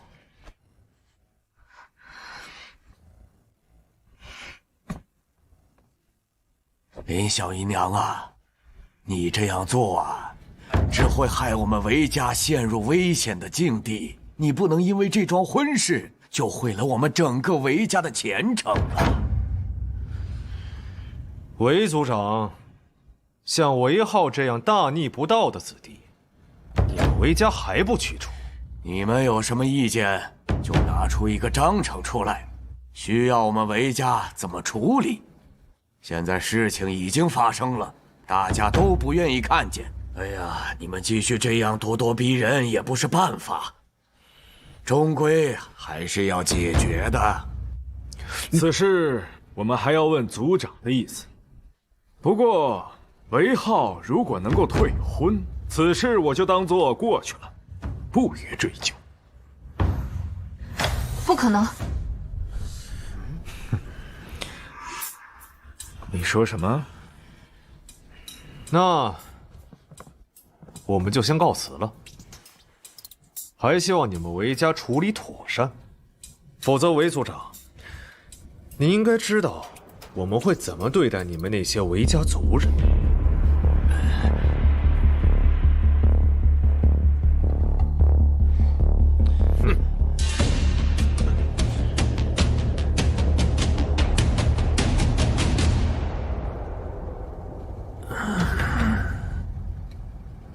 林洛，难道你希望老夫真的把你们全部逐出家族不成？你可要想清楚啊！无碍，反正我和浩儿已经搬出去了，跟被逐出家族也没什么区别了。此事你还是慎重一些才是啊！还慎重什么？姐夫的8个姐姐，还有浩儿的8个姐姐，就是因为听了你们的劝，嫁给这些世家的偏远旁支，日子过得清贫不说，我们连照应都照应不上，想要探个亲还要去巴蜀，一来一回就是1年有余，还不如嫁在上都呢。还慎重，反正你们这次谁劝都没有用。你难道不知道这件事万一让其他家族的人不满意，韦浩的那些姐姐姑姑们可能会被全部休掉啊！什么？简直无耻！这个也不是不可能的，毕竟韦浩违反了世家的约定在先。韦族长，这些世家就是这样办事情的吗？一点道理都不讲。难怪浩儿对世家一点好感都没有。回去好好跟韦浩说，不能因为他要娶妻，就让自家的那些女妻全部被休啊！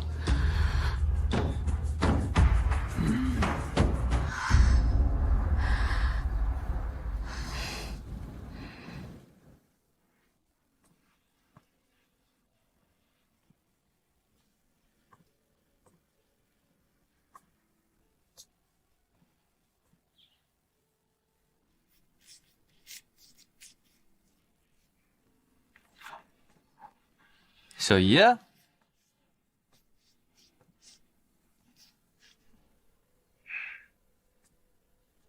有啥？我刚刚去了族长那边，世家对于你要和长公主定亲的事非常的不满。浩儿，这个事情你可要考虑清楚才是。关他们什么事儿？你不用搭理他。是不关他们的事，不过如果你不退婚的话，那么你的那些姐姐们就有可能会被休，包括姐夫的姐姐，你的那些姑姑都有可能被休。他们敢！浩儿，我也没想到他们会这样做，但是如果我们不退婚的话，他们真的会这么干的。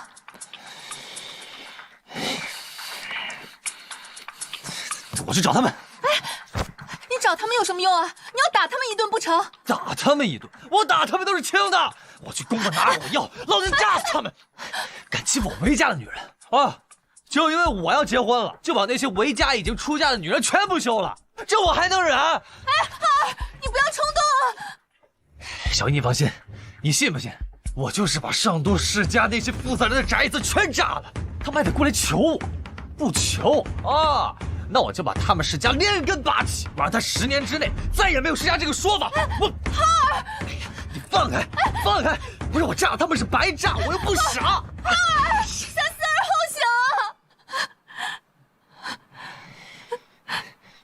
哎呀，小姨，这次让我按照自己的办法来行事，我这次就是要把他们都按在地上，还要他们自己来求我。哎，浩儿。你可千万不能骗小姨啊！他们要是真的这么干了，实在不行，小姨给咱们家的女人每人100亩地1处宅子。但你要出了什么事，你让我怎么办？小姨，我岳父是陛下，是皇上，他能拿我怎么样？我还怕他们不成？我跟你说，世家就是这样，你退一步，他们就步步紧逼。我之前琉璃的生意是不是就这样啊？到现在我一样不败给他们。哼！这件事儿你就甭管了。哎呦！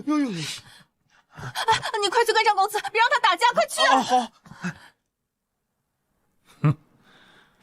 这个长孙英受一点伤就要休沐半年，朕看他就是记仇，朕给韦浩和宁安赐婚。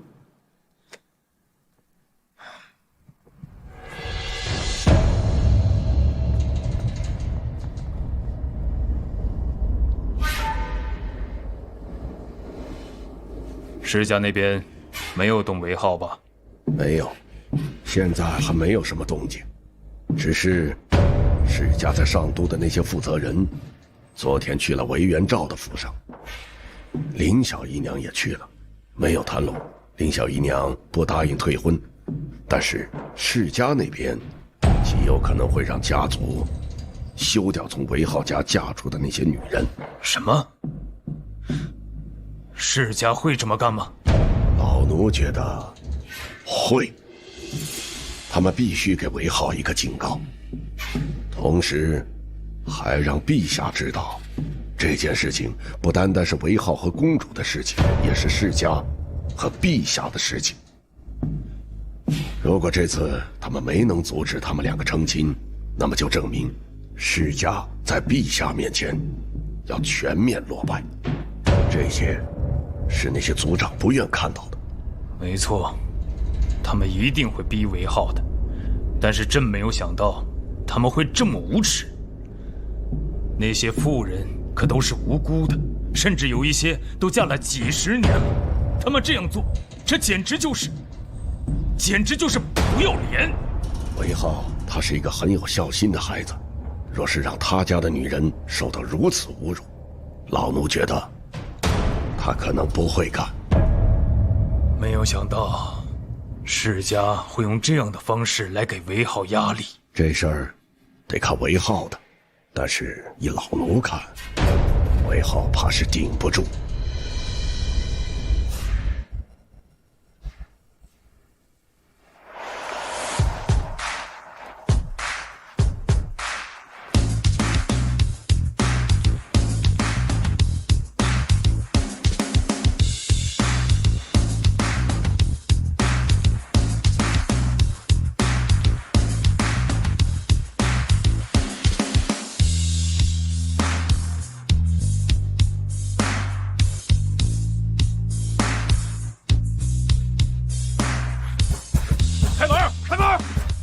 何人？我，韦侯爷。你等会儿，我去通报一下家主。通报个屁！先送你们一个没有铁屑的。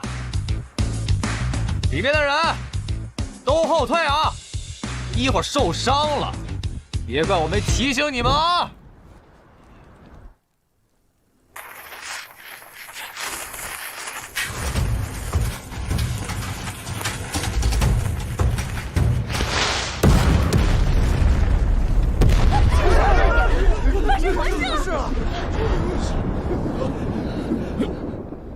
是不是工部在验火药？不是让他们在城外验吗？回禀陛下，禁卫军会去询问的。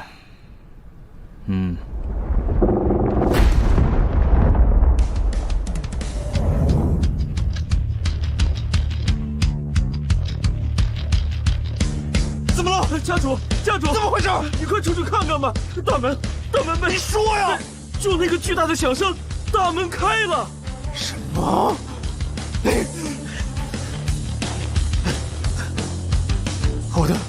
我的门怎么？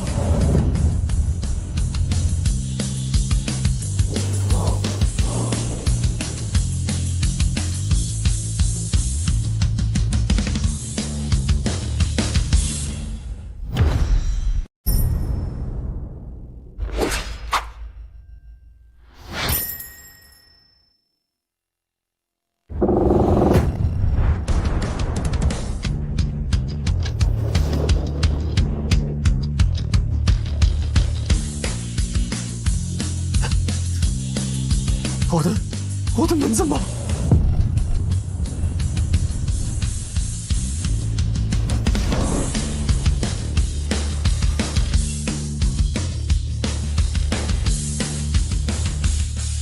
韦浩，崔雄凯，听说你对我和长公主的婚事有意见？你想干什么？竟然敢打上我的家门！来人啊！家主，把他给我打出去！给我打！是。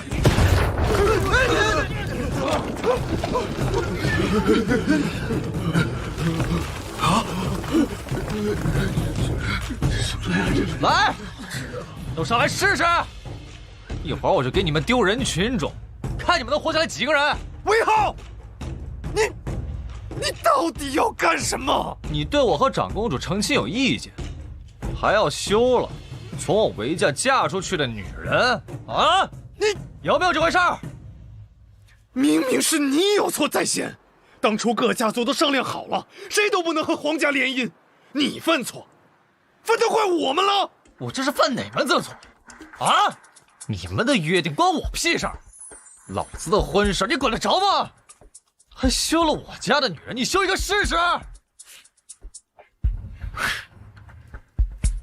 崔雄凯，你给我记住了，10日之内叫你们家的族长来上都城见我。10日之内不来，1个月后，上都城就会有10万种不同的书。你看我10年之内能不能将世家连根拔起？你放肆！还连根拔起，还10万种书，你有那个能耐吗？你通知你们族长就是了，来不来是他们的事。另外，你敢休我韦家一个女人，那就没得谈了。1个月后直接来买书吧，我保证那些书生需要的书我都有。韦浩，你等着，我就不信了，没人能压得住你。好了，都让一让啊！我把你家客厅给你炸了，警告你一下。你们还愣着干什么？给我拦住他！来，谁敢上前？快跑啊！快跑！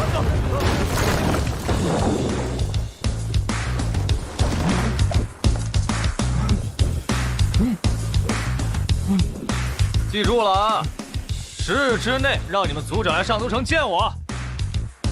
韦浩，老子跟你拼了！来，这个可是装铁线，绝对能够炸死你。我让你们比，走，下去。韦浩，韦汉子！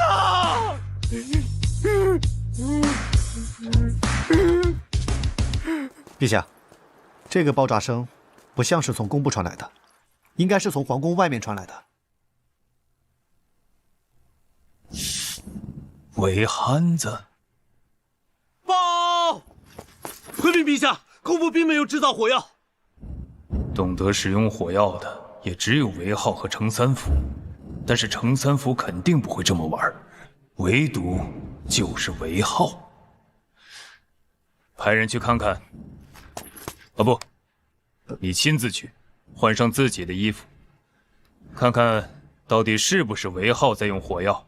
如果是韦浩的话，你就当作不知道，回来汇报给朕。是，陛下。韦汉子，你疯了！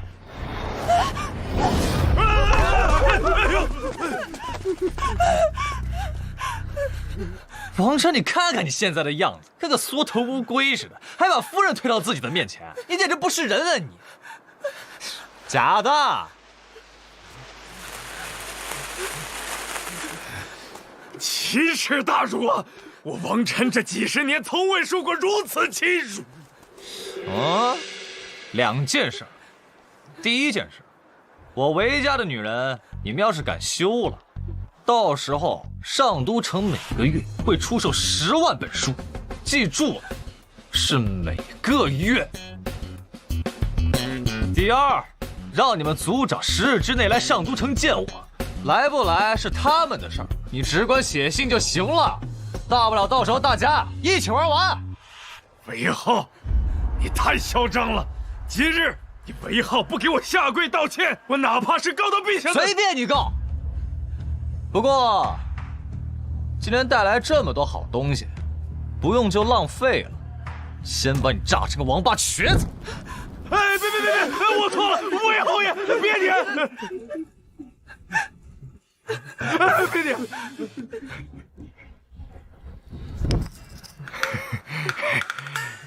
侯爷，你看有什么事儿好商量吗？你和我都是有头有脸的人物，这不至于啊。谁让你笑了？我今天就是来通知你的。韦家的女人你也敢秀？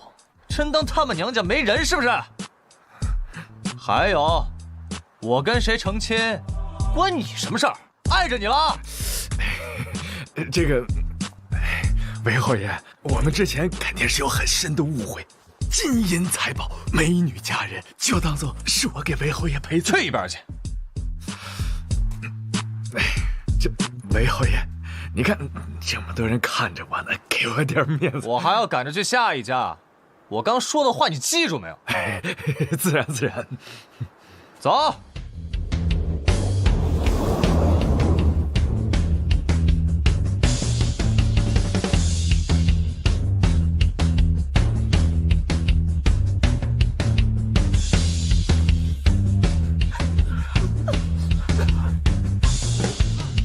杀我一人！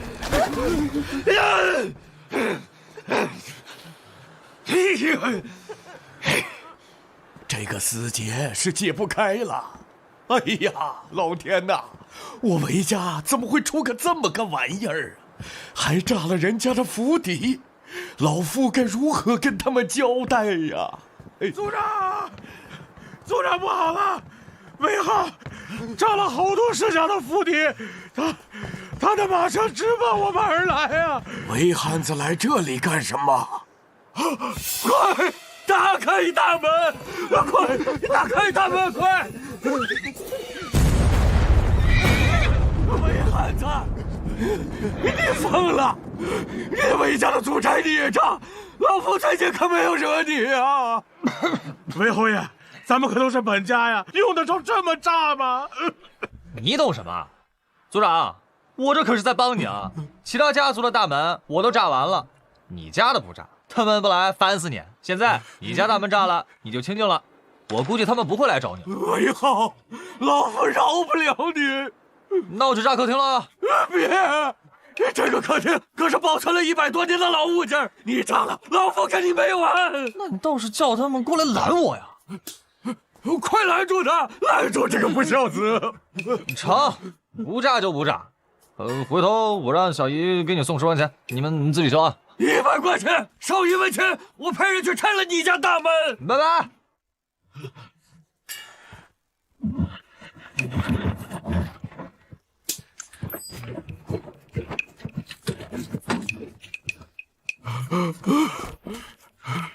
死汉子！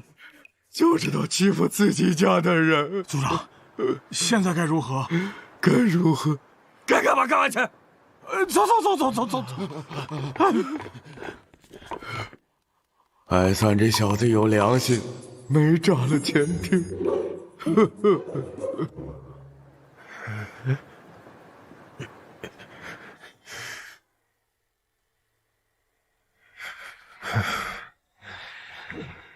不行，得找他韦元照要个说法。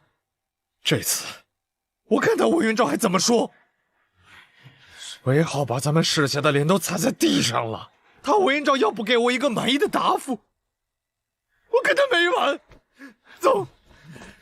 家主，韦元照家的大门也被炸了。什么？连他自己家族长的门都炸。是的，他自己都快气晕了。叫人去把客厅修了吧。是。此事，咱们绝对不能饶了韦浩。告诉咱们家族那些官员，让他们继续弹劾他。韦浩是当朝侯爷，皇帝的准女婿。这件事情，皇帝不给咱们一个满意的答复，我们绝对不放过。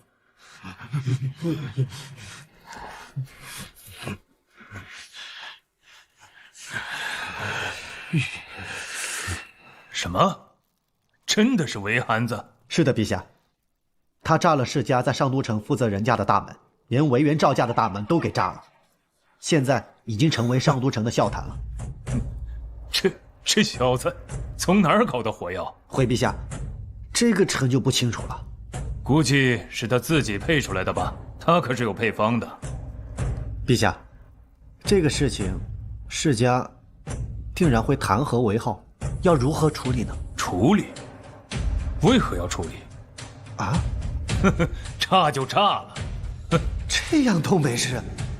陛下是有多宠韦憨子啊？陛下，这些都是御史大夫刚送来的，说都是弹劾韦侯爷的。放那儿。是。韦浩炸了那些世家的大门，朕很痛快，还让朕处理韦浩。这个女婿那可是干了朕一直想干的事，朕还能真的处理他？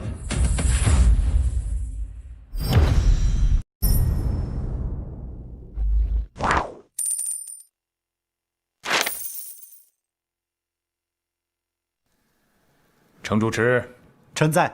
你亲自去通知韦浩，明天一大早准备去刑部大牢带上东西。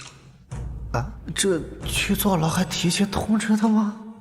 记得告诉他，带一套换洗衣服就成，太多的东西不用带，但是书一定要带，不要天天就在里面打牌，要看看书，天天不学无术的，以后如何为朝堂办事？是陛下，那臣现在就去。不用，你下了职再去，不要让别人知道就行。是。听到了，今天外面的爆炸声，估计全上都的人现在都知道了。宁安在宫里面激动的都流眼泪了。这孩子，为了宁安，真的什么事都做得出来，连世家负责人的大门都敢炸。哼，炸得好，必须杀杀他们的嚣张气焰。你瞧瞧，现在我大雍的商家还剩多少？世家聚集了多少财富？陛下，此事浩儿可是会受到处罚。民间的事情，他们捅到朝堂来，朕可处理，可不处理。但是需要韦浩去牢里待几天，也需要平息一下世家那边。但是要说处理的多严重，那他们就是做梦了。昨天刚颁布的圣旨，他们就开始闹事。他们是欺负韦浩啊，还是欺负朕呢？还有脸把弹劾奏章拿到朕的案头上来？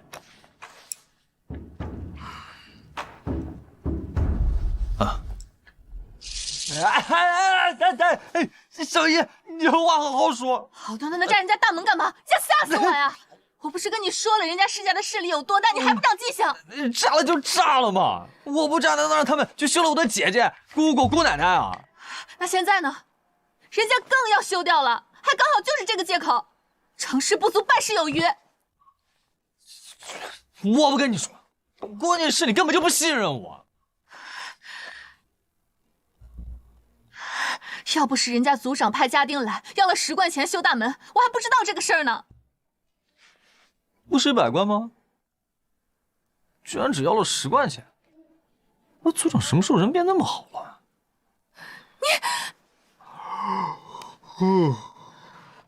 你现在犯了这么大的错，陛下跟皇后娘娘那怎么说？妈，他们让程主持来说了，说我配合一下，坐几天牢就可以。小姨，你帮我把牢里用的东西都再准备一下啊！我困了，我先去睡了。怎么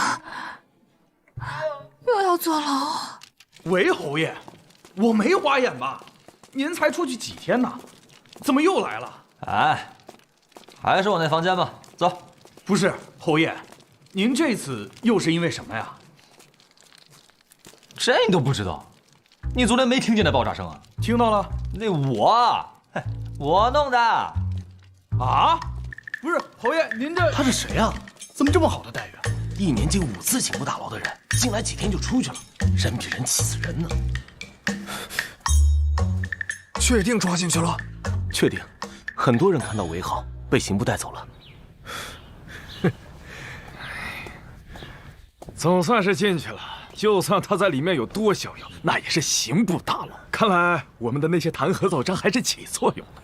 这次都要看看他怎么能嚣张得起来，还敢让我们的组长来见他，他以为他是谁呀？好啊，抓进去就好，让我们各家的官员继续弹劾他。这次无论如何，也要削掉他的爵位。如果能削掉侯爵，我看他怎么和长公主成亲。太嚣张了，府上的正堂还得重新装饰，这得花多少时间和钱呢？关键是，这次我们世家的名声算是扫了地了，不知道外面有多少人在看我们的笑话呢。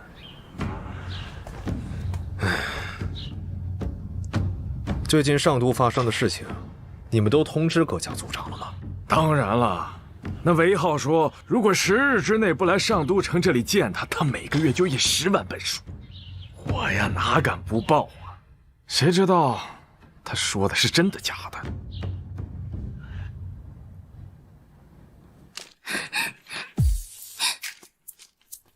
死汉子！你说你没事占人家大门干嘛？不理他们就是了。我们成亲跟他们有什么关系啊？哎呦！那能行吗？我们成亲，他们说3道4的，算个屁呀！你放心，有我在，没事啊。你放心，我过2天就让复活放你出去。嘿，无妨，岳父说了，3、2天的事儿。那就好。如果父皇不把你放出来，我就去跟母后说，让母后替你做主。嘿嘿，还是岳母对我好。这2天没事儿，你就不要出门了。放心，他们也蹦跶不起来。遇上我，他们算是遇上对手了。他们之前敢欺负别人，你看他们敢欺负我吗？我说炸他们家大门就炸他们家大门，连他们家客厅也炸了。没事儿，你不用担心我，也不用担心我们的婚事。我可还有杀手锏呢，他们要真逼着我退婚，我分分钟让他们哭着喊我爷爷。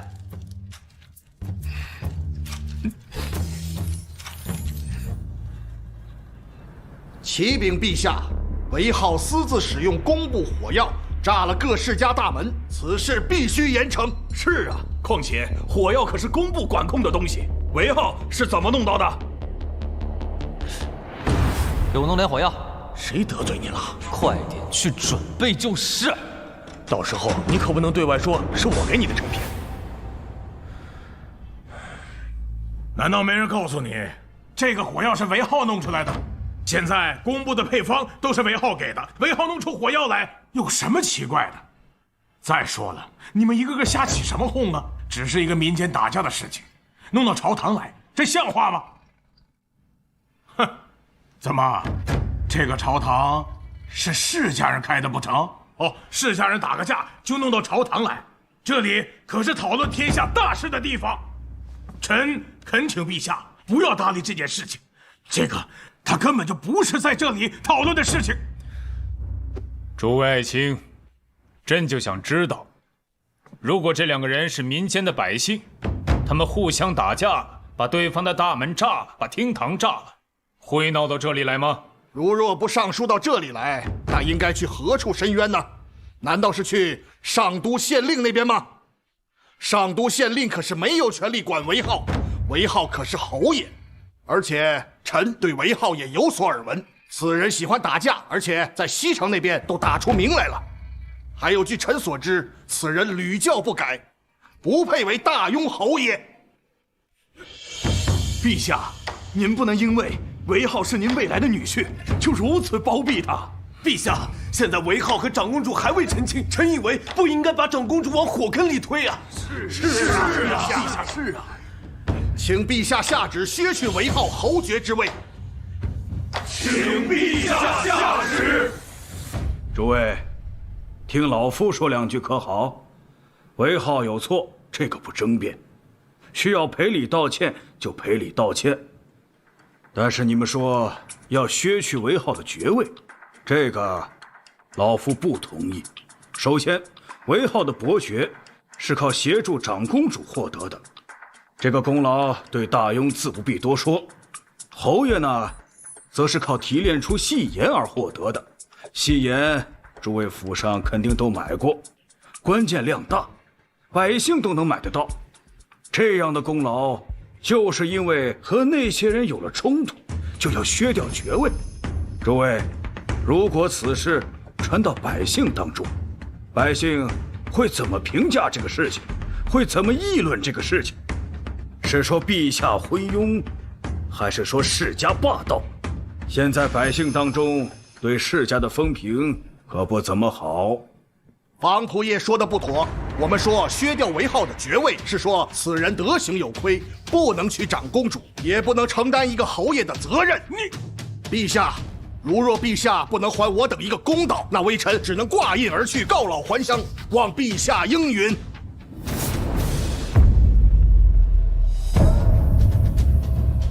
请陛下明鉴，还臣等一个公道。韦浩胆大包天，若今日不夺他侯爵以正国法，他日人人效仿，朝纲岂不乱套？陛下，若仍执意庇护，臣等唯有辞官归乡，再无颜面立于这朝堂之上。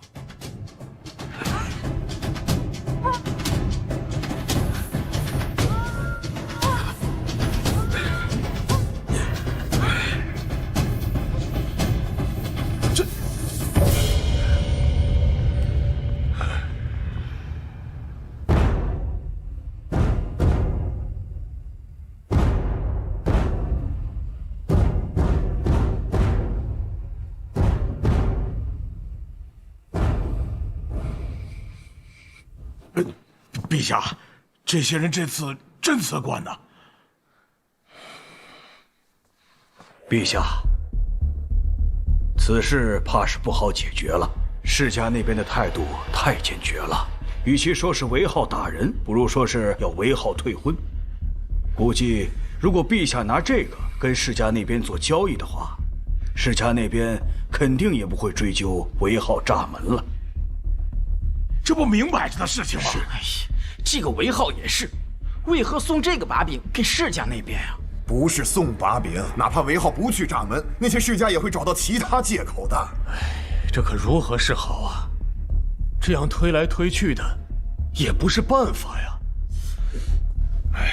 陛下，世家联合到一块儿，一定要推翻陛下您的赐婚圣旨，这个事儿不好办呐。难在当下大庸读书人大都是世家子弟，想要替换那些官员，何其难也！陛下，实在不行就收回圣旨吧。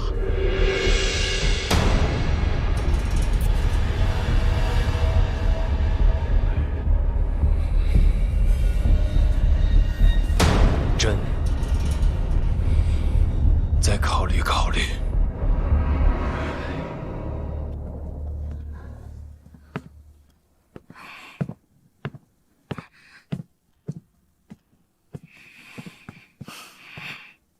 放心吧，你父皇定会有办法的。陛下驾到！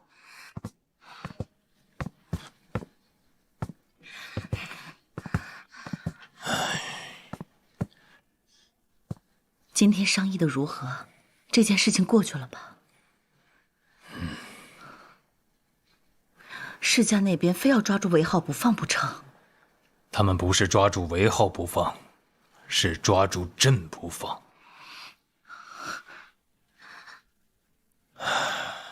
丫头，父皇得给你交个底。没有想到这次世家的态度如此坚决，世家的那些官员抓住了韦浩，不松口啊，很有可能父皇真的会收回赐婚的圣旨。什么？丫头，父皇和你母后都非常喜欢韦浩，也希望他能够成为我们的女婿，不然的话，不会让他一直喊我们2个岳父岳母的。但是世家之前有约，不和皇家联姻，所以这次你们的婚事，世家是竭力反对。父皇和你的那些叔叔伯伯们一直在跟那些大臣争辩，但是没有用。如果父皇一直不收回圣旨，那些官员就会挂印而去，到时候就真的面临朝堂上无人可用的地步了。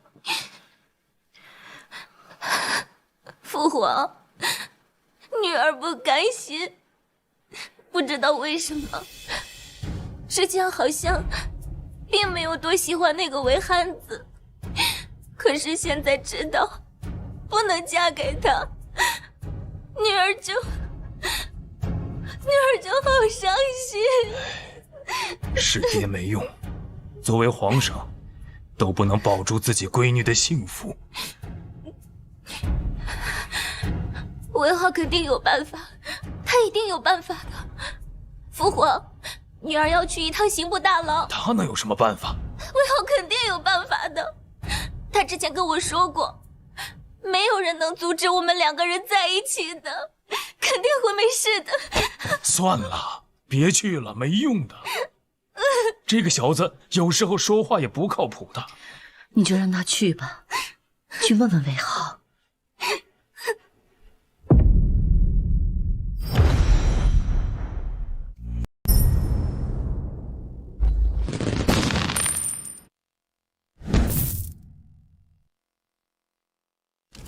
韦浩，丫头来了，谁欺负你了？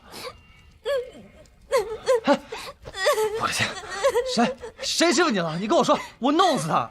你放心，家里还有火药，没有我也能配。你就告诉我，谁欺负你了？我弄不死他！我世家联合起来，逼着父皇收回赐婚的圣旨，如果不收回，世家他们全部都要致仕而去。什么玩意儿？收回圣旨啊！你告诉岳父，没事，再拖个6、7天，世家家主来了就行。咱们的事儿他不用管，就是拖着就行。你真的有办法吗？天塌下来有我顶着，那些世家算个屁，分分钟灭了他们，还致仕而去，还逼着岳父收回圣旨啊！谁给他们的底气敢对我这么做？嗨，你就放心好了，回去好好准备嫁给我就行。你说的可都是真的？我什么时候骗过你啊？倒是你骗了我好多次，好不好？笑了好看，我媳妇儿还是笑了好看。但如果这个事情不成的话，我们该怎么办？哎呦，我都说了还能不成？谁敢拦我，我就把他们家的根都挖出来。还拦着我，谁给他们的胆子？你呢，别往心上去。对了，你跟岳父说一下，这2天把我放出去，我要准备一些东西。你要准备什么？准备对付世家的东西，其他的你别管，我来对付他们。你也不许哭了。还有，这么冷的天你就别往外跑了。我不是给你那儿安装了暖炉吗？你就在宫殿里待着，等我的好消息。好，那我就相信你。还不相信我，相信谁啊？岳父都靠不住。还好父皇不在，要不然你们2个又吵起来了。哎呀，我怎么会跟岳父吵架呢？他有办法。他让女儿不要操心，还有，说让您拖个6、7天，等世家的家主来了就行。还有，说过2天要把他放出来，他要准备一些东西来对付世家的人。那没问题。他真说了，他有办法。这憨子能有什么办法？你没有办法，不代表他也没有办法。你能想到琉璃吗？你能想到暖炉吗？反正臣妾这个女婿办法比你多。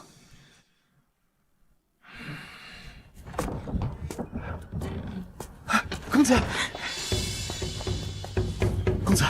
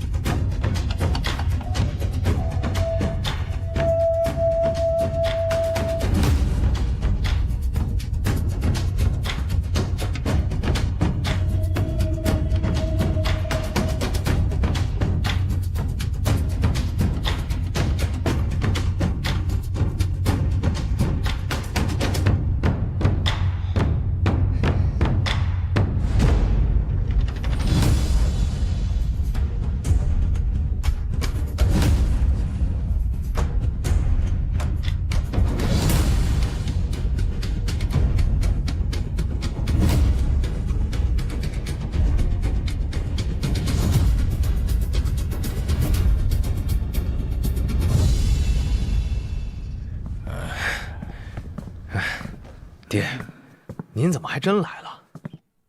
这都重新装饰了。是爹，都装饰好了。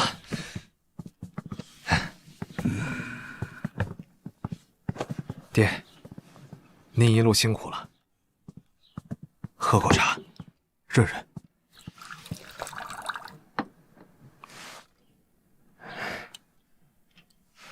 其他各家的族长，差不多也要到了吧？现在还不知道，不过听说都会来。爹，你们这次联袂而来，是不是太看得起那小子了？哼，他一个侯爷，算什么东西？我们这次是和陛下争，如果陛下赢了，我们之前的那些约定，什么都不是了。这么长时间，你们都没能拿下那个小子，我们要是不来，你们要拖到什么时候去？陛下倒是想拖下去，哼，想得挺好。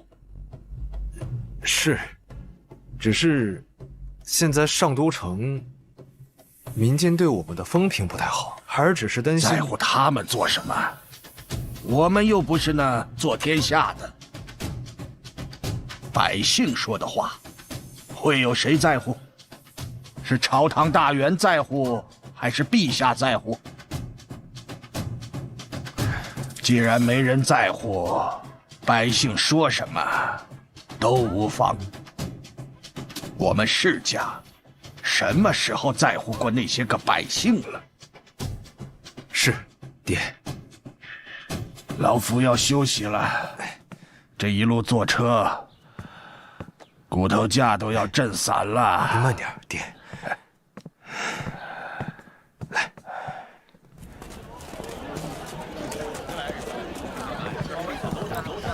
您慢走哈。生意如此之好，这个店家呀，利润可不会少。族长，这是韦浩的产业，利润惊人，但是没人敢动。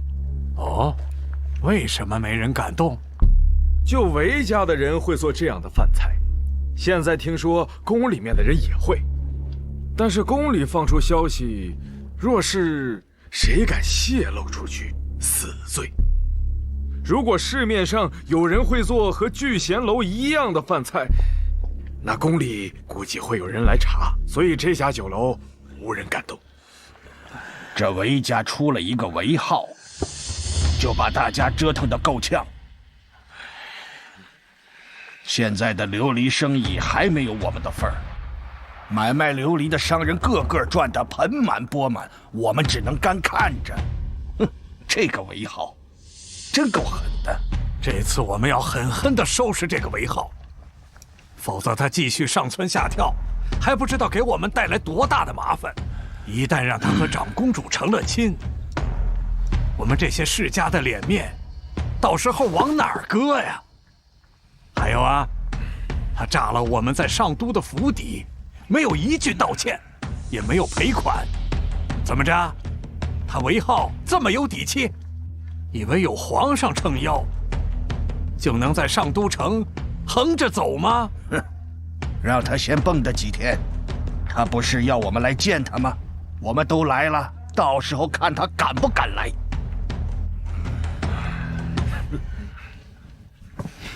其实见不见没什么关系，他一毛头小子，翻不了天。琉璃生意利润极大，可惜给了皇家。要是给了我们世家，我们世家还不知道能培养出多少优秀的人才，可惜啦。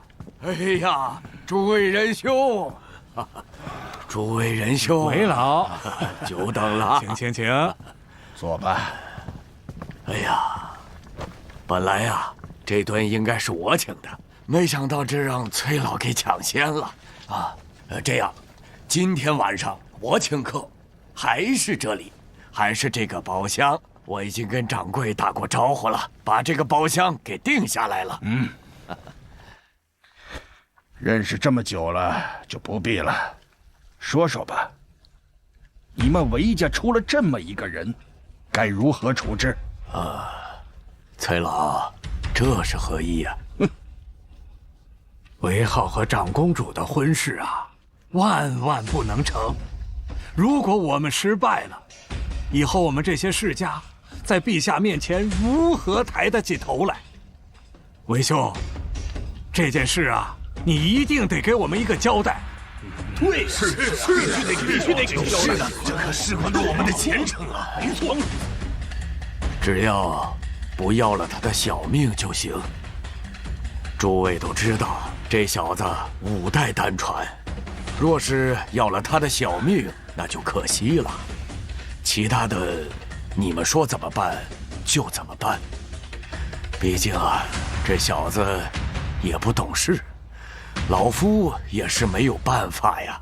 再说了，他是韦家族人，老夫也不好做落井下石的事。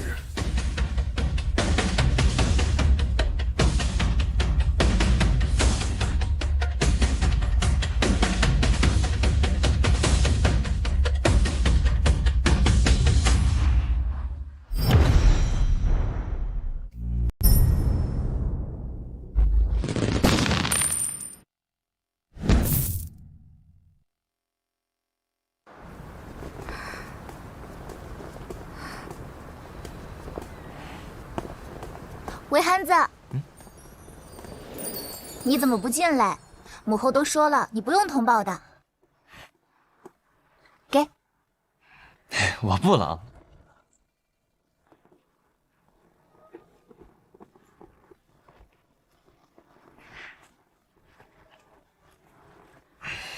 丫头，这是奏章，你拿好。奏章，那不是应该给我父皇的吗？你听好了，这个奏章你一定要藏好了，任何人都不能知道。如果被世家杀了，你就把这个交给岳父，记住了吗？憨子，你可别吓我！哎呀，我这次不是要跟世家斗吗？那世家肯定不会轻易的放过我，但是我赢了就没事。我就是怕世家狗急跳墙，所以先把这个奏章给你。没事儿，那世家呀不敢对我怎么样，我要是真出事了，那岳父能轻易的放过他们吗？我就是想着呀，做两手准备嘛。丫头呀，你记住我说的话，我要是出事了，你就把它交给岳父，在此之前，任何人都不能知道我的奏章在你这儿。我记住了。韦浩，你要是有危险，就算了，我这辈子就不嫁了，我就在公主府里等。大不了，我们做一辈子没有名分的夫妻，我愿意为你做这些的。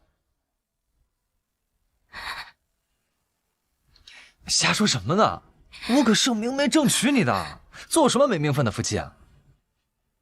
丫头，只要你愿意嫁给我，全世界的人反对也阻止不了我娶你。狗屁世家，跳梁小丑！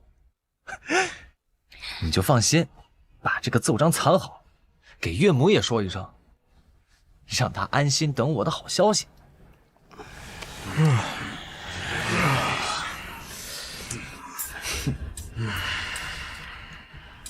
这韦浩什么意思啊？让我们等他这么久？应该快来了，快来了。这个韦憨子这么难说话吗？爹，您一会儿看见他你就知道了，简直就是胡闹。这么一个人，就把你们几个收拾成这个样子，你们不嫌自己丢人呐？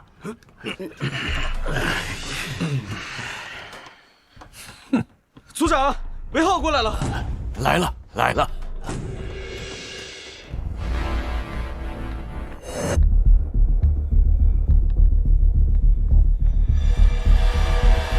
都来了。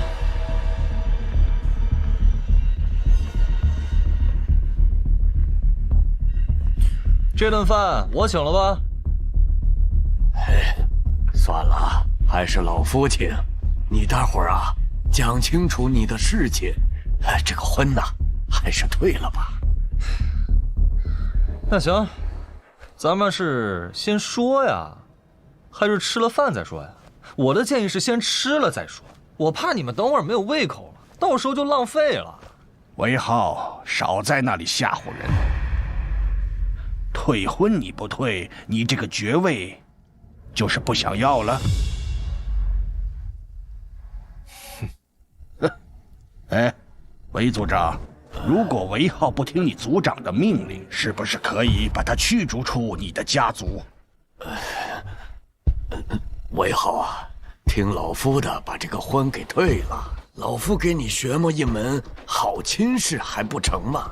这几个族长家里都有闺女有孙女，你现在是侯爷呀，随便挑啊，何必要闹出这么大的事情呢？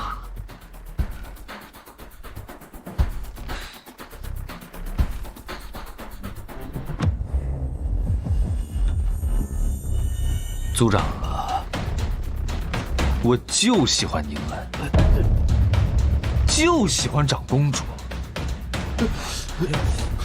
怎么办？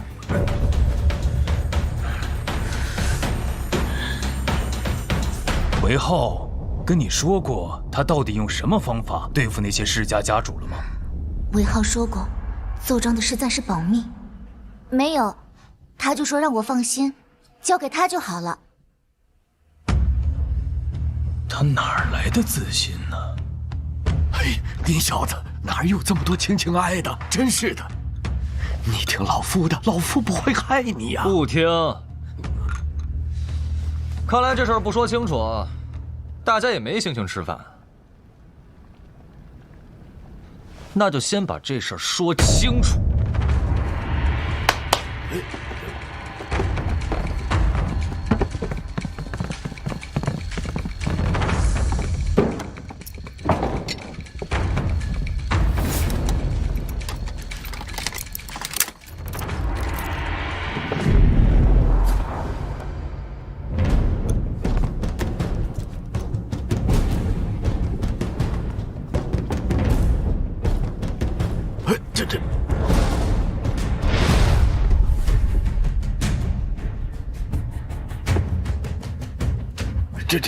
这是什么东西啊？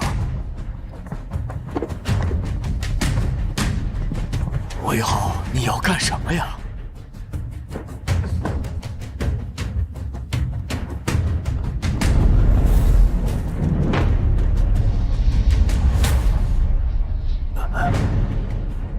啊？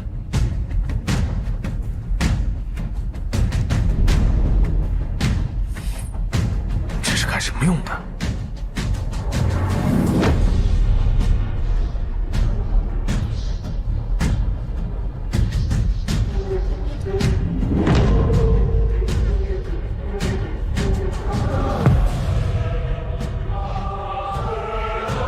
这个时代的人明显理解不了拼图原理，不然雕版印刷早就改成活字印刷了。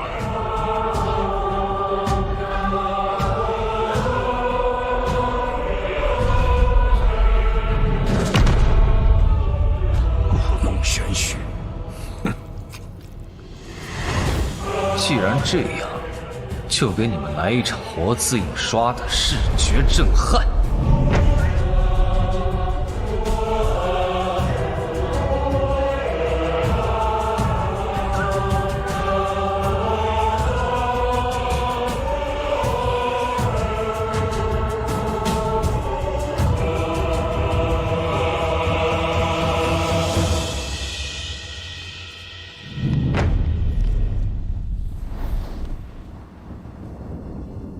这是拓印吗？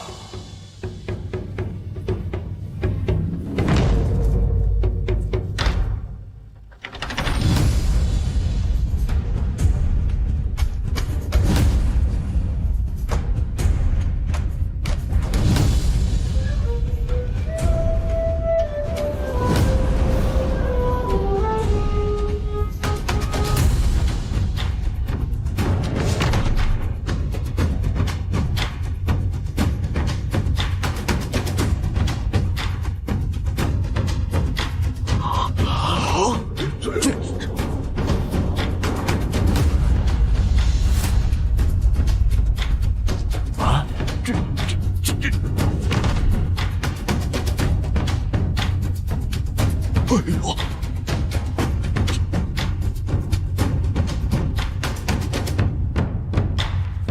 帮我看看有没有印错。快看看，快看看！好，这，哎呀，快！他怎么用这么简单的东西就可以印刷？这，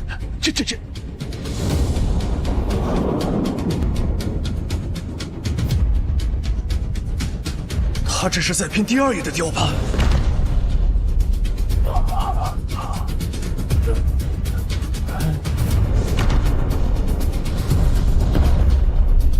就这几个字，是要拼出整本书的雕版吗？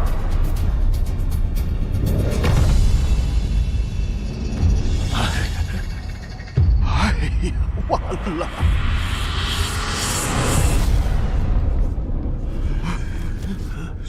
这，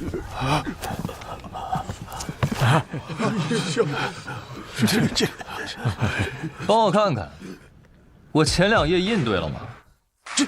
爹，你这拼来拼去就能印出一本书来。来，你来挑字儿。第3页，给你印。不了，你试试嘛。不了。我之前说，1个月卖10万本，那是轻的。告诉你，1个月最少100万本。啊！我还能同时印100本不同的书。我保证，从今天起，天下所有的读书人都不缺书了。完了！要命啊！这是能要了世家命的东西呀！崔组长，要不你来试试？来呀！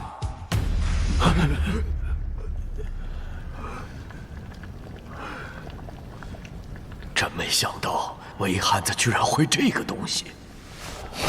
现在有了这个，皇帝随时可以收拾世家呀。不可以让皇帝知道此物，要不然世家就完了。韦浩啊，收起来吧，咱们好好谈谈。对，好好的谈谈。谈是吧？哎，行，说吧。去。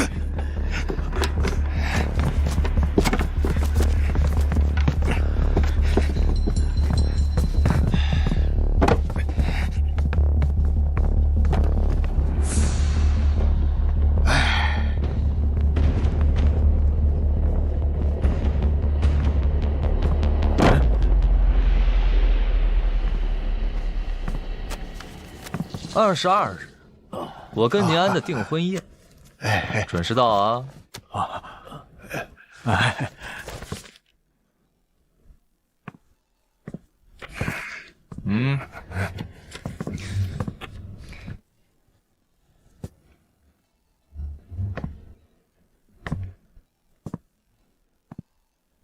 来不来说句话呀？来，你放心，来，对，来。一定来！好，谈谈吧。这个事情如何赔偿我呀？这个东西放出去，1个月少说也3-5万贯钱。那你们到底怎么说呀？放是不放啊？当然不要放出去了嘛！对，韦组长，劝你家子弟不要那么冲动。是啊，韦浩啊，不要冲动嘛！你看。你和长公主的婚事，我们不反对，我们还会祝福你们啊。就是那个东西最好把它毁掉，永远不见天日才好。先谈谈嘛。既然要谈，那就拿出点诚意来。要不您提个条件，商量商量，行不行？行，既然这样，我就不客气了。我给你们2个选择：第一，每个家族每年给我1万贯钱，直到我死为止；第二，让我每年招收500名寒门子弟，我培养他们。这怎么行？你要为陛下培养500寒门子弟，是不是用来对付我们的？现在动手！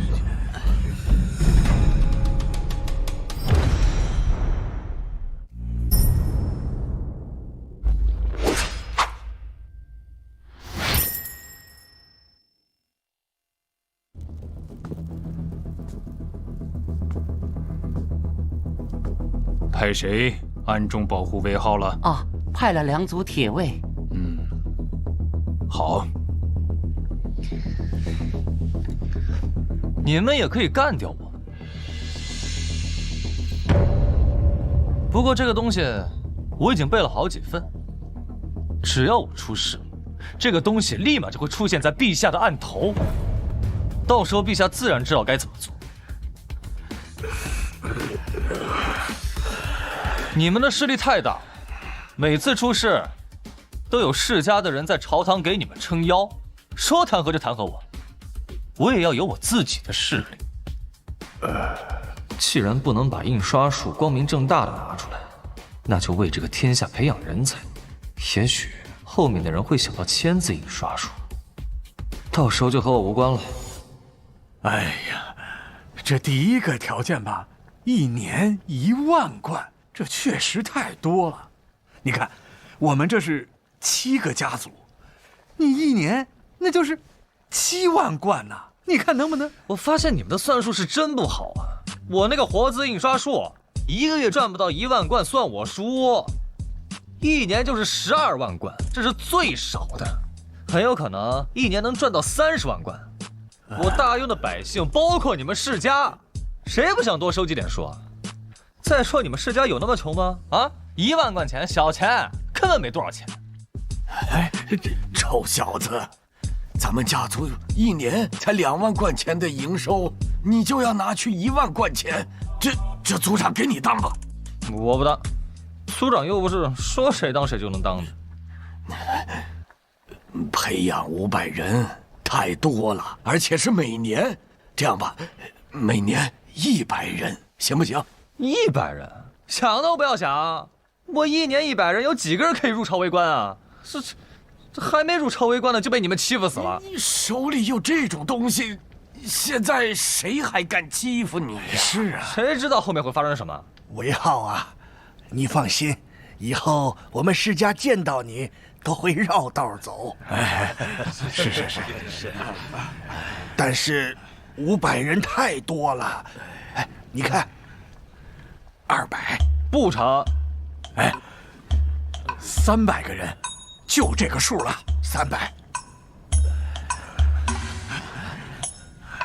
，300人，每个家族一次性交1万贯钱。那琉璃可不可以卖给我们？一次性交2万贯钱，你们世家的地方，我给你们卖。琉璃，那爹，能成吧？可以。好，那就2万。22日，我订婚宴，送过来。啊，只是这有点太近了吧？我们没有那么多的现钱呐。那是你们自己的事儿，你们自己想办法，总不能让我一直退让吧？好，我们想办法。那就是谈成了。吃饭吧。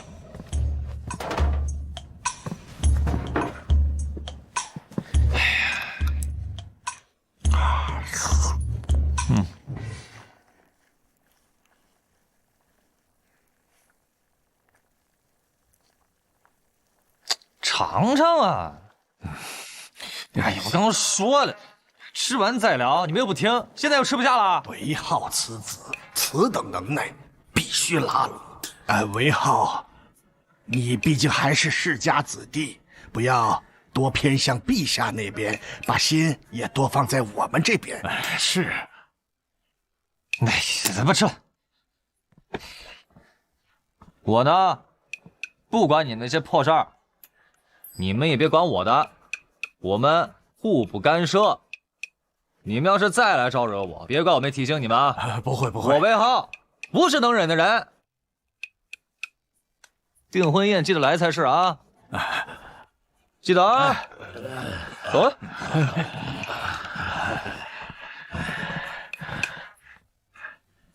别浪费啊！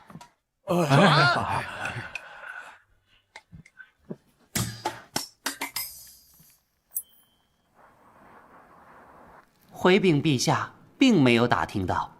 我们看见韦浩带着箱子进去，又带着箱子出来，表情是很轻松的。打听不到，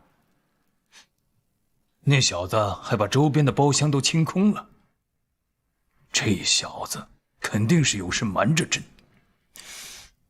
难不成手上真有杀手锏？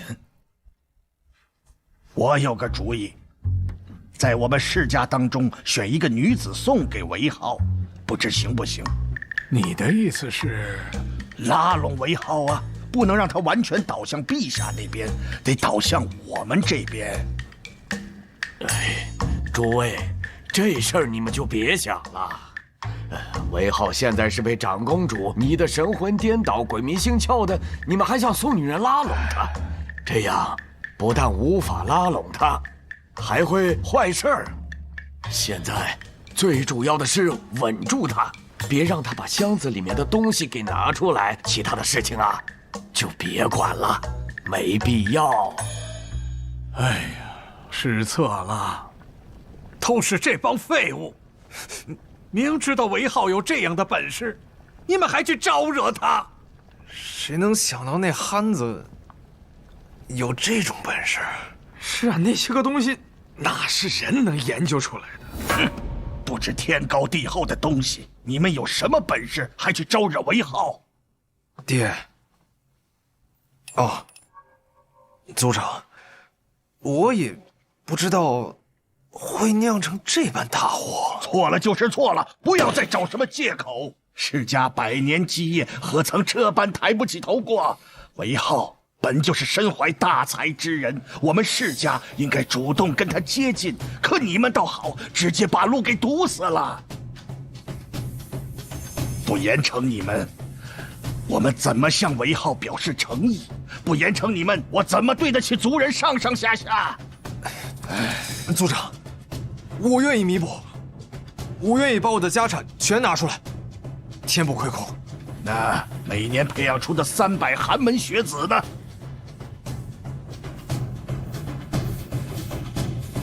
我决定，崔雄凯，从即刻起，你不再是崔家的上都负责人，即刻交出印信，且按族规革除你的族籍，永世不得再入崔氏宗祠。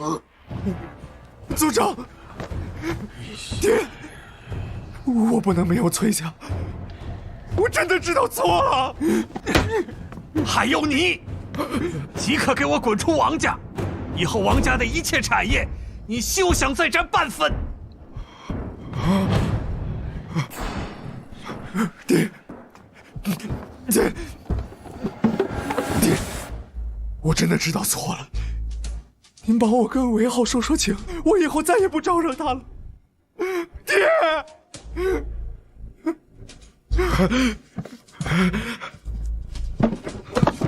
族长，我们以后一定对韦浩尊重有加，为他马首是瞻，不要赶我离开王家。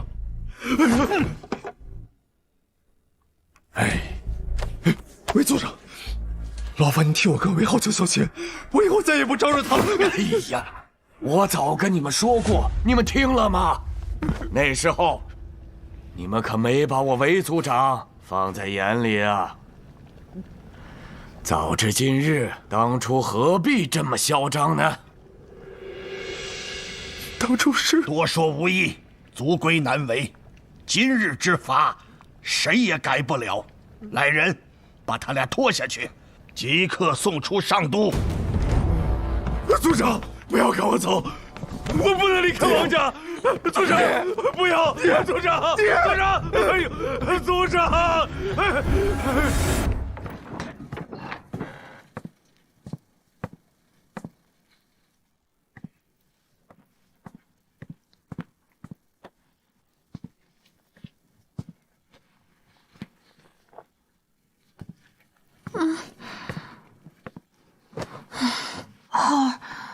没事吧？没事儿，小叶。22日的酒宴你准备好了没有？我这几天新侯府装修收尾，我得去盯着。还要送请柬呢。对，22日还要举办酒宴呢，还办吗？当然了，我都已经跟岳父岳母说好了。你好好准备，可能得多摆几桌，那些世家家主也会来。什么？家主他们都会过来？你谈妥了？当然，那我春晚还有搞不定的事情吗？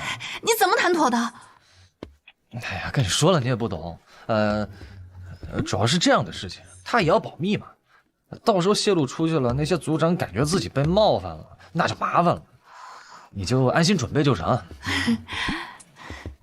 对了，岳父岳母回来的事情你也先别对外说，后厨你自己得盯着点，那些信不过的人可不能放进来。放心，我可有不少信得过的人呢，而且对咱们家也是忠心耿耿的。成。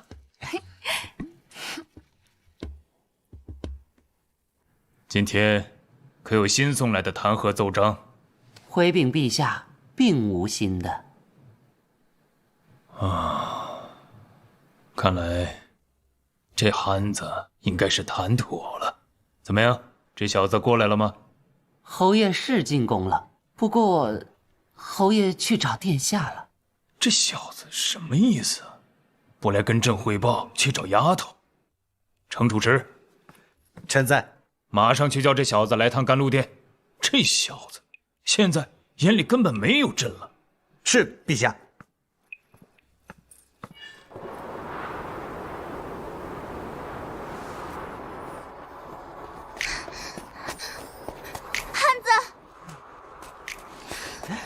燕乐，怎么样了？他们说了什么？他们有没有对你怎么样啊？丫头，你没睡好啊？你眼睛里有红血丝了。我就是没睡着。你快跟我说说，到底谈得如何了？你就是瞎担心，我都说没事了，你还不相信我？放心吧，都谈妥了。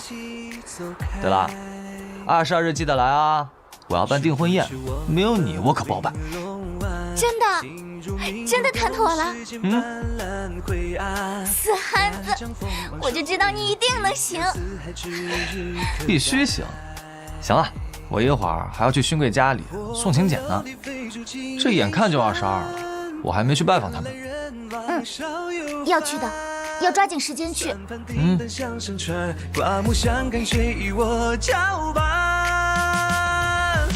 世人无我，唯一对草把明晚，风雨欲来，而我谈笑笑眼看。那个韦侯爷，不是，程旨，陛下召见你。我很忙，我一会儿还要去送请柬。我岳父他有事情没有？这个我就不知道了，你还是去一趟吧。你快去吧，父皇找你肯定是有重要的事情的。岳父真是这个人添乱。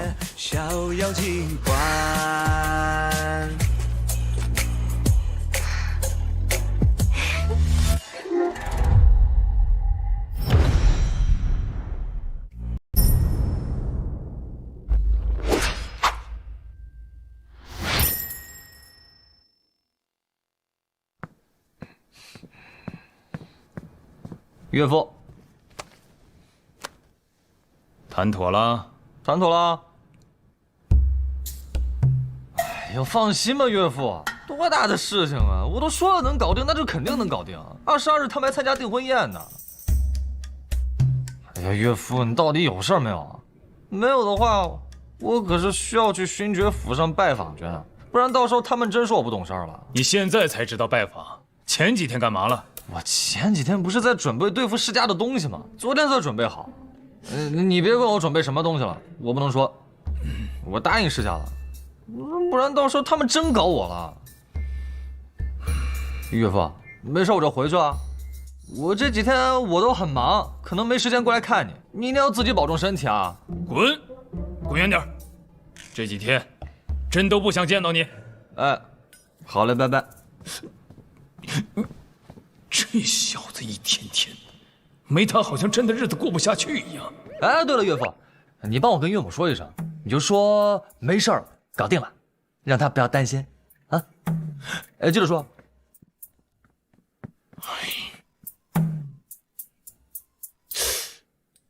这憨子到底用了什么方法？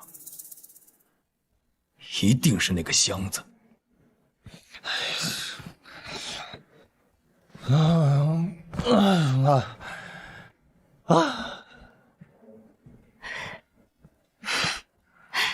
累成这样了。我今天拜访了12家勋爵府，说话说的嗓子都哑了。小姨，你这边呢？准备的怎么样？我这边没什么问题，不过我有个事情想跟你商量一下。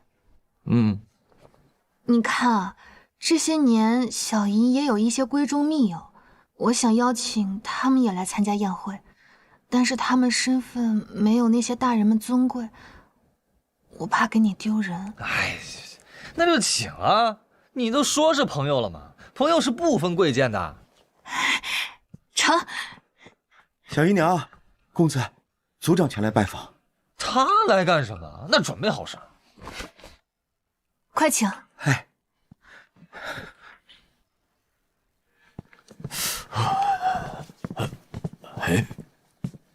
怎么这么暖呢？是这个炉子，这是浩儿弄的，特别暖和。哦，你小子居然还有这等本事啊！我说呢，聚仙楼怎么会这么暖和呢？您过来找我，肯定是为了钱吧？哎，你这小子，有时候也不憨嘛。对，是钱的事情。哎呀，这个钱，韦浩啊，2万贯钱太多了。家族虽然是有，但也不能全部给你呀。给了你，家族那边如果出了什么事情，可怎么办呢？什么2万贯钱？浩儿，你要收族长的钱？不成，你不能坏了规矩。没坏规矩，真的。我的意思是说，你少收点儿。对自己家族下手不要这么狠，多少给家族留点儿。少多少？少1万贯钱，如何？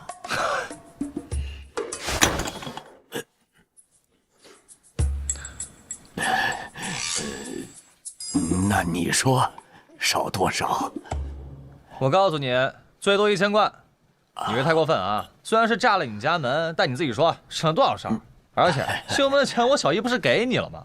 他们可是2万贯钱，1文都不能少。再说了，我这次念在我是韦家子弟，我都没下狠手。我要是下了狠手，你还有心情在这谈钱？想想你自己脖子上的脑袋吧。对。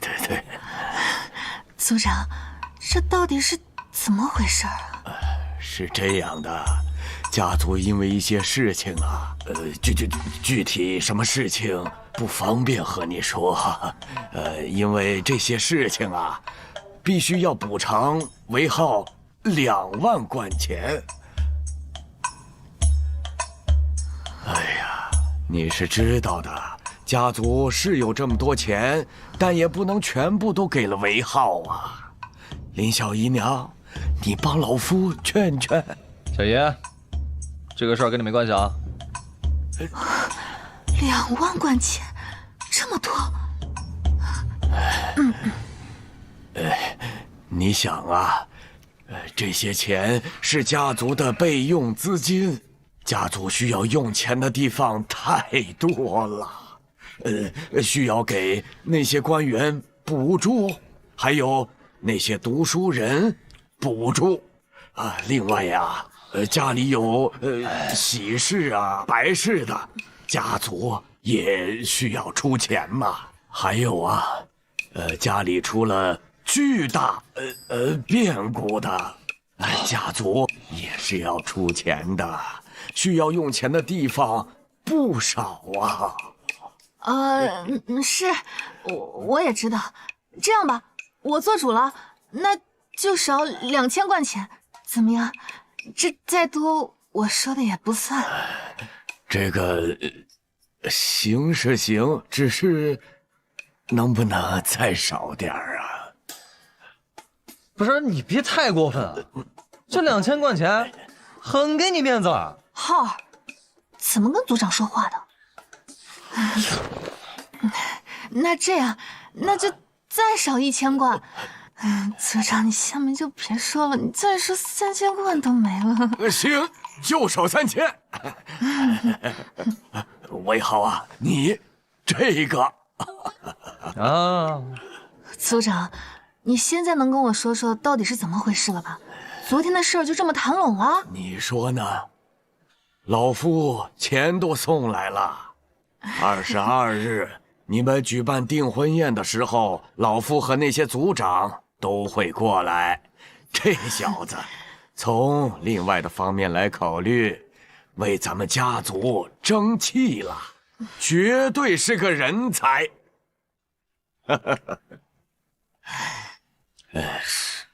对了，韦浩啊，这次你举办订婚宴，你看咱们家族那些在上都为官的子弟，你是不是要邀请一下啊？没名单。我有啊。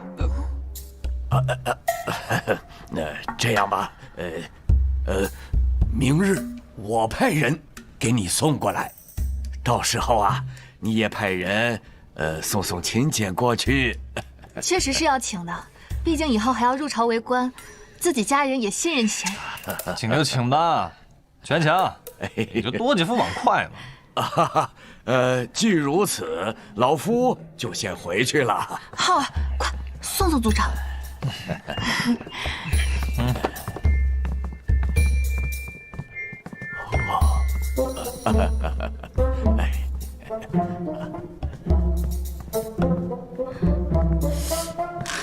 小姨娘，我觉得这件事有鬼。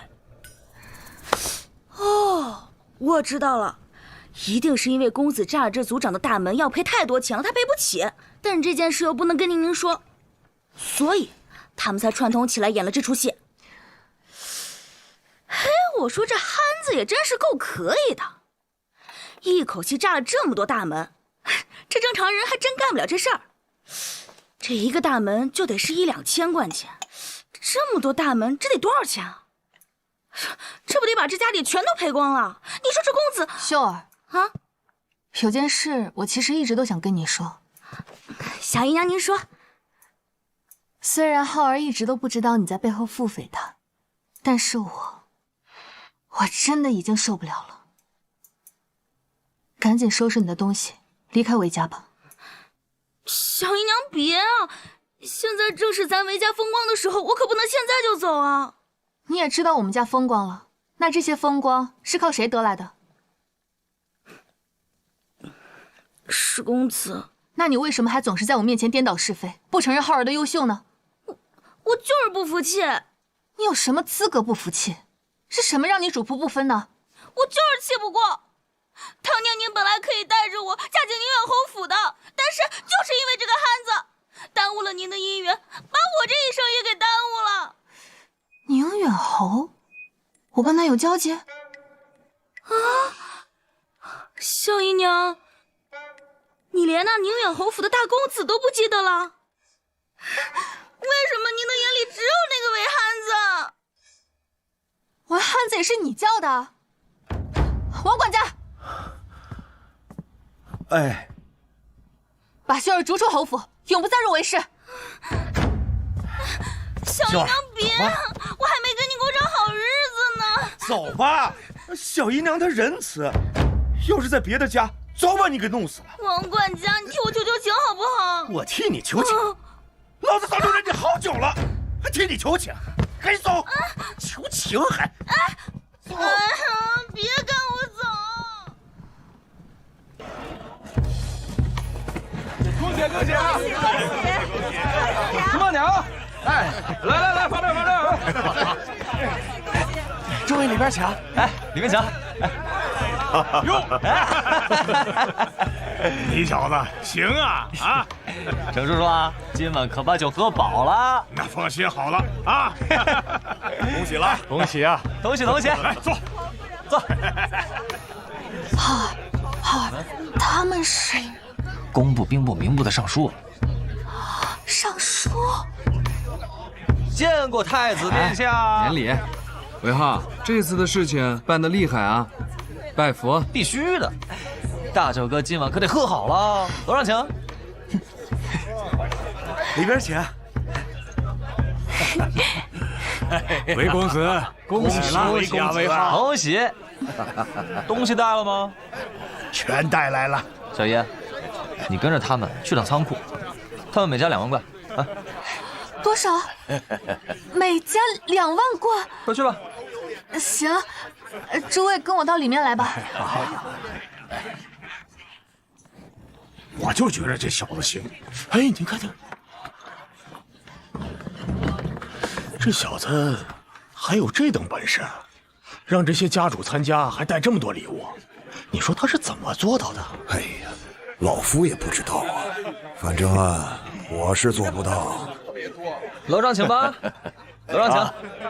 我估计啊，陛下都很好奇，咱今天晚上一定给他灌醉，问问他到底是怎么做到的。哎，好主意呀！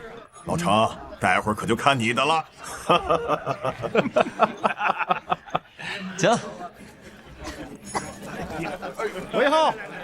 韦浩，哎，来了。见过岳父，见过岳母。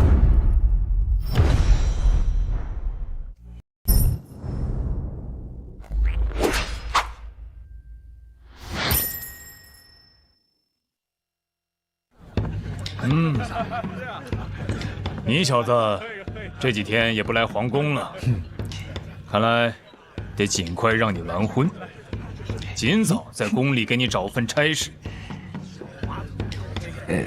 岳父，今天不提这事儿。还是岳母好，岳母里面请。好。你小子，你今天穿的真漂亮。恭喜陛下！你撞我干什么？这今日可是韦浩和宁安的订婚宴，大家放开了喝便是啊！谢谢陛下。岳父，楼上请。韦浩，来，走。你父母回来了吗？哎，现在这个信太慢了，我父母估计我结婚前能回来。哦，那赶紧回来啊！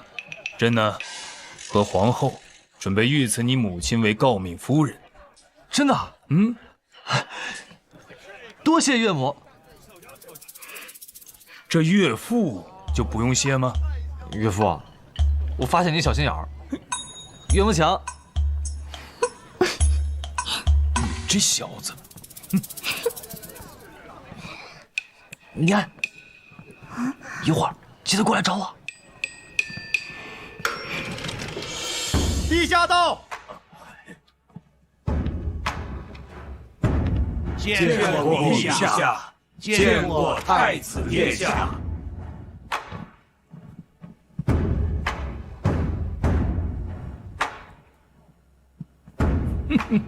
朕终究还是赢了。朕都还没出马呢，朕的女婿就帮朕赢了这一局。今日你们能参加韦浩和宁安的订婚宴，朕很高兴。都坐下说。谢陛下。韦浩，过来，到这儿坐。哎呀，父皇叫你呢，我都说了我去女眷那边，你可别犯憨啊。你，哎呀，岳父，我现在就给外面的客人打声招呼。诸位族长和大人们送了不少礼物，都是庆贺我定亲的贺礼。我去看看小姨弄完了没有。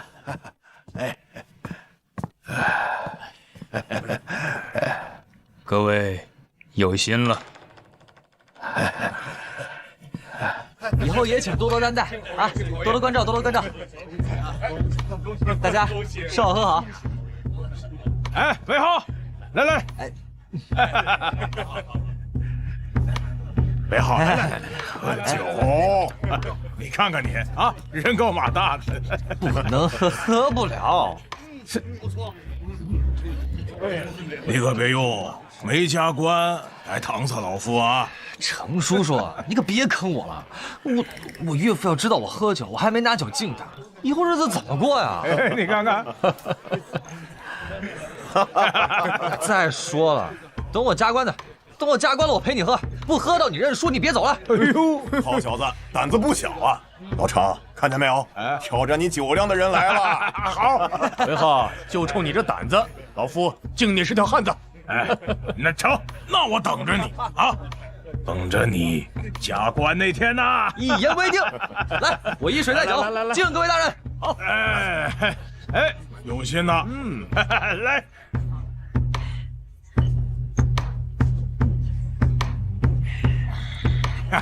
吃好喝好啊！倒上！我加官可不办酒宴了，谁还陪你喝呀？敬陛下，敬太子殿下。听说那日诸位与韦憨子相谈甚欢呢。陛下，先前我等目光短浅，对韦侯爷心存轻视，多有怠慢。今日前来，一是向陛下谢罪，二是要当着陛下的面，我等向韦侯爷呈表悔意，请陛下做个见证。哦，那韦浩和宁安的婚事，韦侯爷是有大才之人，且抱有忠君爱国之心，与长公主那是天作之合。之后我们世家上下对韦侯爷、对朝廷诚心敬服，绝无半点推脱。我等诚心敬服。这韦浩到底是给他们看了什么，才把这些个不可一世的老东西吓成这样？崔族长言重了。这次韦浩和宁安成婚的事情，你们如此深明大义，朕甚是欣慰。外面的人都说世家抱团，要对付皇家。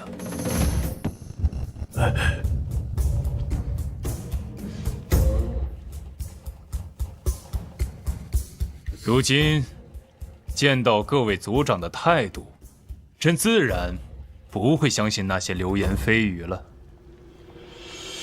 我皇家以前也算是个大世家，大家都是一起的，怎么能互相对付呢？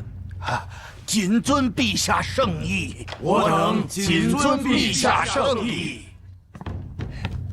聊什么呢？聊你设计的侯爷府呢？你不是说已经建好了吗？好了，而且保证你们喜欢。哇，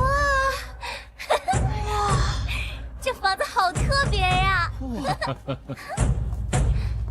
父皇母后，你快看，这里好漂亮啊！皇兄，你快一点，你别磨磨唧唧的了。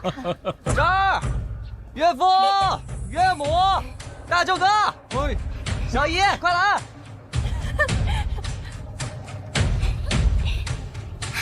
汉子，这些都是你的宅子吗？好漂亮啊！是我俩的宅子。喂，汉子，你这是修的什么？你这地如此硬，还如此平整。说了你也不懂。岳父岳母，里边请。好。好。走吧，皇兄，到里面去看看。浩儿，怪不得你从来没让我来过。早来不就没惊喜了吗？走。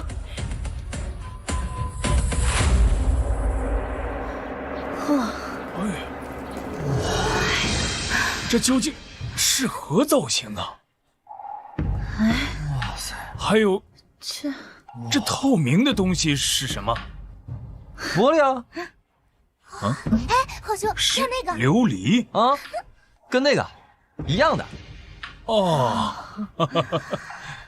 可是这个如此透亮，而且，媳妇儿你知道的，我家情况特殊，我家到我这一代5代单传，所以我得想让我多生几个儿子，那我不就得多纳几个小妾吗？你说什么？韦汉子，你是不是想死啊？你再敢乱说，一会儿我让人把你房子拆了，你信不信？我没胡说，我说的都是真的。要不你就多给我配几个通房丫鬟，这样我就少纳几个小妾。我爹说了，要我生一个马球队的儿子，这得需要多少女人？我爹有5个老婆，生了我这么一个儿子。我爷爷听说也有个7、8房，才生了我爹那么一个儿子。这任务太艰巨了，头疼，都不知道纳多少房妾才够。这个伪汉子，还纳妾，给我上，给我上！说着玩这个伪汉子还想娶7、8房去！别打脸，别打脸！打他屁股，狠狠的给我打！敢欺负我妹妹！打他！别打脸啊！这汉子什么话也敢说，把他嘴给我封上！不厚道！是陛下。人皆言我是傻大汉，于是只会摆手指来掐算。摇头的傻的真可怜，叹气走开。殊不知我本领龙丸，心如明镜东，世间斑斓灰暗。但将锋芒收敛，名扬四海，指日可待。